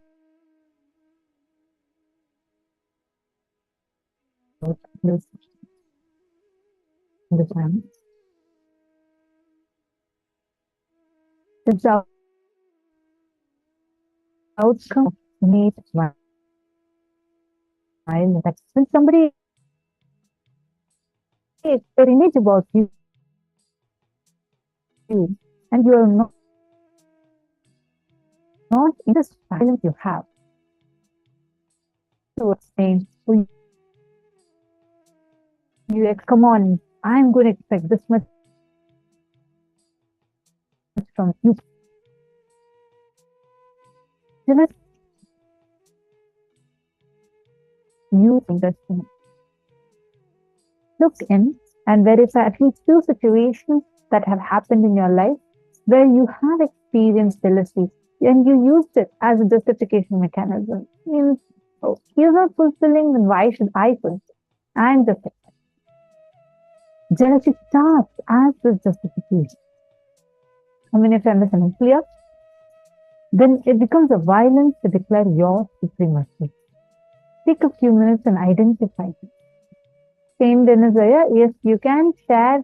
If any of you want to send something in private message that you only want the Acharyas to see, you can directly message the PSM Tech ID, through whichever ID you're seeing us live from. Just send it as a direct message to that ID, and we will get that message and we will respond to your message. So anyone wants to share anything, you can just directly send it as a message, as a direct message to the ID that you're seeing us from. Listen, let's understand this a little more deeply. For example, how many of you have seen suddenly your friend, your very close friend, who actually you feel that you are much more capable than him and you have a lot more skill set, everything than him, but suddenly you are seeing that he becomes so much more successful in his life than you, and you feel very, very bad about it, and slowly you start comparing everything with him. You feel like you usually don't compare with people that we feel like you don't compare yourself with Elon Musk, you don't compare yourself with Jeff Bezos, because we feel that beyond our range. But you do compare yourself with your neighbor, you do compare yourself with your colleague, right? Why? Why do we do that? Because we feel at one point, you think that their expansion demands your expansion, because you feel inside of you at one point where life is expecting something from you, but you are not yet ready to expand yourself for that. Like when he breaks through and his brand new car, the car that was working very well till yesterday, suddenly seems very old to want that new car, yes, and your whole suddenly feels that you're comparing yourself with your who has spiritual things. His expansion is now demanding you to expand. You start having people ask you, use your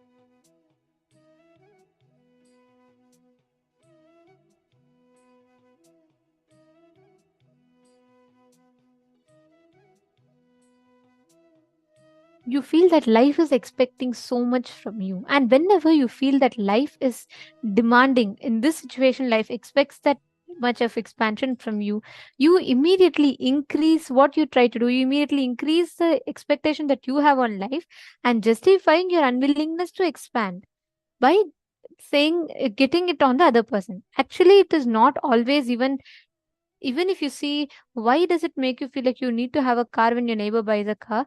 Because inherently within you, when you set an expectation, you feel that your neighbor is having a certain expectation towards you, and you are not taking responsibility to fulfill that. To justify, as a mechanism of this justification, you bring that in. So look and identify, write down how this jealousy became a defending mechanism in your inner space. At least identify 3 situations for now. I request everyone to do this.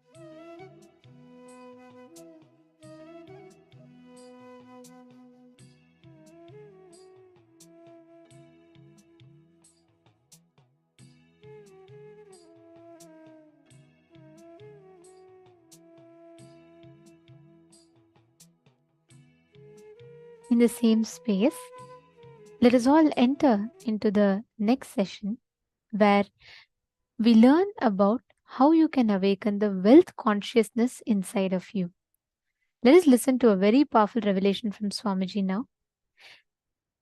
This is going to take our understanding about wealth itself in a different level altogether.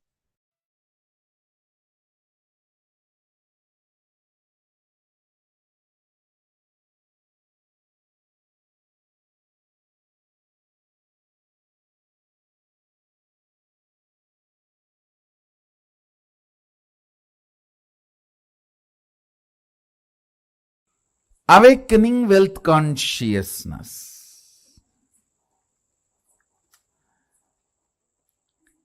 Let me describe fundamentally what is wealth as per the reality. Understand?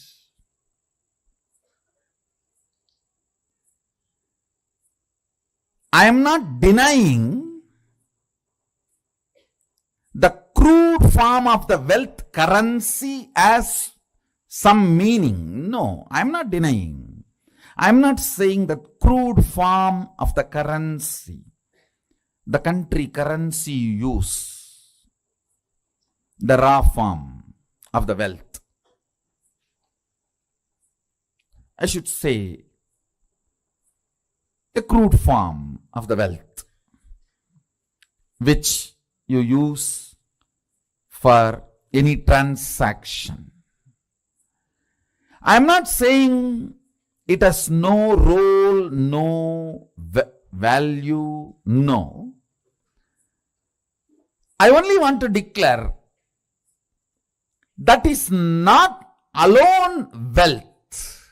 Understand? Current which keeps the currency current is wealth. Understand? The Vedic definition. Current which keeps the currency current is wealth. What is fundamentally currency? 100 of us are sitting here. One has 1,000 rupee and he wants food. He gives that to somebody who supplies food. Then he gives that to somebody supplies raw material. He gives that to somebody who gives him health. He gives that to somebody who gives him a house. He gives that to somebody who gives him clothes. Continuously when it is moving, by the time that 1,000 rupee moves between many hands, its value has increased. Understand? The current which keeps the currency moving is the value of the currency. We may ask why some countries' currency has high value, why some countries' currency has no value or low value. It is our ability to keep our currency moving. The current which moves the currency keeps the value for currency. If you have too many reasons to use that currency, which you can buy only through that currency, that keeps the value. That current keeps the value of that currency.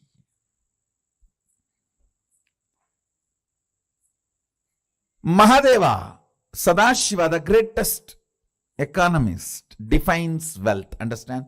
You will never look at Mahadeva as an economist.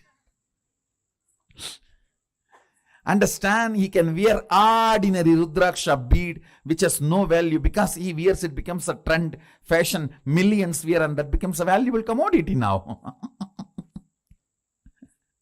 Many of you don't know the Rudraksha I am wearing, that is more valuable than the gold covering it. It is highly praised than the gold covering it. You will not understand the economy of Mahadeva, Sadashiva, till you understand the real wealth. The economy of Vishnu is different. Whatever is valuable he wears. The world's largest gem, Shamantaka, is on his chest. Miss Universe is his wife. The best flight, Garuda, is his vehicle. But with Sadashiva, if you see, all the things useless for society, Basma, from the Smashana, that is his cosmetics. And the Rudraksha, which nobody touches, which is falling from the trees, some bead, that is his jewelry. Snakes, which nobody goes near, is his ornament. All the things he uses, understand.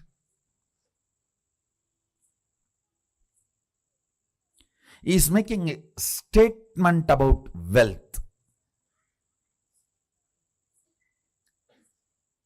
If you read Agama, his words, beautifully it describes wealth in multiple places. Our ability to be intelligently active is wealth. Understand, intelligently active and constantly contributing. I'm not saying don't accumulate currency, but I am saying fundamentally understand the concept of currency, then start moving your life and others' life. Then you will understand.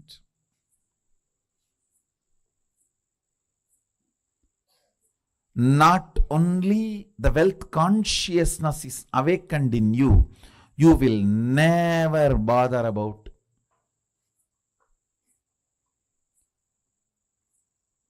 incompletions related to wealth. See, there are multiple incompletions people carry about wealth. First thing, the moment I utter the word, there is so much of that depression, that deprived feeling. Everyone has, I don't have.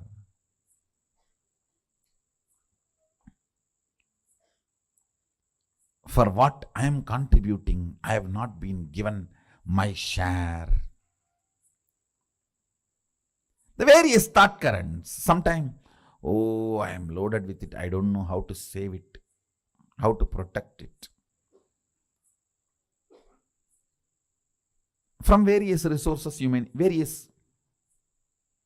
from various people you need to protect your wealth. Sometimes the illegal sources which are trying to snatch it from you. Sometimes the legal sources which are the so-called legal sources which are trying to snatch it away from you.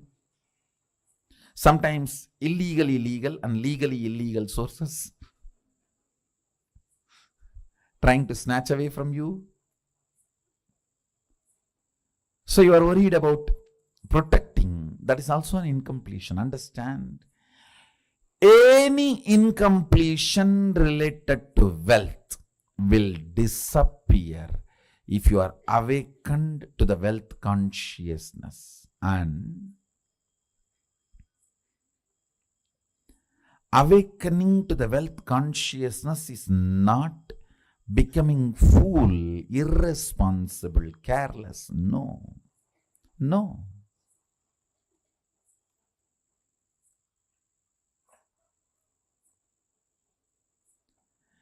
It is the most powerful strategy. Understand?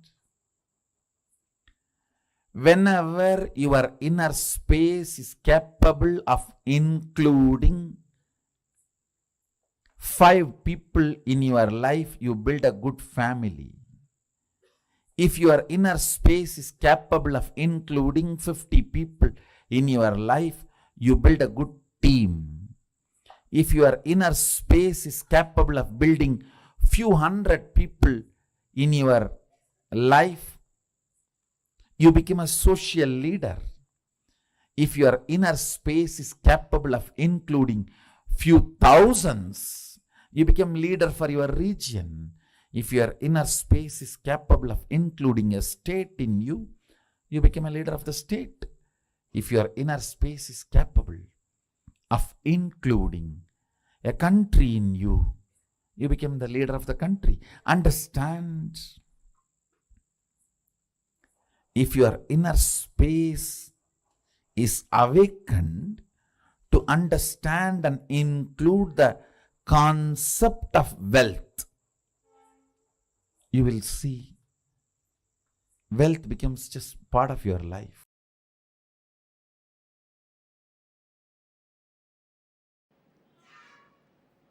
Expansion in life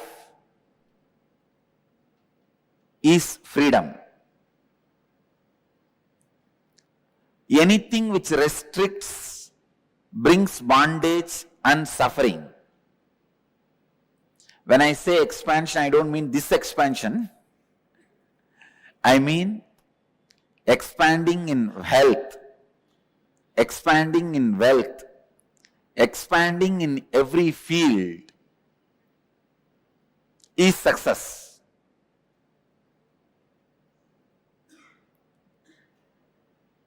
That is life. But there are many patterns which stops the expansion, restrictive patterns, which restricts you in your health and wealth. Please understand. There are thousands and thousands of engrams. Engram means engraved memory. Thousands and thousands of engraved memories, thought patterns in you, which are restricting you experiencing the ultimate, which are constantly showing you that you are not ultimate and you cannot expand by giving foolish, self-created, restrictive circumstances.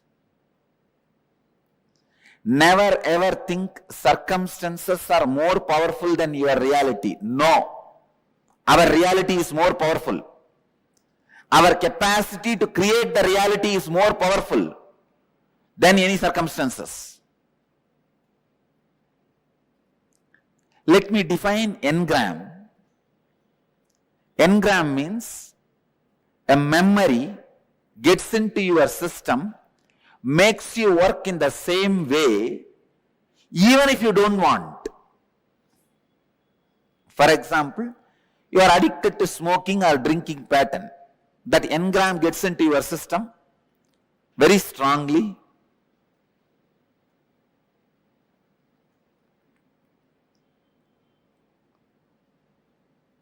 After 2 years, even if you want to give up, you won't be able to give up. When the time comes, from inside you will hear smoking, cigarette. When the time comes, from inside you will hear, come on, open the bottle. Simply you can't do anything. Your body will just move. It will open, drink, fall asleep. Next day morning when you are having fight with your spouse only, you will even remember. It is not good for your health. One of the biggest lessons I have learned from my life and I wanted to share with all of you is, have a strong experiential clarity about you. Nobody should be able to penetrate and alter your idea about you within you.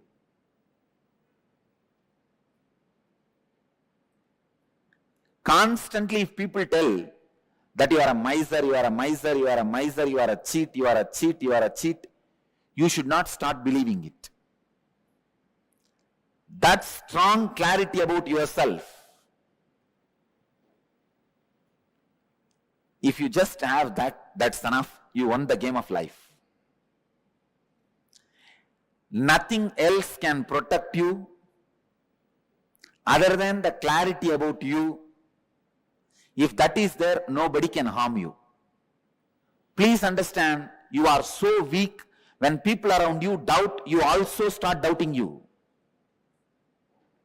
That's one of the biggest weakness human beings carry. Destroying others' opinion about you is not that big failure. But if you are also influenced by the others' opinion about you, you are a failure. In my case, the only reason I won the game, they lost the game, is they are able to convince the whole world about me, but they are not able to create one doubt about me in me. Have a strong fort. Nobody can take away your kingdom. Strong fort means in your inner space, be authentic and clear about what you are and what you believe, what you want. Many times, in you, when the clarity is not there, when you have restrictive patterns, suffering starts for you.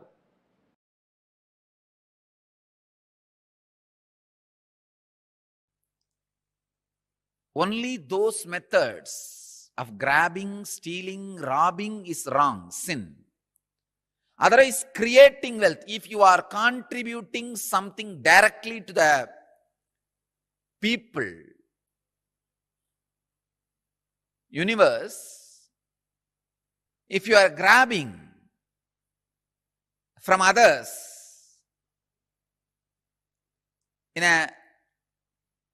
without contributing anything, that is what is sin. So creating wealth is intrinsic part of life.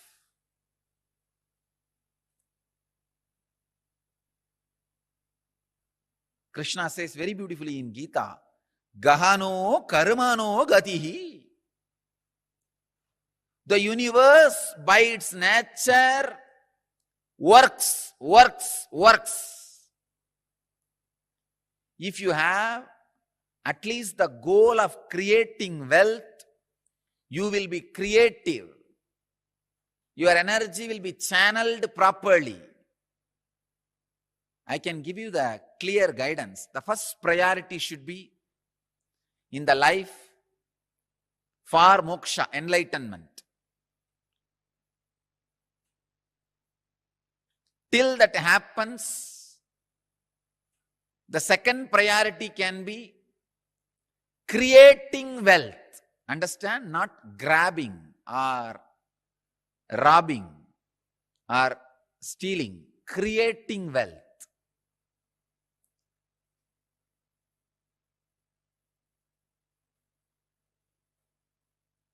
Anything else is a third priority. And I don't want to talk about third priorities. Creating wealth makes you non-violent. Because you will be too busy with the people, with the world, with life, by creating.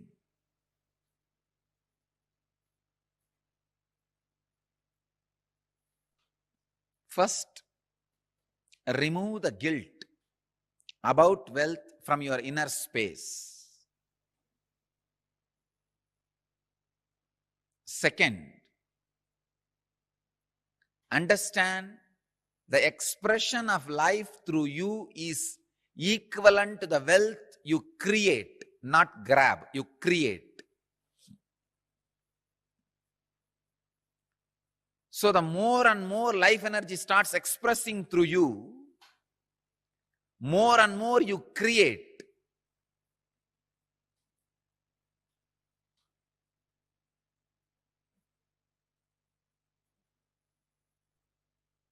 Life energy expression and wealth is one and the same. Seekers always justify their poverty as their spiritual quality and innocence. So if you are not wealthy, understand, if you have decided not to create wealth, great. But if you want to create wealth and not wealthy, if you have a greed for the wealth or a desire for wealth and not wealthy, be very clear, you are not a seeker, you are a seeker. Something is seriously wrong with you. Look into it. Wealth itself is not sin. Somebody is having problem because of having. Somebody is having problem because of not having. Problem is a problem. Wealth is not a problem. Problem is a problem. Wealth is not a problem. Person who is having guilt because of having, person who is having guilt because of not having, both are big, you can say very big sickness. I have seen many of these rich men, because they carry a deep guilt imposed on them by society, even though they created their wealth very honestly, in a creative way, because of the guilt imposed by society on them, they live a very miserable life and go on drinking alcohol and trying to have high costly entertainments just to forget this guilt. Many times they come to me for their problems and in need of solution. When I analyze their inner space and life, there is no problem. Then why are they suffering? The only guilt which they are carrying, which is imposed on them by society. I tell them, come on, don't imbibe the guilt given to you by the fellows who are incapable. You do not cheat or grab or be dishonest. That's right. That's enough. But no need to carry a guilt on the wealth, about having wealth. Rich men carry this guilt very deeply. And just to escape from that, they get into all kinds of addictions.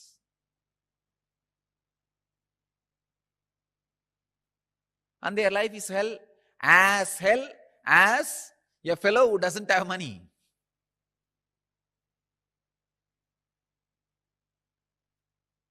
The next thing, having is one side, not having.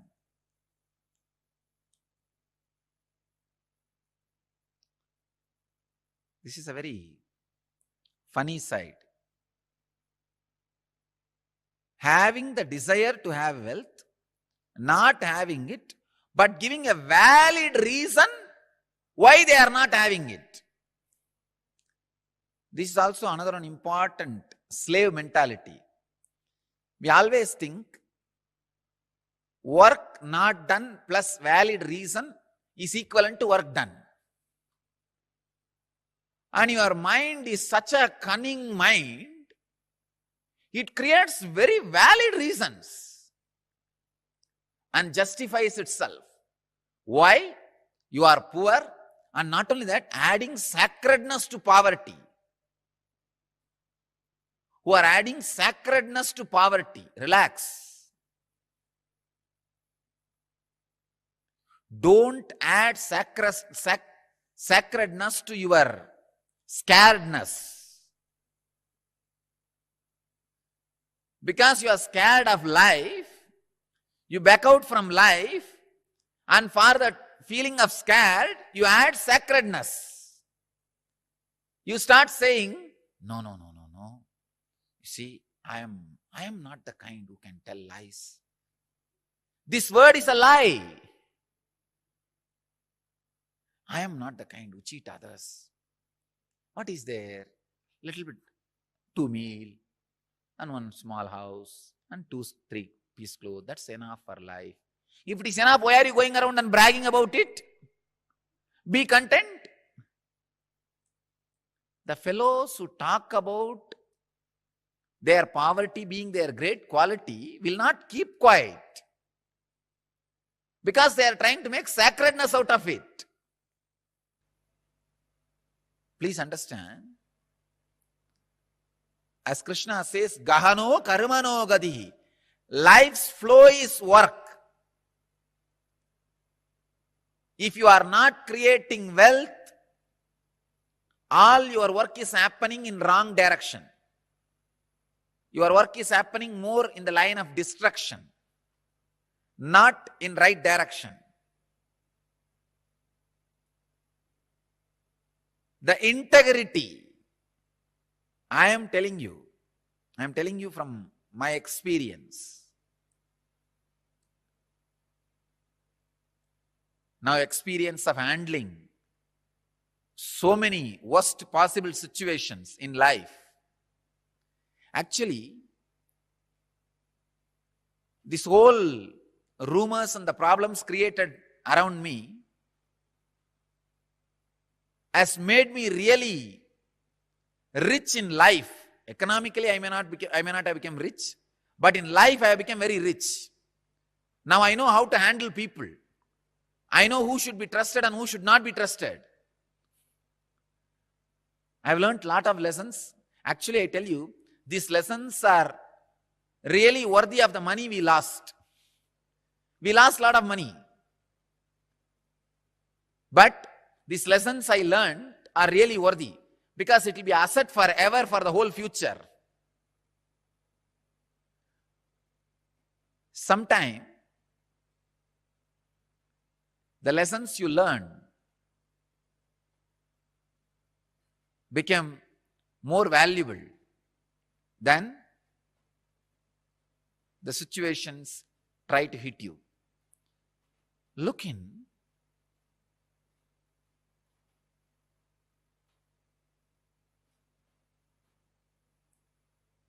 Remove the deep hatred for work. See, life is by its nature flow. If you create wealth, at least it will be directed in one line of creativity. If you are not creating wealth, be very clear. One, you will be spending all your time in destroying something, somebody, or you will be spending all your time in fighting with you, in depression. Fighting with your own self. Morning half an hour you will argue whether to create wealth or not. Evening half an hour you will argue whether to create wealth or not. Morning you will argue, I should create wealth. Evening you will argue, no, I should not create wealth. And night you will fall asleep. Between the morning and evening, again, you will be spending time in eating. That's all. After 20 years, what you have done? No, I debated morning whether to create wealth or not. The side of creating. In the evening, debated for not creating. Finally, nothing has happened. Life is wasted. That's all. Not having wealth is a wrong mental setup. Awaken the creativity in you. Remove the hatred for work, creativity.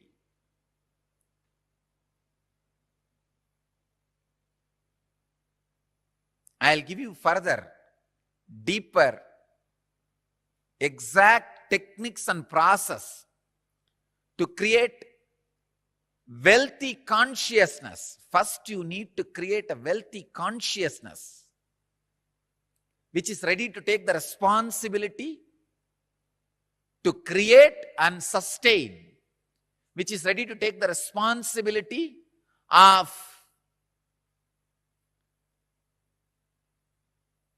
being creative. For being creative, you need to take many responsibilities. It doesn't happen like a breeze. Even if the breeze happens, you need to be responsible to keep your doors open for the breeze to blow through you, flow through you.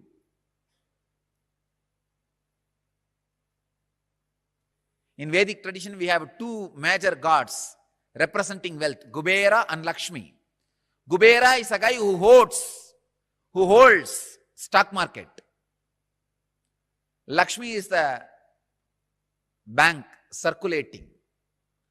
Lakshmi gives, circulates. Kubera holds. sits on it.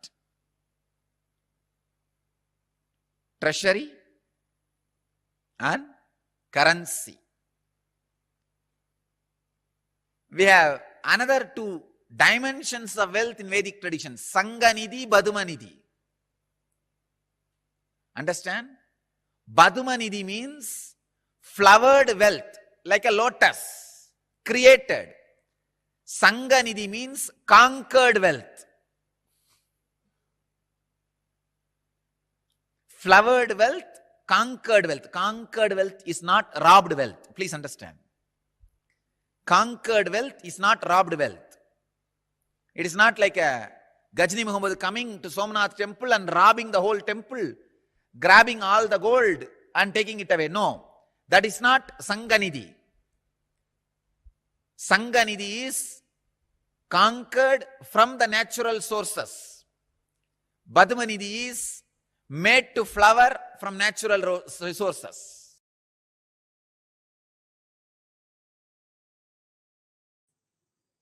Let me expand on wealth consciousness.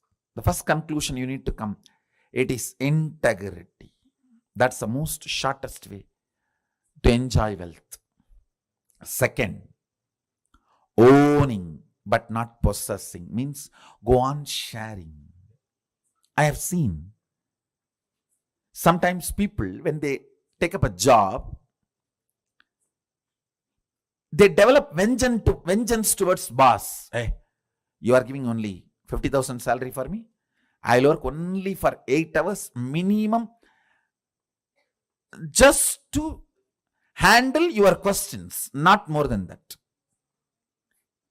So this is the way he starts. He thinks he's cheating his boss.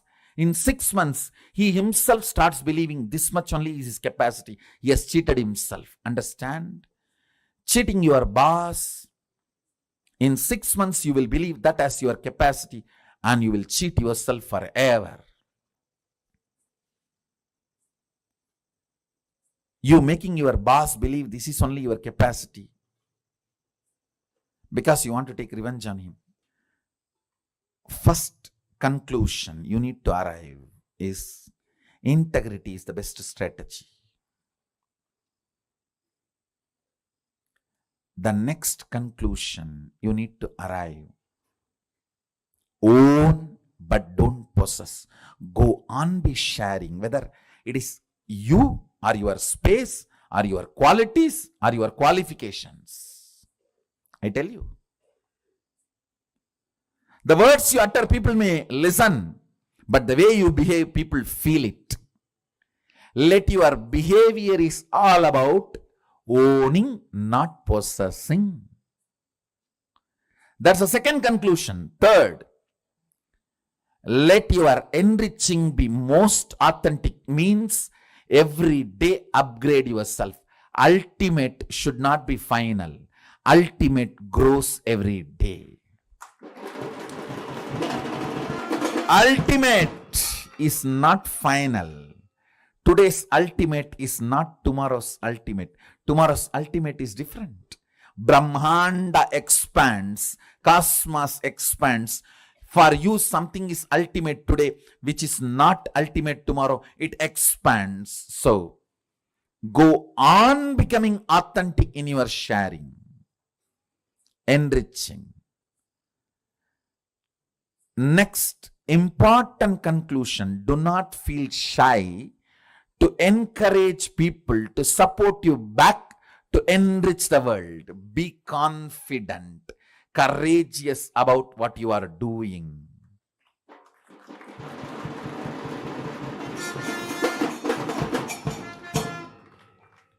Don't be meek, weak. Be confident about what you are contributing and encourage people to contribute back to them so you can continue to contribute. You can keep this Dharma Chakra alive. That's all. Just these 4 conclusions arrive. Now, one good news I have for you is our Vedic masters, Vedic rishis, Vedic visionaries, starting from Sadashiva. They have mastered a science to bring these highest thought currents and ignite your inner space through certain rituals and processes. That's what we call Homa and making Aushadha. Understand? Thought is as matter as any item which is seen by you in front of you. Please listen. I am repeating. A thought current is as matter as the mic, camera, TV, and all the items you are seeing in front of you. If this hand key can be given to you, a thought current also can be given to you. Our Vedic visionaries have mastered the science of bringing a thought current and infusing it into the people.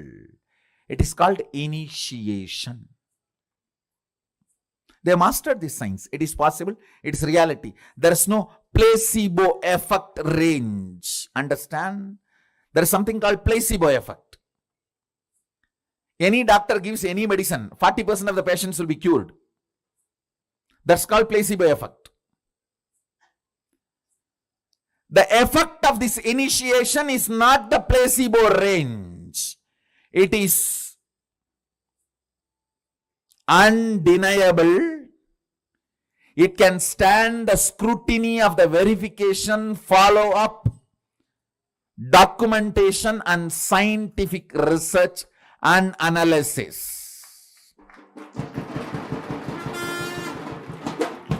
It is not placebo effect range. Understand? Our masters have mastered this science of making the thought current come in a space through yajna. Means the thought current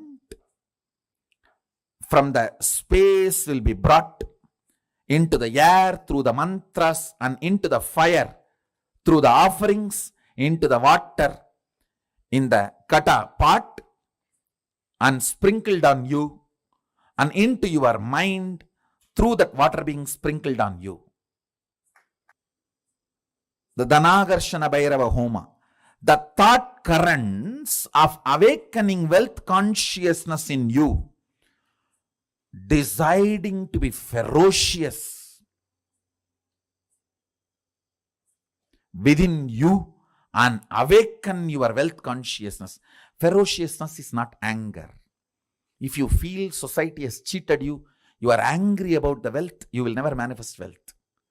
Ferociousness is different, anger is different. Kala Bhairava, Dhanagarshana Bhairava is ferocious but not angry. Understand? To infuse the ferociousness to manifest wealth consciousness in you.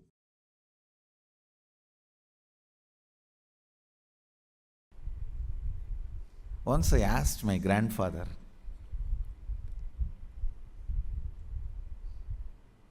is really such a person of charity. Every day in the night time, when he finishes his accounts, I learnt this habit from him. Even if it is 1 o'clock, 2 o'clock in the night, those days there is no computer and all. It was only in the notebook. Only after signing the ledger, completing the accounts of the shop he was running. He was running a rice mandi, wholesale rice godown. Only after completing the ledger, signing, he will go to bed. I learned that habit from him. And the most important thing, he had a box. On that box, there will be a board called Magame Bandu. Means 10% of his net income, he will put it in that box every day. That is kept for charity. So any temple function, religious function, temple inauguration, annadan, anything, people will come. When they come based on their function level or expense level, he will give donation.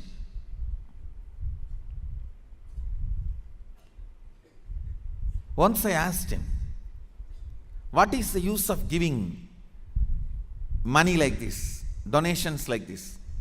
He said, the result of giving donations like this is more people will come to receive donations. That's all. Understand? Reward for wealth is more wealth, reward for love is more love, reward for work is more work, reward for charity is more charitable, more charity opportunities. Reward for integrity is more integrity.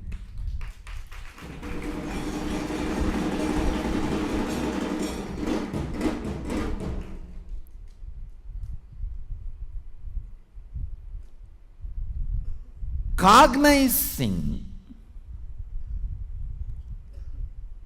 the joy integrity brings in you, the powerfulness you experience through integrity,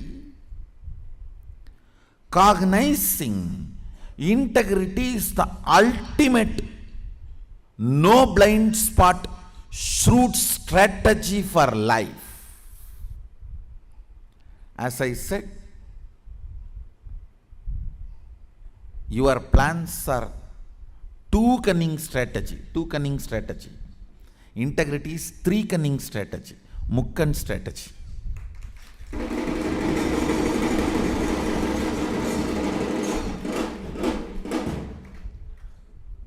In anything,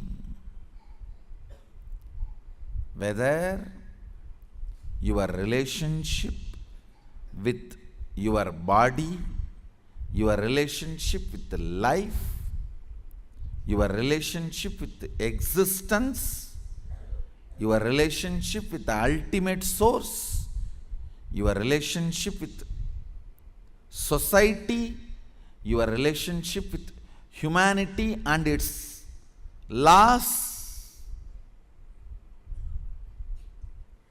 in every level, cognize integrity as your strategy.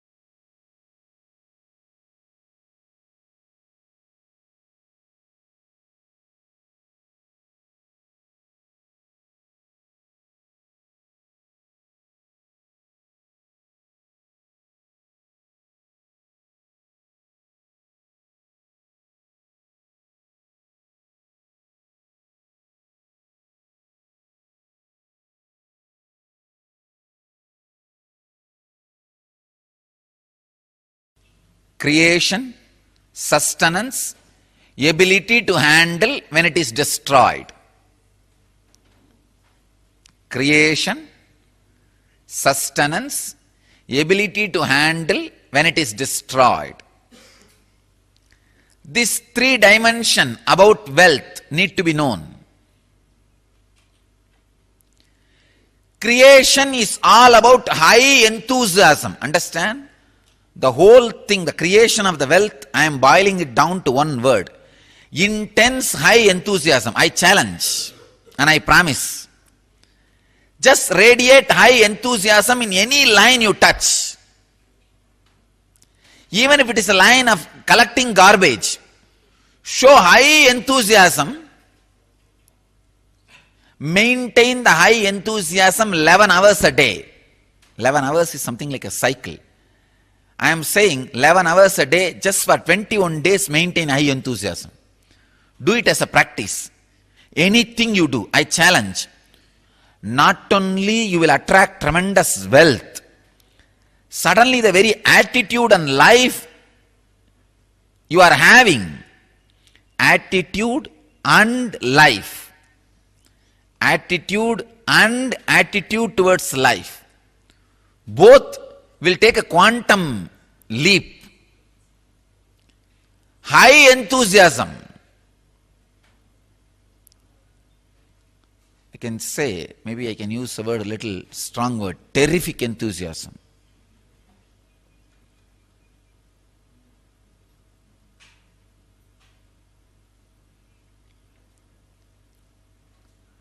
High enthusiasm is wealth. Anything you do, radiate high enthusiasm, that will become sacred. That will become sacred. I can say, if you have the high enthusiasm, you have received a prasadam from Guru. The real prasadam is not the food Guru ate or the water washed his feet. These are all outer prasadam. The real prasadam is the high intense enthusiasm. Enthusiasm in anything you do. Filling your being is the right job of the master, then fulfilling your desires. Fulfilling your desires are too small, then filling your being. A real master fills your being. Creation is all about high enthusiasm. Enthusiasm can never be brought by any reason. Understand? Enthusiasm is just internal quality, like you are breathing, like how you are alive, like living. Enthusiasm is high quality. It is your very quality.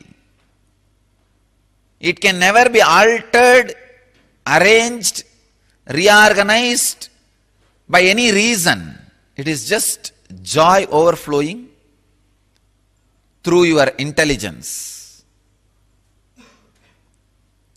I can tell you, use anything to create enthusiasm in you. Enthusiasm and addictions are completely opposite to each other. Things which addict you can never give enthusiasm. Things which give enthusiasm to you can never addict you. This is the truth. Don't think you can create enthusiasm through alcohol, through drugs. No. It doesn't happen. Maybe demonic excitement can happen by alcohol and drugs. Demonic excitement is not enthusiasm. In demonic excitement, you are not creative. You are violent. You just jump around like bhutas. They do not know what they are doing. They destroy. They never create. But in enthusiasm, you are not demonic or excited. You are only enthusiastic. Enthusiasm is creation, creativity. I can tell you, whenever you are filled with enthusiasm, those few moments you are experiencing God intensely in your inner space. When you are having a big change in your life, but suddenly you have a guts and energy to face the situation, Be clear, you received the prasadam.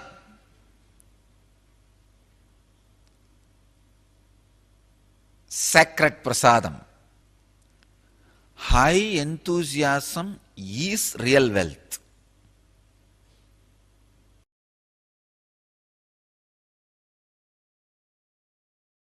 At the age of my third birthday, I was 3. Usually in the young, I'm born and brought up in a village, Thiruvannamalai, Ramana Maharshi's place. Now it is a little kind of a town, but in those days it was a village. I'm talking about 35 years before, one generation before. So it was a village.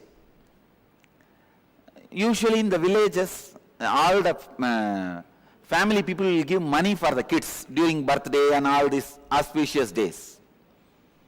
And I was born in a giant family where 87 people lived together.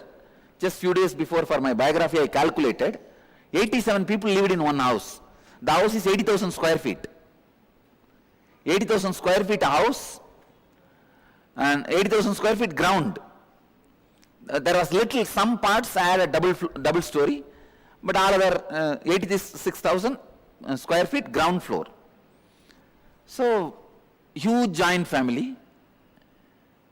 Naturally, aunt, uncle, cousin, each one came and gave 1 rupee, 2 rupee. Those days 1 rupee means it's equivalent to now, you can say 100 rupee or 1000 rupee. So I had one kerchief where all the money was there. I was sitting and my father asked me, what are you going to do? I said, what to do with it? I asked him back, what to do with it? He said, you can buy whatever you want. I said, I wanted only a Ganesha and you already gave me. He gave me one Ganesha. If you read my biography, the Ganesha who ate food, that Ganesha only, still is there in the ashram. And I want only one Ganesha, you gave me already Ganesha. I don't need anything more. Then he asked me, you don't want this money? I said, no, I don't need. He said, then you can give it to anybody you want. All my brothers and cousin brothers, sisters, all of them were playing there. I screamed, called them, saying that, hey, whoever wants this money, please take it. First, actually, I thought all of them will come and pick up little. But one of my elder brother is very strong guy. He came and took the whole thing. Then my father interfered. And he said, hey, you told me, no, tell him to share with everybody. Call everybody and give equally. I looked at him and said, I don't need. Whoever takes it, what is there for me? Leave it. I tell you, this is my first experience with the money. This is exactly the pattern still I am living. And I also wanted to tell you, any project I want to do, money comes. Simply it comes. All I need to do is tell that I am going to do. Now today morning I said, and I am going to build an hospital. I tell you honestly, now I don't have money. But I will tell you, next time when I come, I will be announcing. Money has come, we are building the project. I just know. See, money is simply extension of your understanding about you. Your strength on you. Your strong belief on you. I am not talking something impractical, please understand. No. I am not talking anything mystical or impractical. Whatever I am talking is a formula. It is not just miracle happens only in my life. It is a formula which can happen in every one of your life.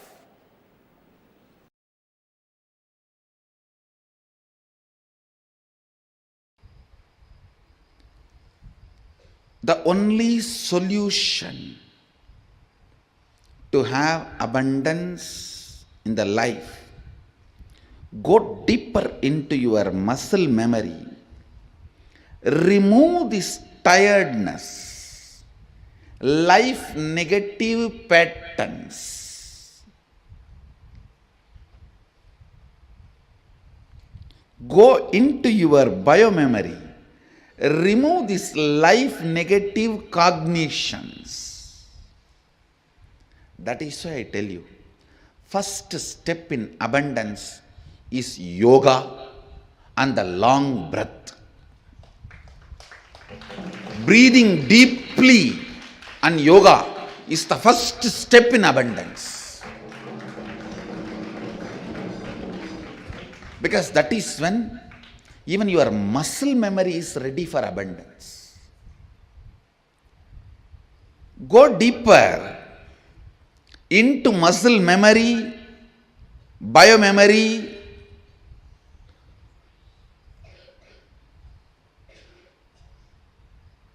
and bioenergy. Even if you have billions, but you are all the time tired, bored, you are not going to experience abundance. So the first thing, get into your muscle memory the incompletions you stored against abundance. Actually, there are people, the moment their project is going to be successful, even they cannot tolerate. They will fall into tiredness and confusion and collapse it, destroy it.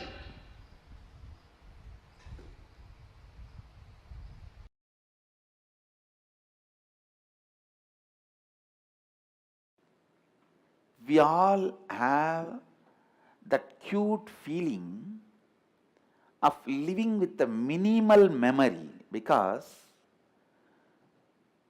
somehow we think more number of thoughts means more stress, which is completely wrong. Listen, which is completely wrong. More number of thoughts are not more stress. More number of thoughts from incompletions are more stress. See, it is your internal fight which encourages thoughts and which wants to be thoughtless.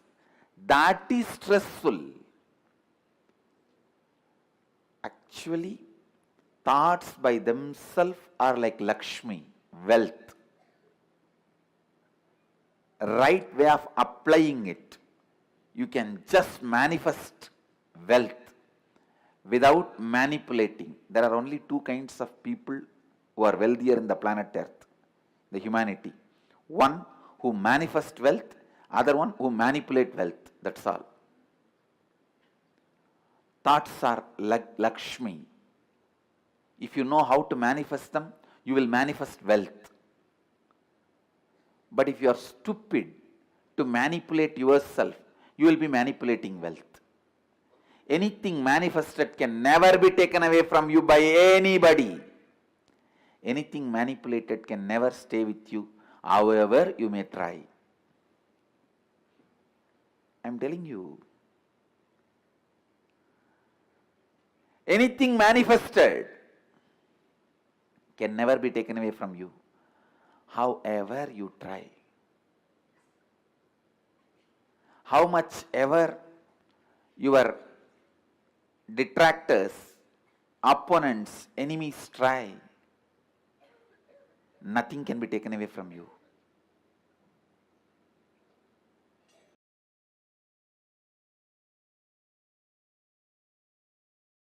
Go on manifesting powers that will actually make you healthy, wealthy. For example, if you are moving a matter, don't think just you are only moving a matter. You will be cleaning your liver and kidney and heart during those moments. If you even medically test, your internal organs will be at their best performance. When you move a matter, time stops working on you and the anti-aging happens to you. A reversal of all the physical damage done to your body by time happens. If you just move a matter through power manifestation, your yoga will become amazing. Your digestion will become amazing. and your wealth manifestation will become amazing. Because you need to understand all power manifests from the space of Mahadeva, Sadashiva. It's not that for each power you have a separate mantra and you use that mantra, only that power manifests. No. You use tantra, not mantra, which is same for all power manifestation.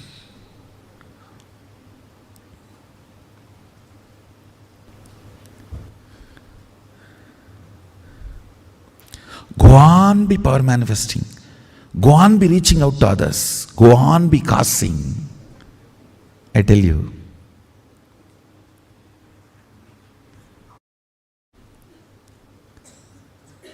That just makes you a pure channel of Mahadeva, Sadashiva.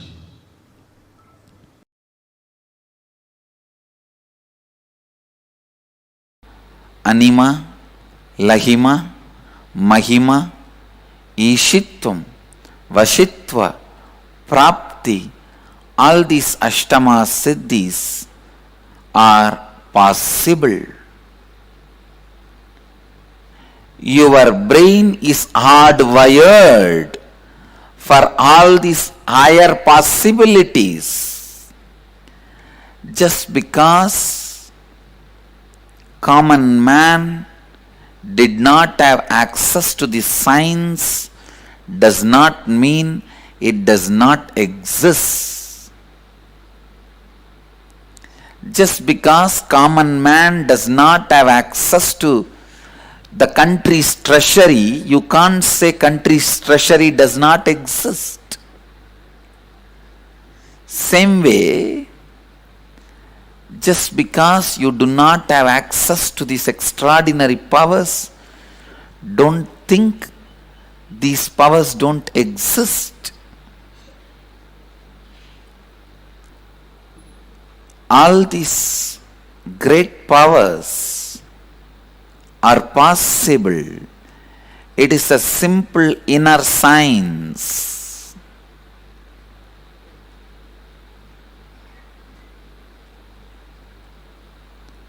Listen.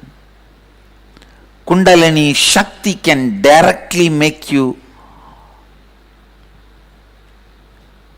more productive, more aware, more conscious, intuitive, ultimately rich.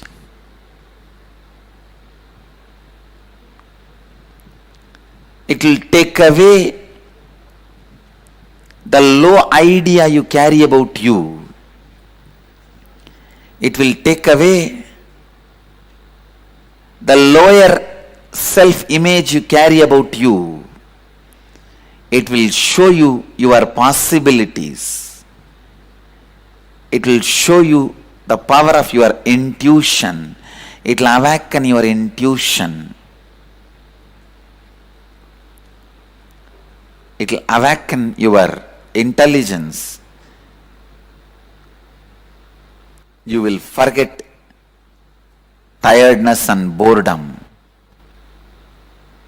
You will do smart work, not just hard work, smart work.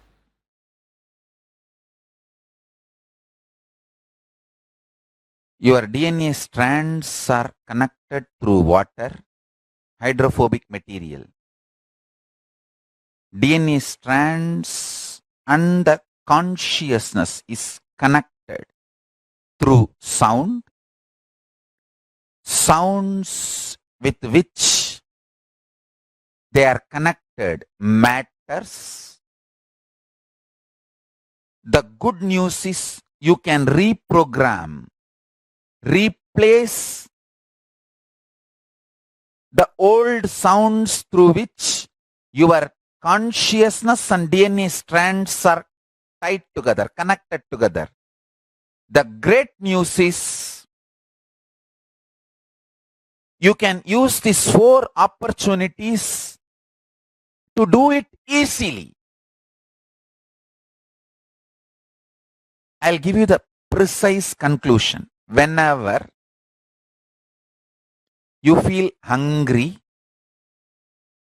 angry, lusty, sleepy, intensely reverberate your whole being with Mahavagya. Om Nithyananda Paramashivoham. With the decision, let my being, let my consciousness manifest itself through my DNA using this Mahavagya as connection point. Let Mahavagya be the connective point. I tell you, immediately you will experience Kailasa. This Mahavagya is directly from Kailasa. Anyone who decides to use Mahavagya to connect your consciousness and DNA will have the ultimate superconscious mutation.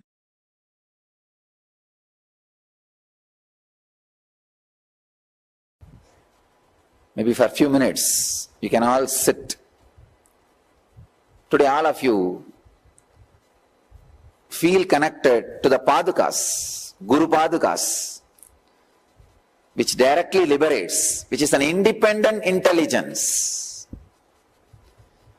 Energized by Guru, Master, but after energizing, it is an independent intelligence. So all of you feel connected to the Padukas. And sit in Samyama, Samadhi with Padukas.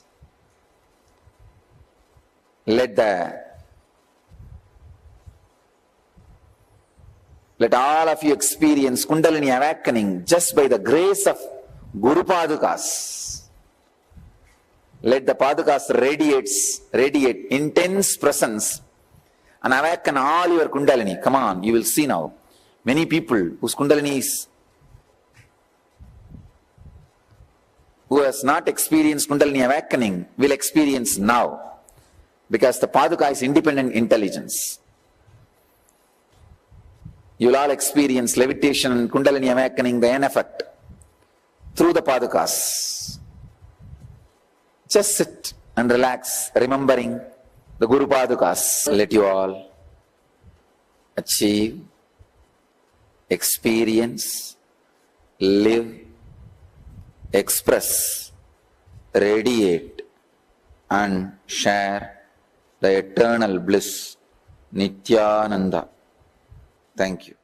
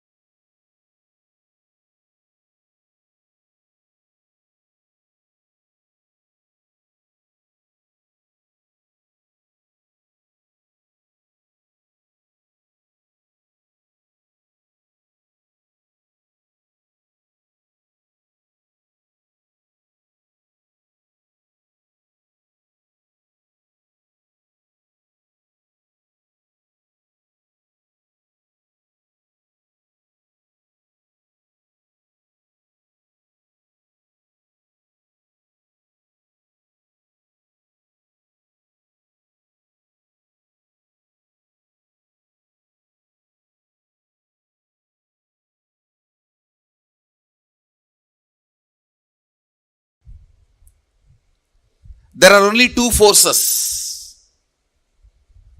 in your life. One, gravitation.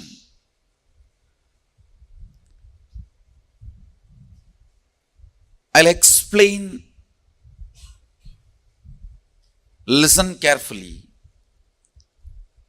What is gravitation in your inner space? Listen. I'm not just talking about the external gravitation force. I'm talking about gravitation power, or I should say powerlessness. Moving with the logic of this is the past, because of that this is the way the future will be.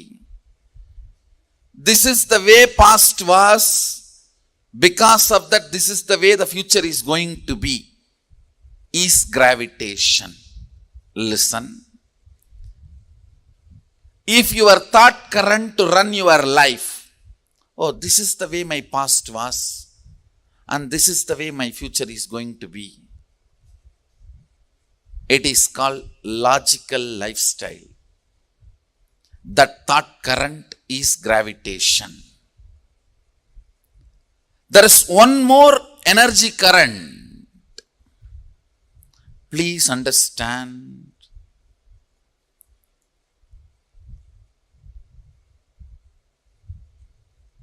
The thought current I explained. This is the way my life was, so this is the way my future will be. All of you know. That's the way you function. I call it life of logic.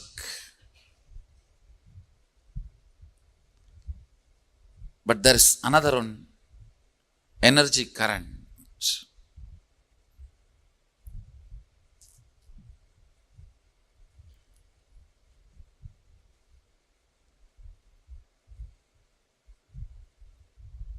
The possibility of the future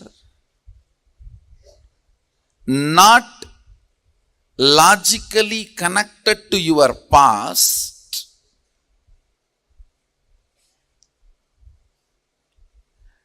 not logical continuity of your past, because of some conscious intervention. You call it Guru's grace or God's grace, Sadashiva's grace. That is what I call Shaktipada. Understand? Blessed are those in whose life Shaktipada has happened. Before Shaktipada, life is logical. After Shaktipada, life will be magical. The person who decides this kind of an external intervention is impossible is atheist. Who starts convincing you it is not only not possible for me, not possible for you also is communist. Who thinks it may be possible for others in the past, not in the present, so-called modern day Hindu.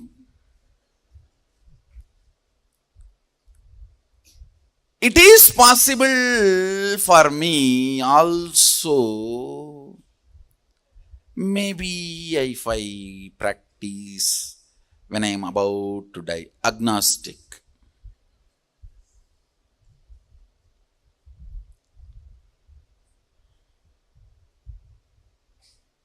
It is possible if I practice yogi. Happened, we are celebrating Nithyananda.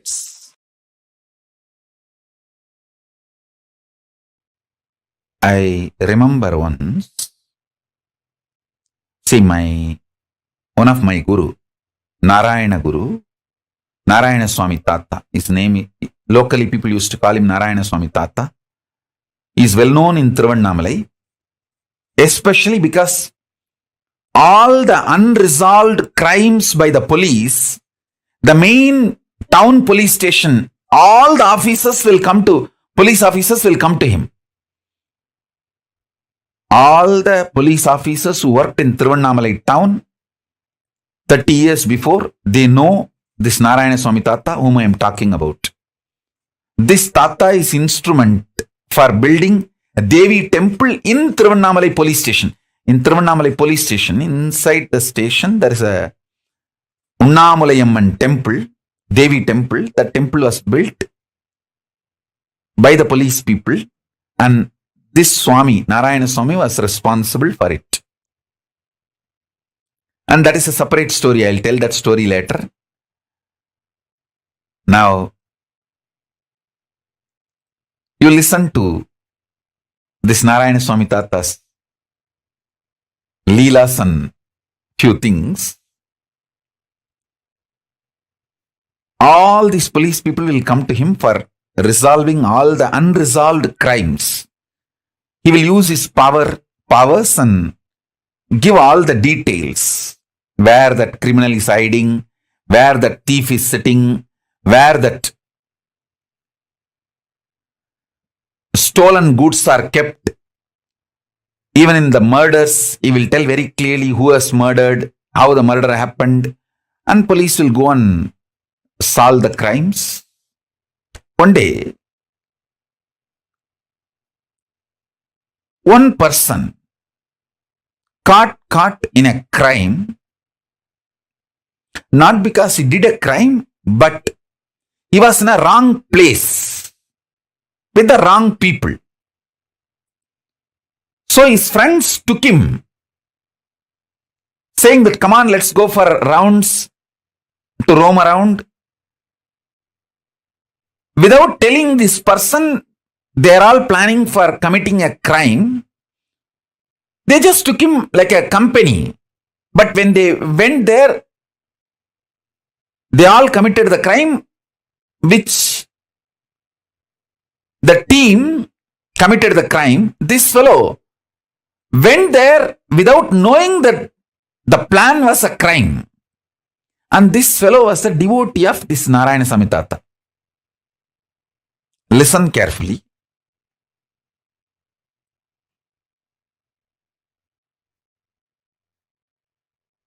His name, that person's name, I still remember, Sivan Pillai. That Sivan Pillai is a devotee of Narayana Swami Tata.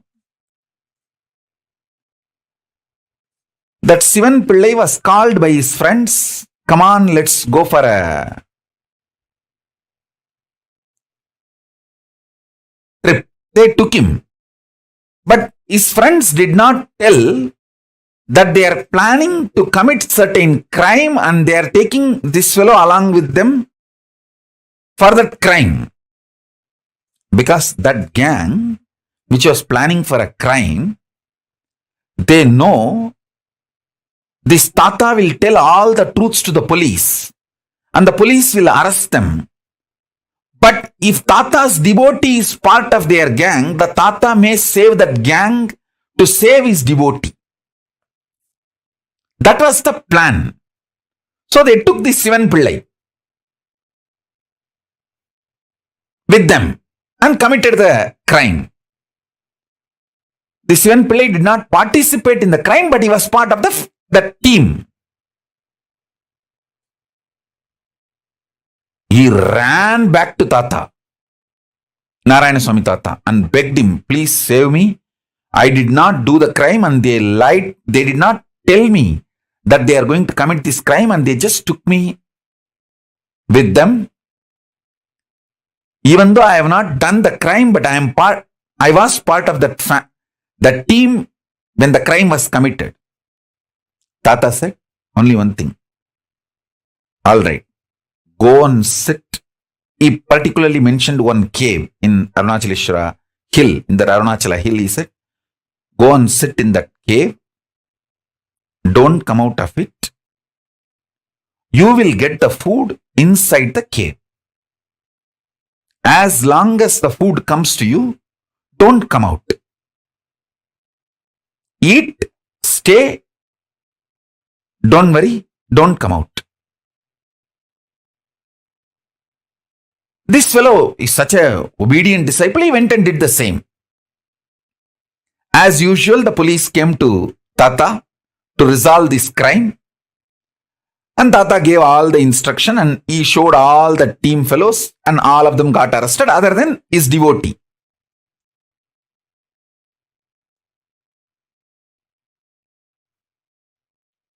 Those fellows got arrested and put in jail. I was seeing the whole scene, means when the devotee Sivan Pillai came and cried to him. I think that Sivan Pillai must be still alive in Tiruvannamalai.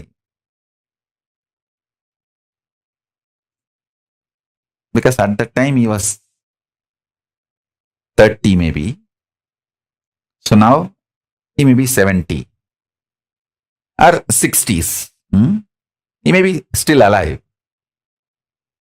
I'll tell our autobiography team to go and interview him and bring him to Pre-Satsang hosting if he is still alive. He can narrate the whole incident. All of you can enjoy it. And I was witness for both the scenes, when Sivan Pillai came and cried and when police came and reported the crime and he resolved the whole crime and everything. I asked Tata, you could have just saved Sivan Pillai because he did not commit the crime. He was only in the scene. You just, if you did not tell his name, that's enough. Police is not going to go and arrest him. Why did you tell him to go and sit in the cave? Then Tata told me, hey, illada thambi. He told me in Tamil. I'll tell exactly in Tamil and then translate. Illada thambi, அவனுக்கு பந்தனம் இருக்குடா, அதனால பந்தனத்தை பந்தன யோகமா மாத்தத்தான் குகைக்குள்ள போய் உட்கார்ந்து தியானம் பண்ண சொல்லிட்டுண்டா. இப்ப பந்தன சாபத்திலிருந்து பந்தன யோகமா மாத்திட்டேன்டா, அவனுக்கு பிரச்சனை சால்வ் ஆயிருச்சு. Means he was supposed to get arrested in the graha situation. He has the jail. Instead of jail, he changed it into bandhana yoga, means withdrawal from society, and he was meditating, and the same punishment is now used as transformed into tapas, and that fellow got some powers because he obeyed the Guru work. See, if he has gone to jail, he would have been physically, mentally broken, lost all the best things he had in his life. But bandhana got converted into bandhana yoga by Guru's grace, and he got all the best things in the life. He got powers, blessings of the Guru, got saved from the jail, and all the other social stigma associated with it, everything. He got all the best instead of all the worst. The Guru's grace, Guru Bhakti. And that fellow was so deeply devoted to the Guru, he just obeyed. Whatever Guru said, he did not say, oh, how will I get food? How will I get water? How will I go for 1, 2, 3? He did not ask any of the questions. He just went and sat in that cave, did not come out. And even I don't know how many days he was there and how he managed 1, 2, 3. I know for sure after that he was very healthy. And he did not have any legal or any problem. And he started even manifesting powers because he obeyed the Guru's words. The possibility of bandhana became converted into bandhana yoga. Bandhana shapa got converted into bandhana yoga by Guru's grace. Guru can change everything. I should say, listening to Guru can change everything. More than Guru can change everything. Listening to Guru can change everything.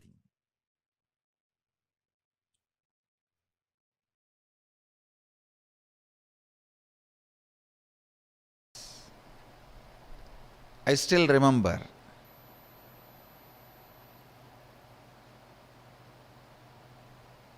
I was 8 or 9-year-old boy sitting with two of my gurus. I had the fortune of having 4 or 5 gurus continuously making all their time and energy available to me. So two of my gurus, I was sitting with two of my gurus, and the temple bell rang. The lifestyle in Arunachala is so beautiful. You know it is morning only when you hear the temple bell. You know it is breakfast time by listening the crackers in the temple. Every puja, there will be temple crackers. All the 6 pujas, there will be temple crackers. Only listening to that sound we know the time. So the temple bell rang, means Nevedyam. The food is being offered to Sadashiva. Both my gurus immediately looked at me and said, go and bring the prasadam. After the Nevedyam is done, it will be given to all the devotees. It will be shared with all the devotees. They both were sitting in one corner and asked me, go and bring. I went to the place where they distribute the prasadam and waited. Puja was over. The rituals got completed and they started serving. And I stretched my hand and the priest gave one share. It's like one share itself will be almost like half a kg rice. In one big leaf they'll give. And then the pujari was telling, the pujari saw before going to the puja that I was sitting with both my gurus, and the pujari is very greatly devoted, highly devoted to both the gurus. So the pujari saw and told me, hey, take 2 more for them also. They are sitting.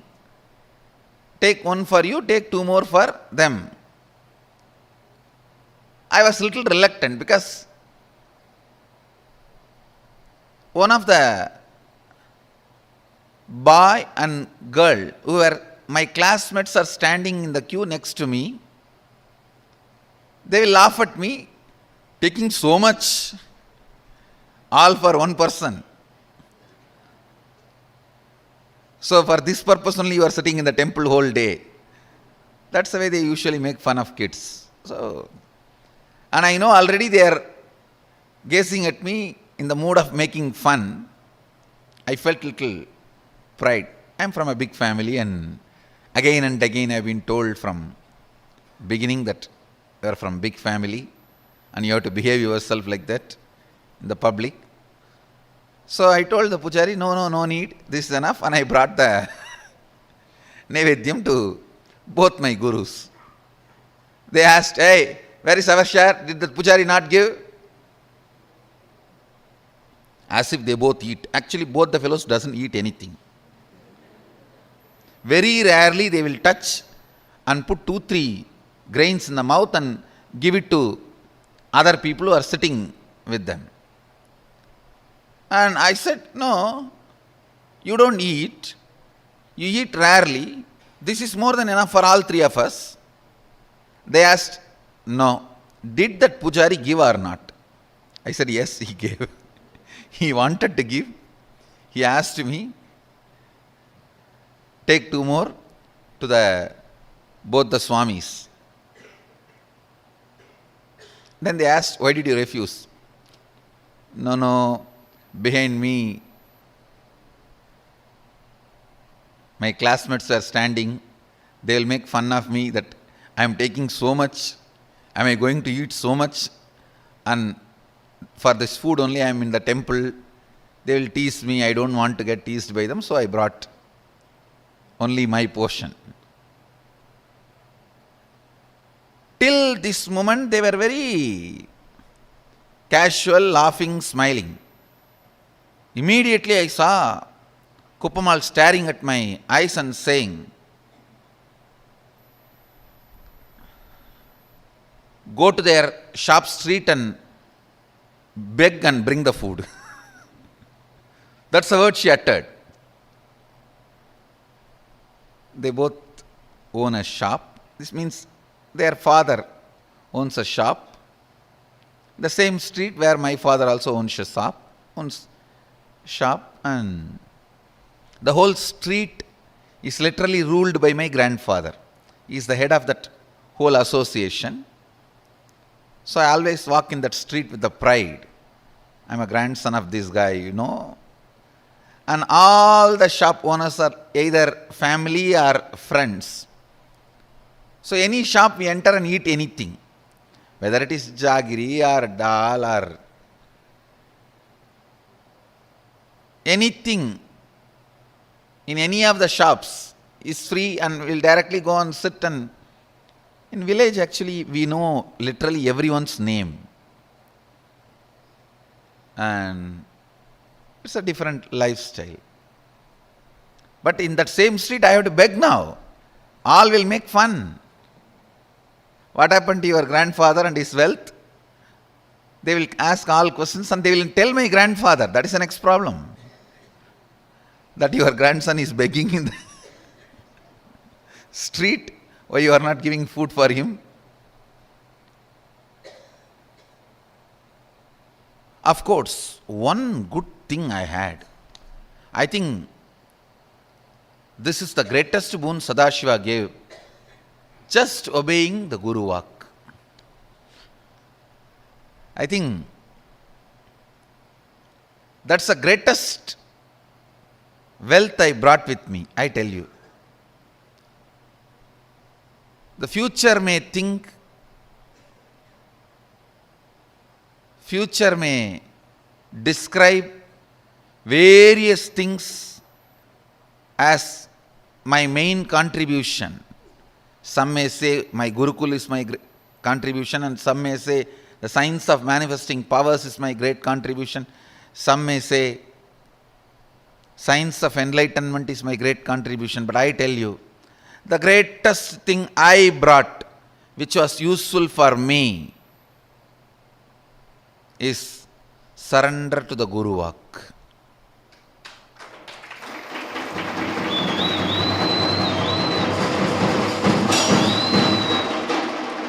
If any of you feel in a very short span, in a very young age, in small number of years, I have done big work. Whoever feels, if you feel that, if you want to know the secret, I tell you,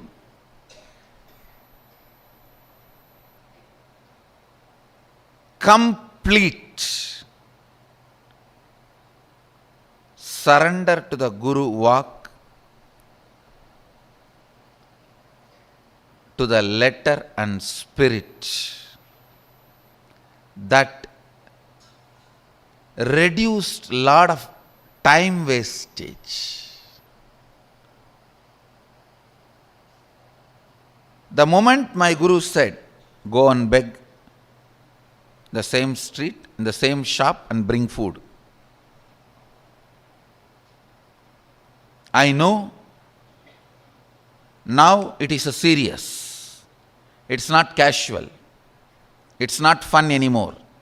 It means I have done something out of my pattern or out of the context which my masters are correcting.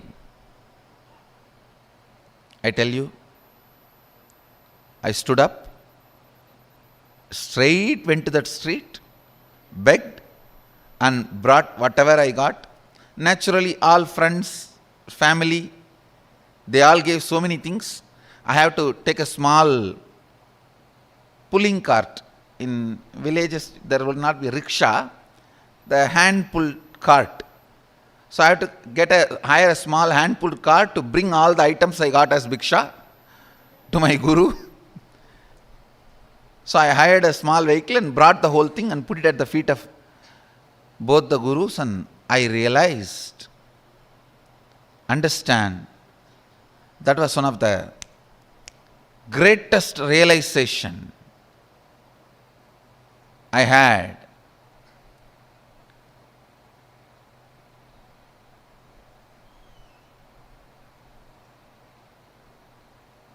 I should not be bothered about imaginary opinions of others. I tell you, the liberation that happened at that moment is still now useful for me.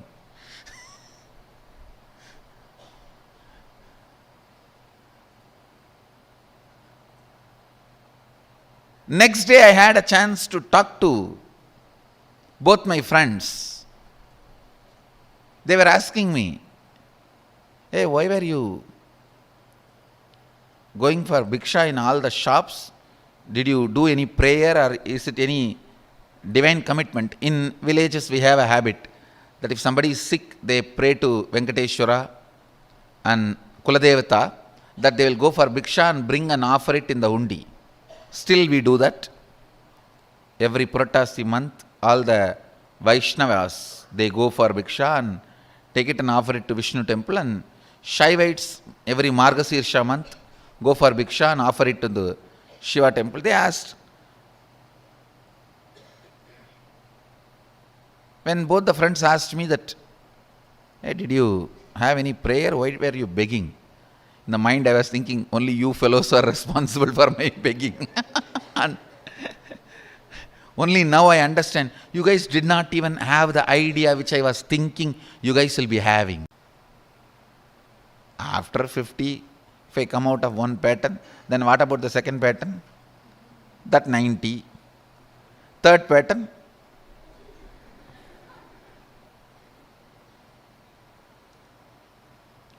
The implicit surrender to the Master's words have reduced tremendous wastage of life.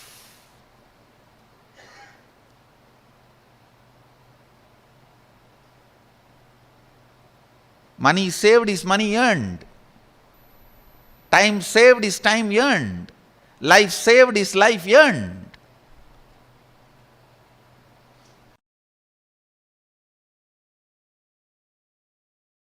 Somebody has asked me, there's one more question.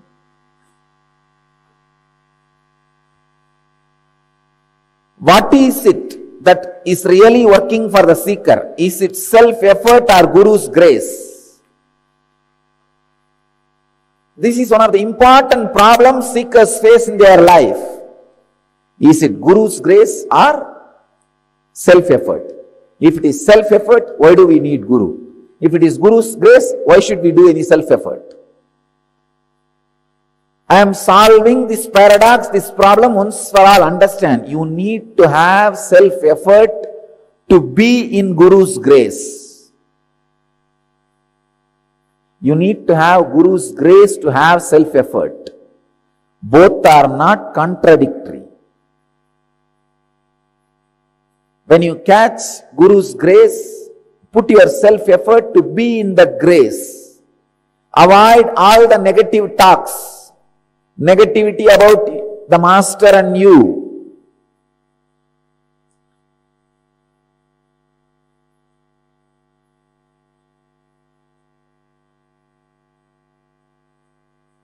When you have the Guru's grace, take the inspiration from him and start the self-effort. When you have the self-effort, put the effort to be in Guru's grace. When you have Guru's grace, use the grace to create self-effort. You need to have self-effort to sit in Guru's grace, to be soaked in Guru's grace every day.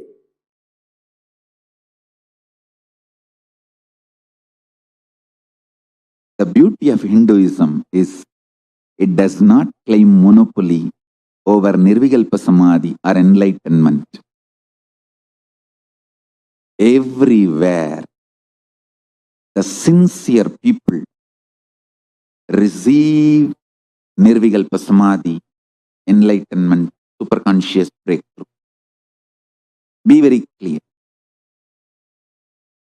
Anywhere the sincere people receive Nirvikalpa Samadhi and superconscious breakthrough.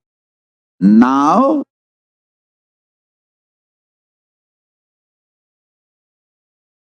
I have been sent to planet Earth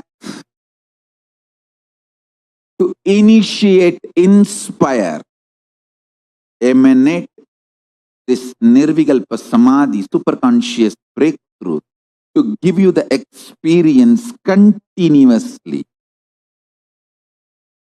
So all of you receive the stimulus package from Paramashiva first. Listen. Sincere practitioners, either you practice unclutching, completion, oneness,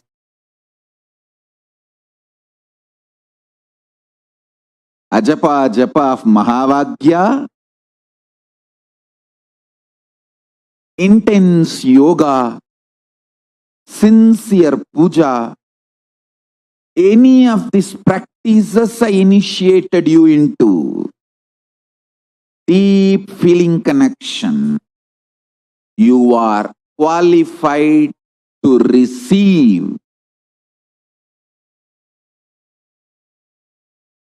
the large chunk of this stimulus package from Paramashiva, superconscious breakthrough.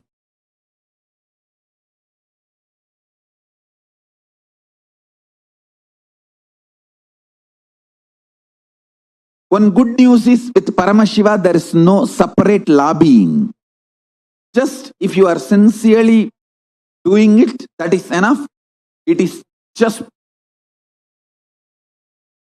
literally you are bombarded with super consciousness. Paramashiva searches, seeks wherever the seekers are. He seeks the seekers and bombards them with a super conscious breakthrough.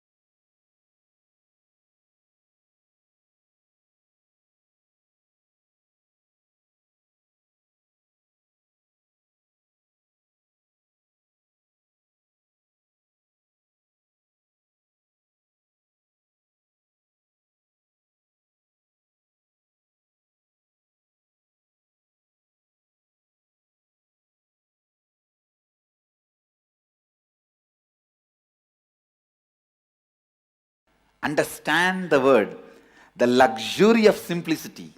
I am defining luxury of simplicity means to keep yourself inspired and excited and enthusiastic, alive. I do not need anything from outside. Is luxury of simplicity. Array, simplicity is a luxury. It is not poverty. A man who tastes the simplicity will radiate grace.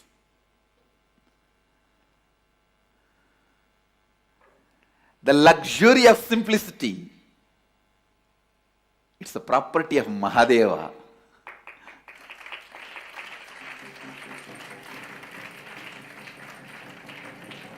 Luxury of simplicity.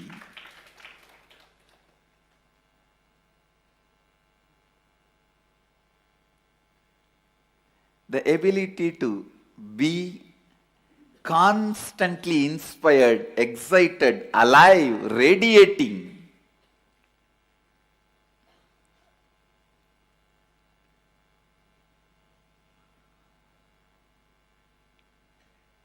Such complete inner image about you, outer image, others' image and life image. That is the simplicity, where you do not need anything from outside to excite you, either your senses or your sensitivity or your sensibility. If you need something to excite your senses, that is materialistic. Pleasures of five senses. If you need something to excite your sensitivity, that's the need for love, romance, emotional fulfillment. If you need something externally to excite your sensibility, that is like a need of knowledge and purpose, all that. But a man who does not need all the three to keep himself enthusiastic, exciting, radiating, energetic, only he knows what is simplicity. Simplicity is luxury. Understand?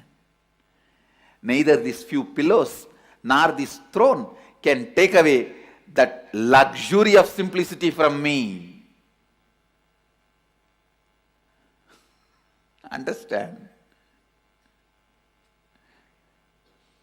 Simplicity is not, as you understand, poverty based.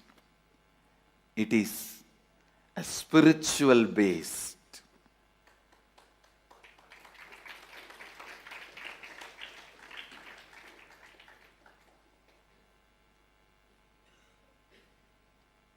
The inner space that decides everything about life, whether somebody is simple or not, is not decided by the dress he is wearing, or the jewels he is having, or the car he is driving, or the house he is living. Somebody can be living in a poorest, most poorest slum, but he may need so many things to excite him from outside. He cannot be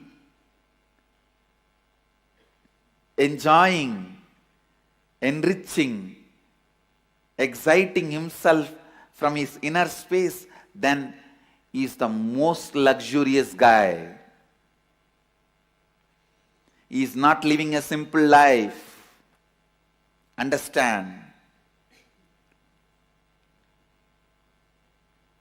Somebody may be living in a palace, but he doesn't need anything to excite his senses or sensitivity or sensibility from external way. Nothing external is required to excite him in all these three levels. Then is the most simple being, Bholenath, Mahadeva. Listen. Constantly hold on to that space.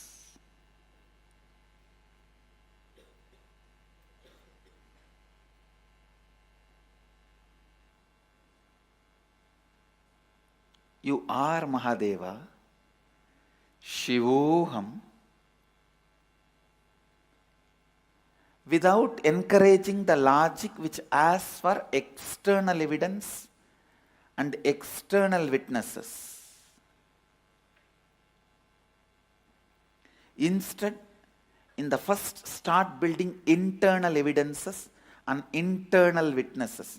The moment you remember, I am Mahadeva, let me be in the bliss of Mahadeva, in the experience of Mahadeva, in the knowledge of Mahadeva. Let your logic start functioning in that first. Let the Shiva Bodha be built. The first effect will happen on you is luxury of simplicity will happen. Simplicity, which is the biggest luxury.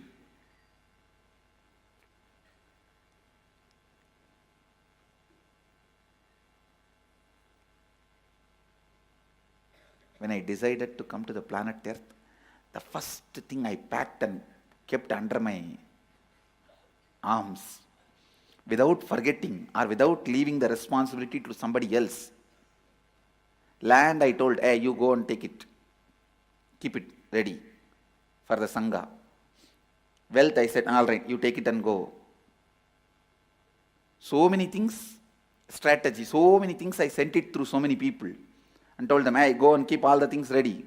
But one, I myself kept it under my arms without leaving it to anybody, is luxury of simplicity.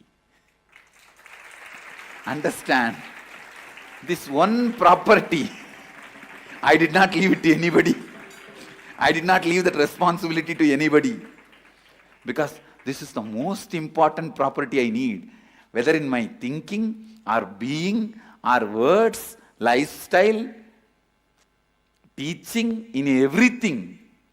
This one quality, luxury of simplicity, will be underlying current.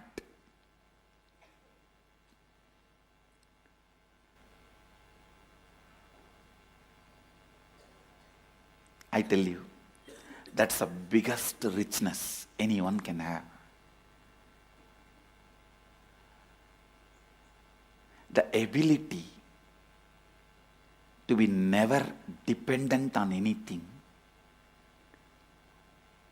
Ability to be never dependent on anything.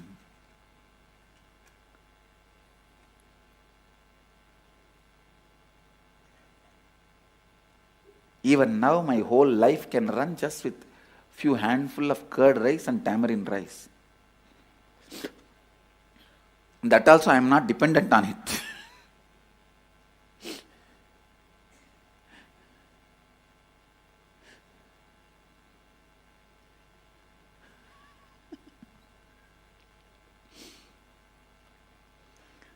I tell you, when you start invoking Shivoham, living Shivoham, digesting Shivoham, breathing Shivoham, the first internal witness and evidence which will start getting built is luxury of simplicity.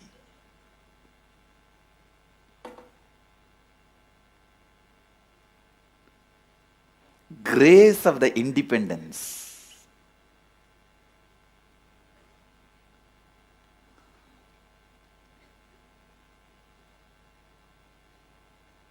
The grace of the independence. The people who don't know what is simplicity, those stupid fellows are telling, I am not simple. I really wanted to tell you guys, even contemplating Shivoham will start creating the luxury of simplicity in you. start developing that internal independence, the richness, luxury of simplicity.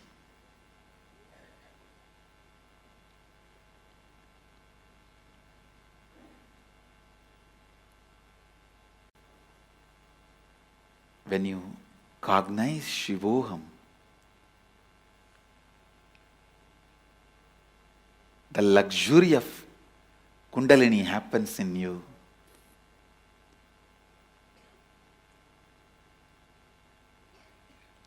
You will be able to help anyone to experience Kundalini awakening.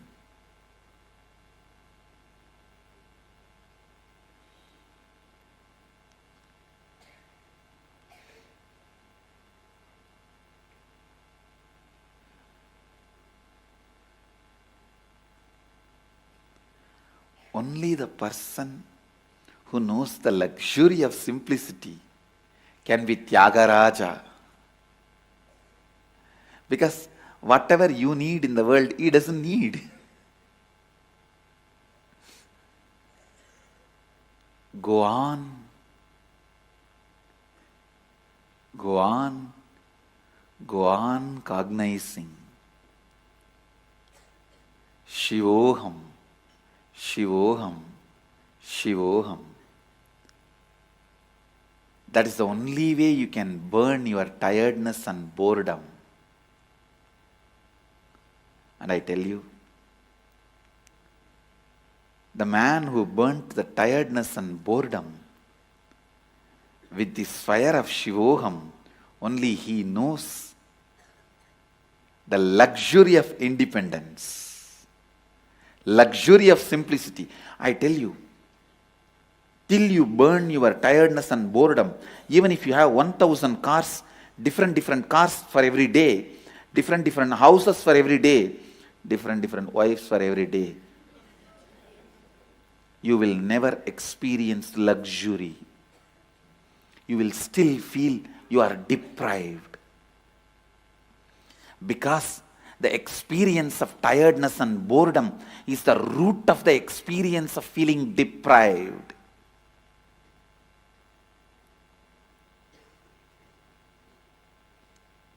If you can be bored, not 1,000 car, even if you have 1 million car, you will be bored.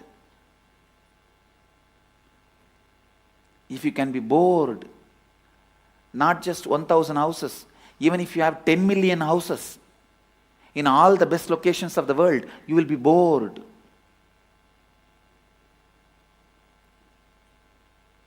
So first, burn that pattern of getting tired and bored with this fire of Shivoham. That's the only fire which can burn the pattern of getting tired and bored. The moment you liberated yourself from the pattern of getting tired and bored, I tell you, you know the luxury of simplicity. You are ever enthusiastic, ever enriching, ever excited, ever enlightened.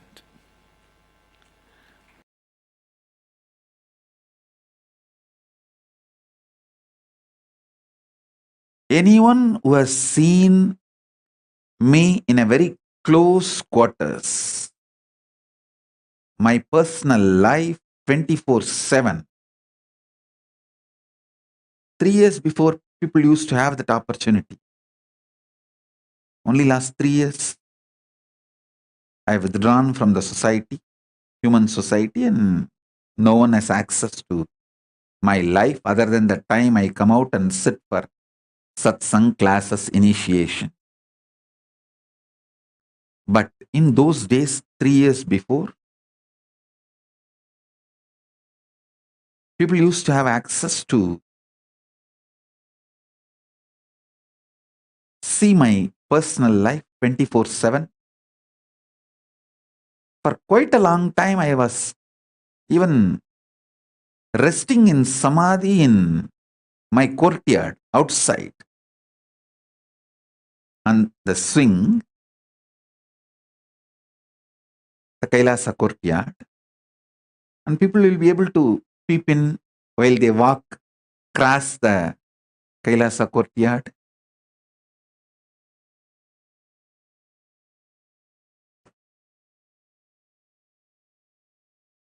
Day and night, anytime. People who had access to my personal life 24/7 knows very clearly how the system I am using, body and mind, is eternally, intensely, continuously inspired, excited, hardworking, alive, awake.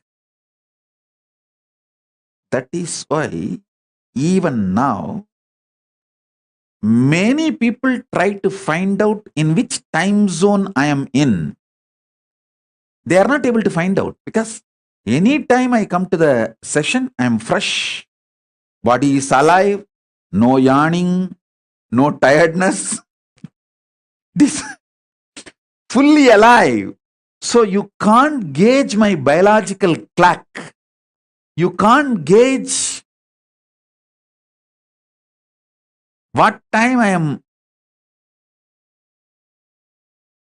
sleeping, what is my daytime, what is my night time. You can't gauge. You can't gauge based on my body language and my body, the time zone I am in. Because I am alive 24/7. No tiredness, no yawning, no symptoms of anything related to biological clock. I tell you,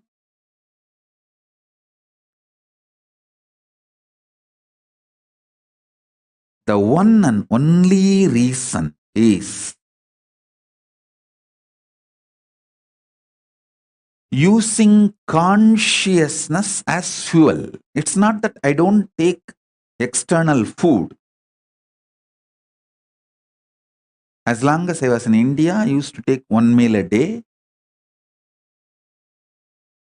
Sometimes, I think when I traveled to US and all the countries, I even had 2 meal a day. But after I left India, withdrew from human society, then I reduced it to once in 15 days, solid food, and other times liquid, sometimes little semi-solid like a kire, spinach.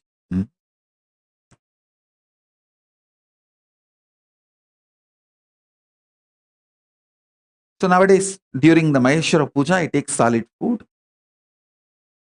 Please understand, it's not that I am not taking the food, the external fuel, but it is 90% less than what you all usually take. It's almost like a 90% less than what you all take. So understand, just make consciousness as a fuel for your body. When you feel the hunger, you will make Divya Sarira of Paramashiva for yourself.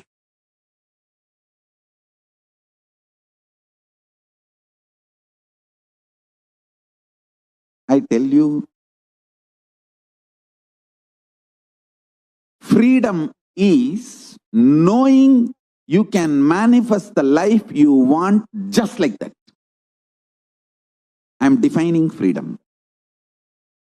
Freedom is knowing you can manifest the life you want just like that. Actually, you are free. You can manifest the life you want just like that. Why don't you understand?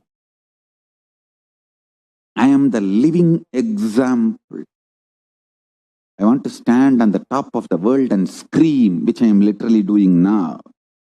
Standing on the top of the world, KAILASA, and screaming, "Oh, human beings, because you have a consciousness, which is my own reflection, you are all free and you are all empowered to manifest the life as you want.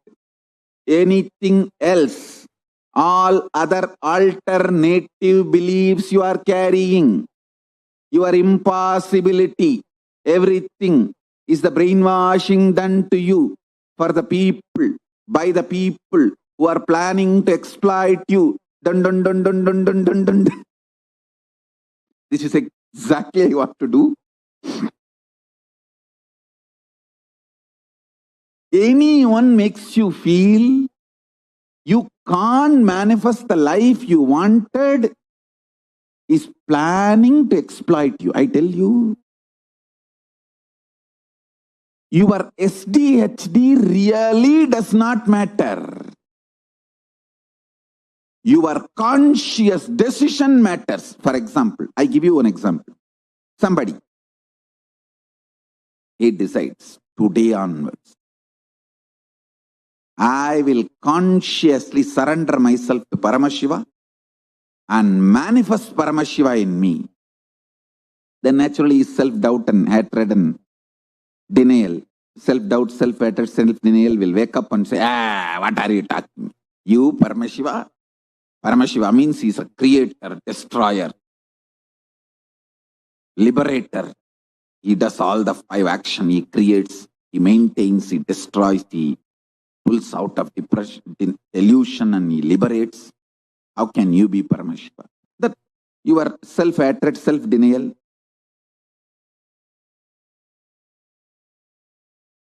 self-doubt, all that will stand up and start jumping. I tell you,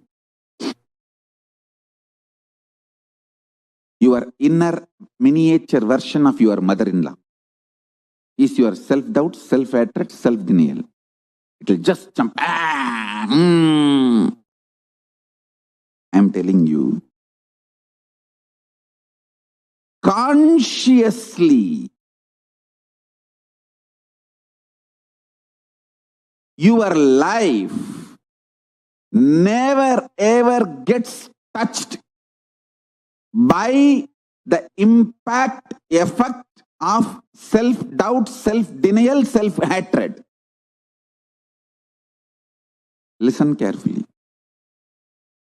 Only mentally you attack yourself, stop yourself and tie yourself in your couch and start doing Nidra Devata Puja. Nidra Devi Samadhi.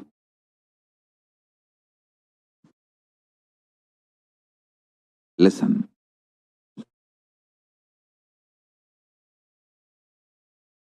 The beauty of your consciousness is it does not get affected even by death. Then can it be affected by your stupid self-doubt, self-hatred, self-denial?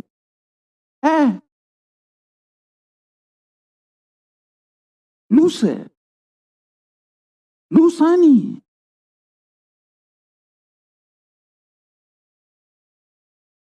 Please understand,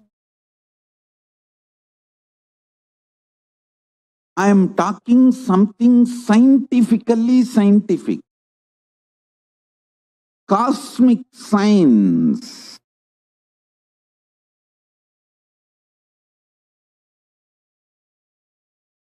Your existence, what you feel as you consciously,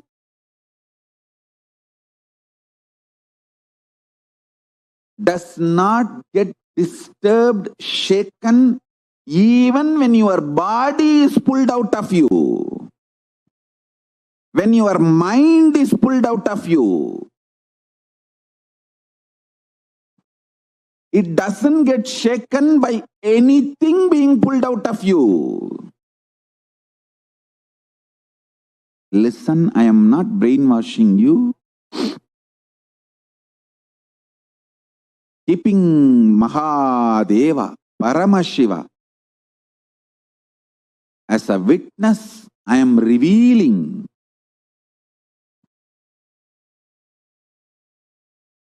his inner space. How he is inside, I am opening it to all of you. I am just opening a door for all of you to experience Paramashiva's inner space. I am telling you, just internalize this. Your balance sheet will go up. You will take amazing business decision. You will take enlightened business decisions, enlightened relationship decisions, enlightened health decisions, enlightened life strategies. Your self-doubt, self-hatred, self-denial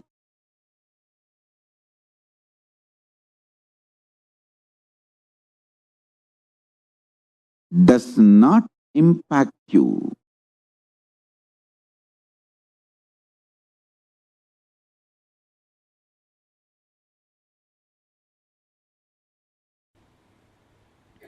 Anything you fill in your logic becomes your imagination. Whether oneness or any decision you take, anything you fill your logic, it becomes your imagination.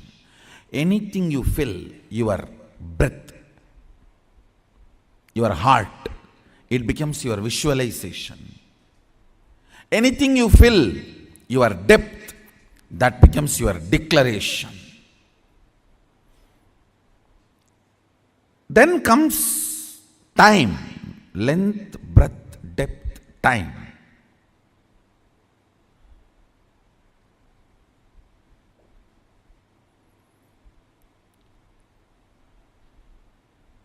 Only anything becomes part of your space can be ever yours. Till something has not become part of your space, it cannot be yours. It is only your imagination, visualization, declaration. Length, breadth, depth. Listen.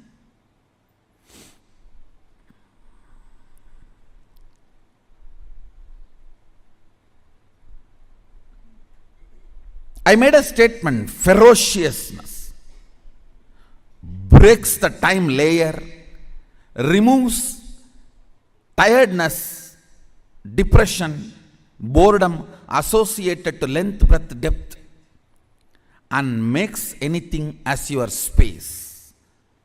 The example story I gave, Bhishma. Understand? Two incidents I gave. In my life, one day I missed the morning Mangalarati in Ramakrishna Mutt. Mutt has a beautiful routine. Early morning, during the summer it is 4 o'clock and during the winter it is 4:30. The morning Mangalarati, everyone has to come and sit and do the spiritual routine. One day I missed the morning Mangalarati because I overslept. I did not do the cute analysis. Oh, what is the pattern? What must be the reason I overslept? I did not do all that cute diagnosis analysis. It was a ferocious decision. I think we should stop sleeping, that's all.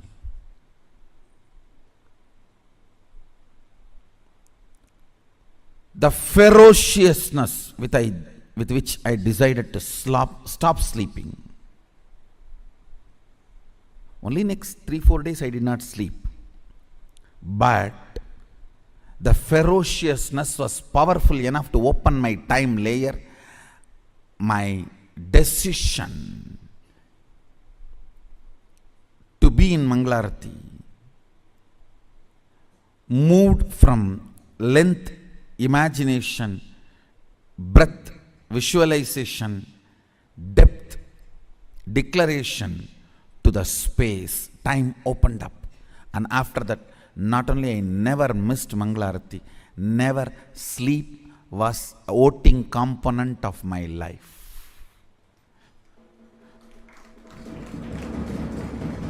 Understand this word. Sleep lost voting right in my life's any decision. Any decision I took in my life, sleep, tiredness, depression, boredom, all the four are, see, tiredness is the chemical effect of sleep. Depression is the psychological effect of sleep. Boredom is emotional effect of sleep. Coma is physiological, psychological, emotional effect of sleep.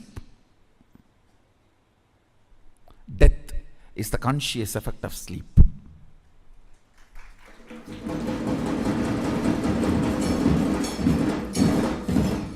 After that day, no decision could be influenced. Understand? After that, no decision in my life was influenced by sleep.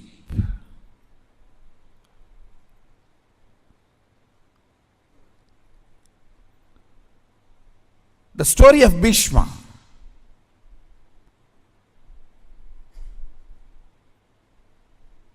He goes to the woman. Santanu has fallen in love. Actually, he is going to pick up a girl for his father. That itself was not usual in Vedic tradition. And she expresses the fear that my son will not be a king. So I don't want to marry your father because you will be the king. Even if you don't become, your son will fight for the throne. See the ferociousness with which he handles the problem. He is not saying, don't worry, I will not fight, I will make sure my son does not fight. No!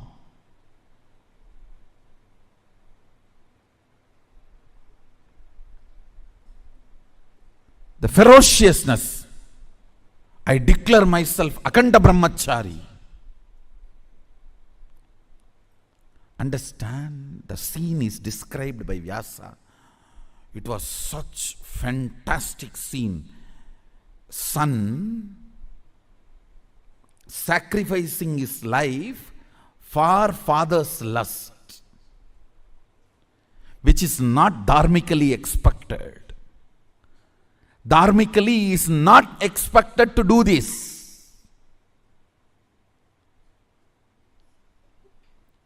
He just deals the whole problem with ferociousness and says, not only I will be a servant forever to the Hastinapur throne, he declares himself as a servant of the Hastinapur throne forever, and he died for Hastinapur throne till the end.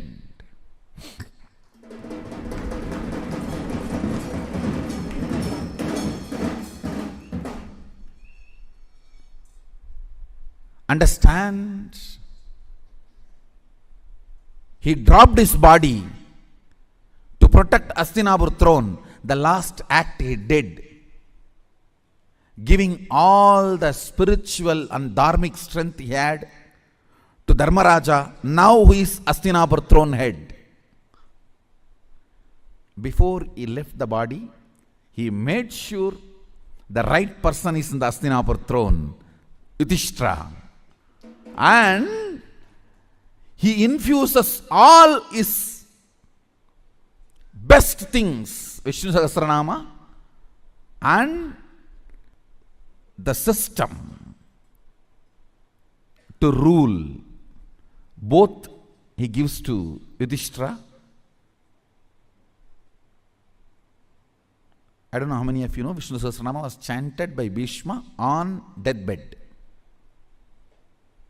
On arrow bed, he chanted, and he gifted the great spiritual principles, the principles of administrating a country through a spiritual way, and gave literally everything to Hastinapur throne and left the body.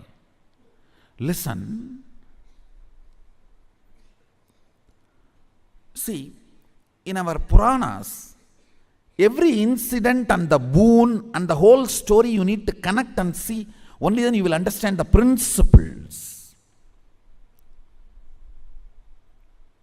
He declares with all the ferociousness, no more sex. I am a brahmachari, Aganda brahmachari. Understand the ferociousness. Time opens. Listen. Whenever something happens on the planet Earth, when the time layer opens, the gods and goddesses shower the flowers. Any incident you read, Devatas were showering the flowers, that incident will be directly related to opening of the time. What is opening of the time? Your vow or the decision is from space, not restricted by time. Understand?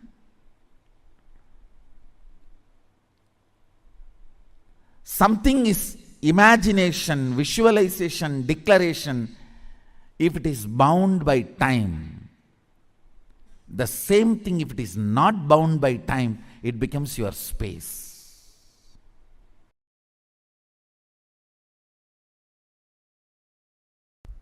When I was in the Ramakrishna Mat, once I missed morning Manglarati. Manglarati is supposed to be 5 o'clock. I missed Manglarati. I did not try to find out what is the reason, what must be the pattern, I should complete with it. No QT analysis. No.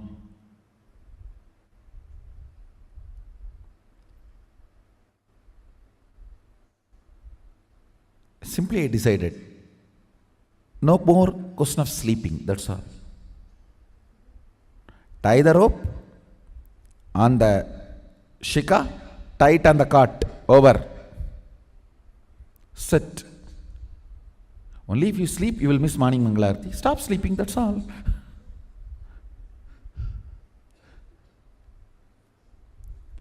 The ferociousness was such.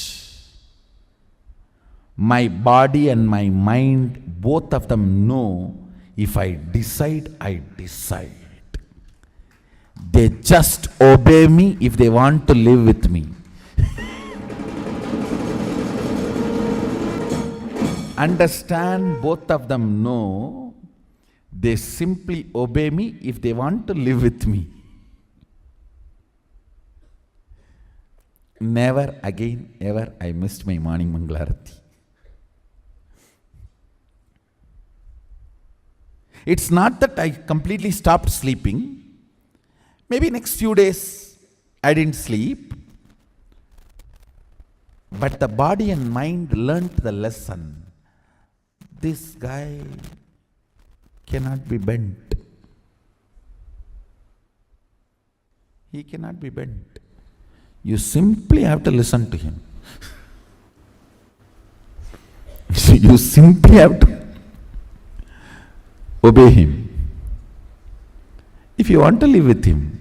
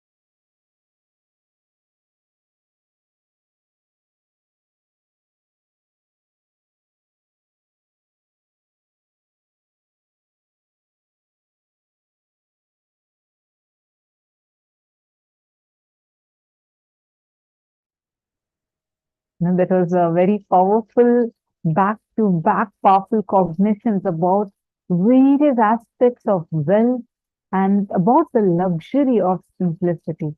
How Guru is the ultimate self. So much explained to us in depth about each of these. And I hope that all of us have understood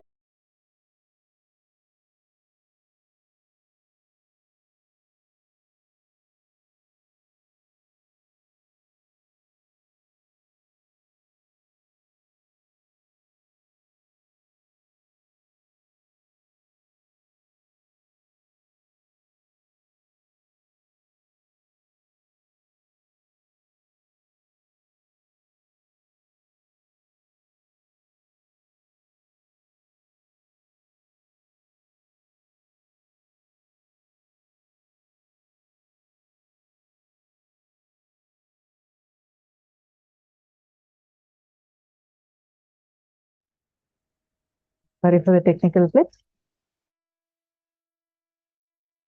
Yes, powerful cognition on self-station and the way it's like so many things Swamiji has just revealed to us. Take a few minutes and understand what did you receive our powerful cognition. Take a minute and please gift from Swamiji. Day gifts. Actually, every day we are having the gift sent to all of you via your emails. You would be receiving, and we are going to be announcing we are going to be sharing the link with you also. That way you can directly go and get you yourself can directly go and get the gift. So take a moment and please visit events.kailasa.org/free-gifts-S3B9. Don't worry, our support team is going to be sharing this link with all of you. And the link will be posted in your chat, so you all can check your chats and grab the link from there. And also today, Swamiji has showered us with the most important secrets of manifesting wealth. If we understand these secrets, Swamiji tells a very beautiful line on this Krishna Janmashtami. I'd like to remind that line from Bhagavad Gita. Krishna says very beautiful in Bhagavad Gita, Swalpam apyasya dharmasya tayate mahator bhayat. Even practicing this principle, little bit, even little, one principle that you start practicing, the greatest fears will just leave you. These techniques are powerful. They are a science. Every one of you that have learned the science of manifesting wealth, techniques for wealth manifestation, please understand it is real. It's a science. It's a science which can work for you, which can work miracles for you just through your conscious decision to practice. Start with one or two. Start enriching. Share this technique with another person. Just start with these simple activities that you can do. I'll tell you that one activity will make a big difference in others' life. Like for every one of you sitting here, just sharing the science with your friends, inviting them for tomorrow's program. It will make a big difference in their lives. Especially tomorrow is Sadanjita Murti, basically working on the very DNA, awakening your DNA, so which will enable you to tap into your conscious resource. And it's a very, very beautiful and a very important day as well. Just sharing this with one or two of your friends will make a big difference for them. And it will give you tremendous bliss and joy. And now we are going to be sharing with all of you the gifts that we have received, like for all the participants. Today, these are the gifts that Swamiji is gifting to everyone. I hope all of you would have received the link. The support desk team would have posted for all of you in your chat. Just take a moment to check it out.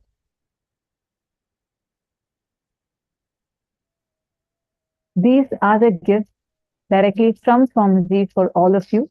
So the first one is the book of Science of Living Enlightenment.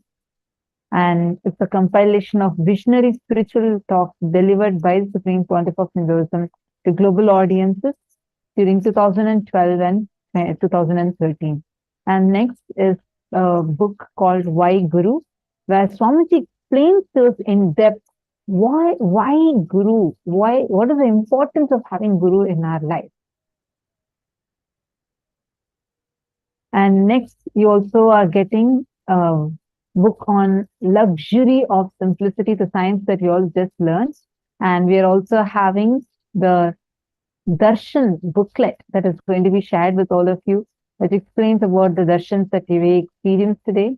And you're also going to be receiving a Shri Yantra as a gift from Swamiji.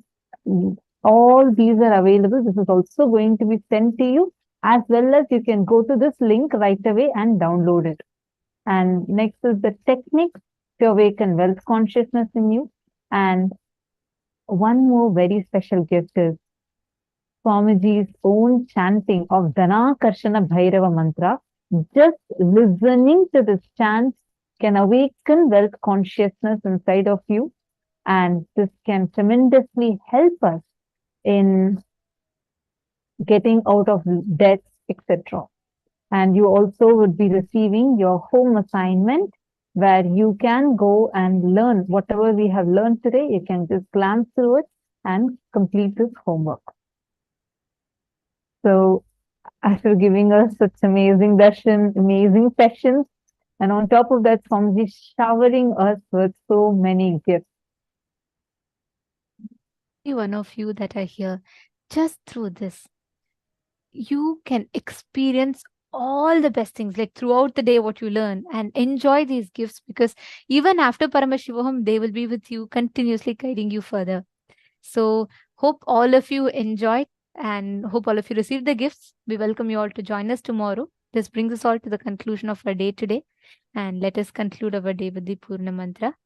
Om Purnamadav Purnamidam Purnat Purnamudachyate Purnasya Purnamadaya Purnamevavasishyate.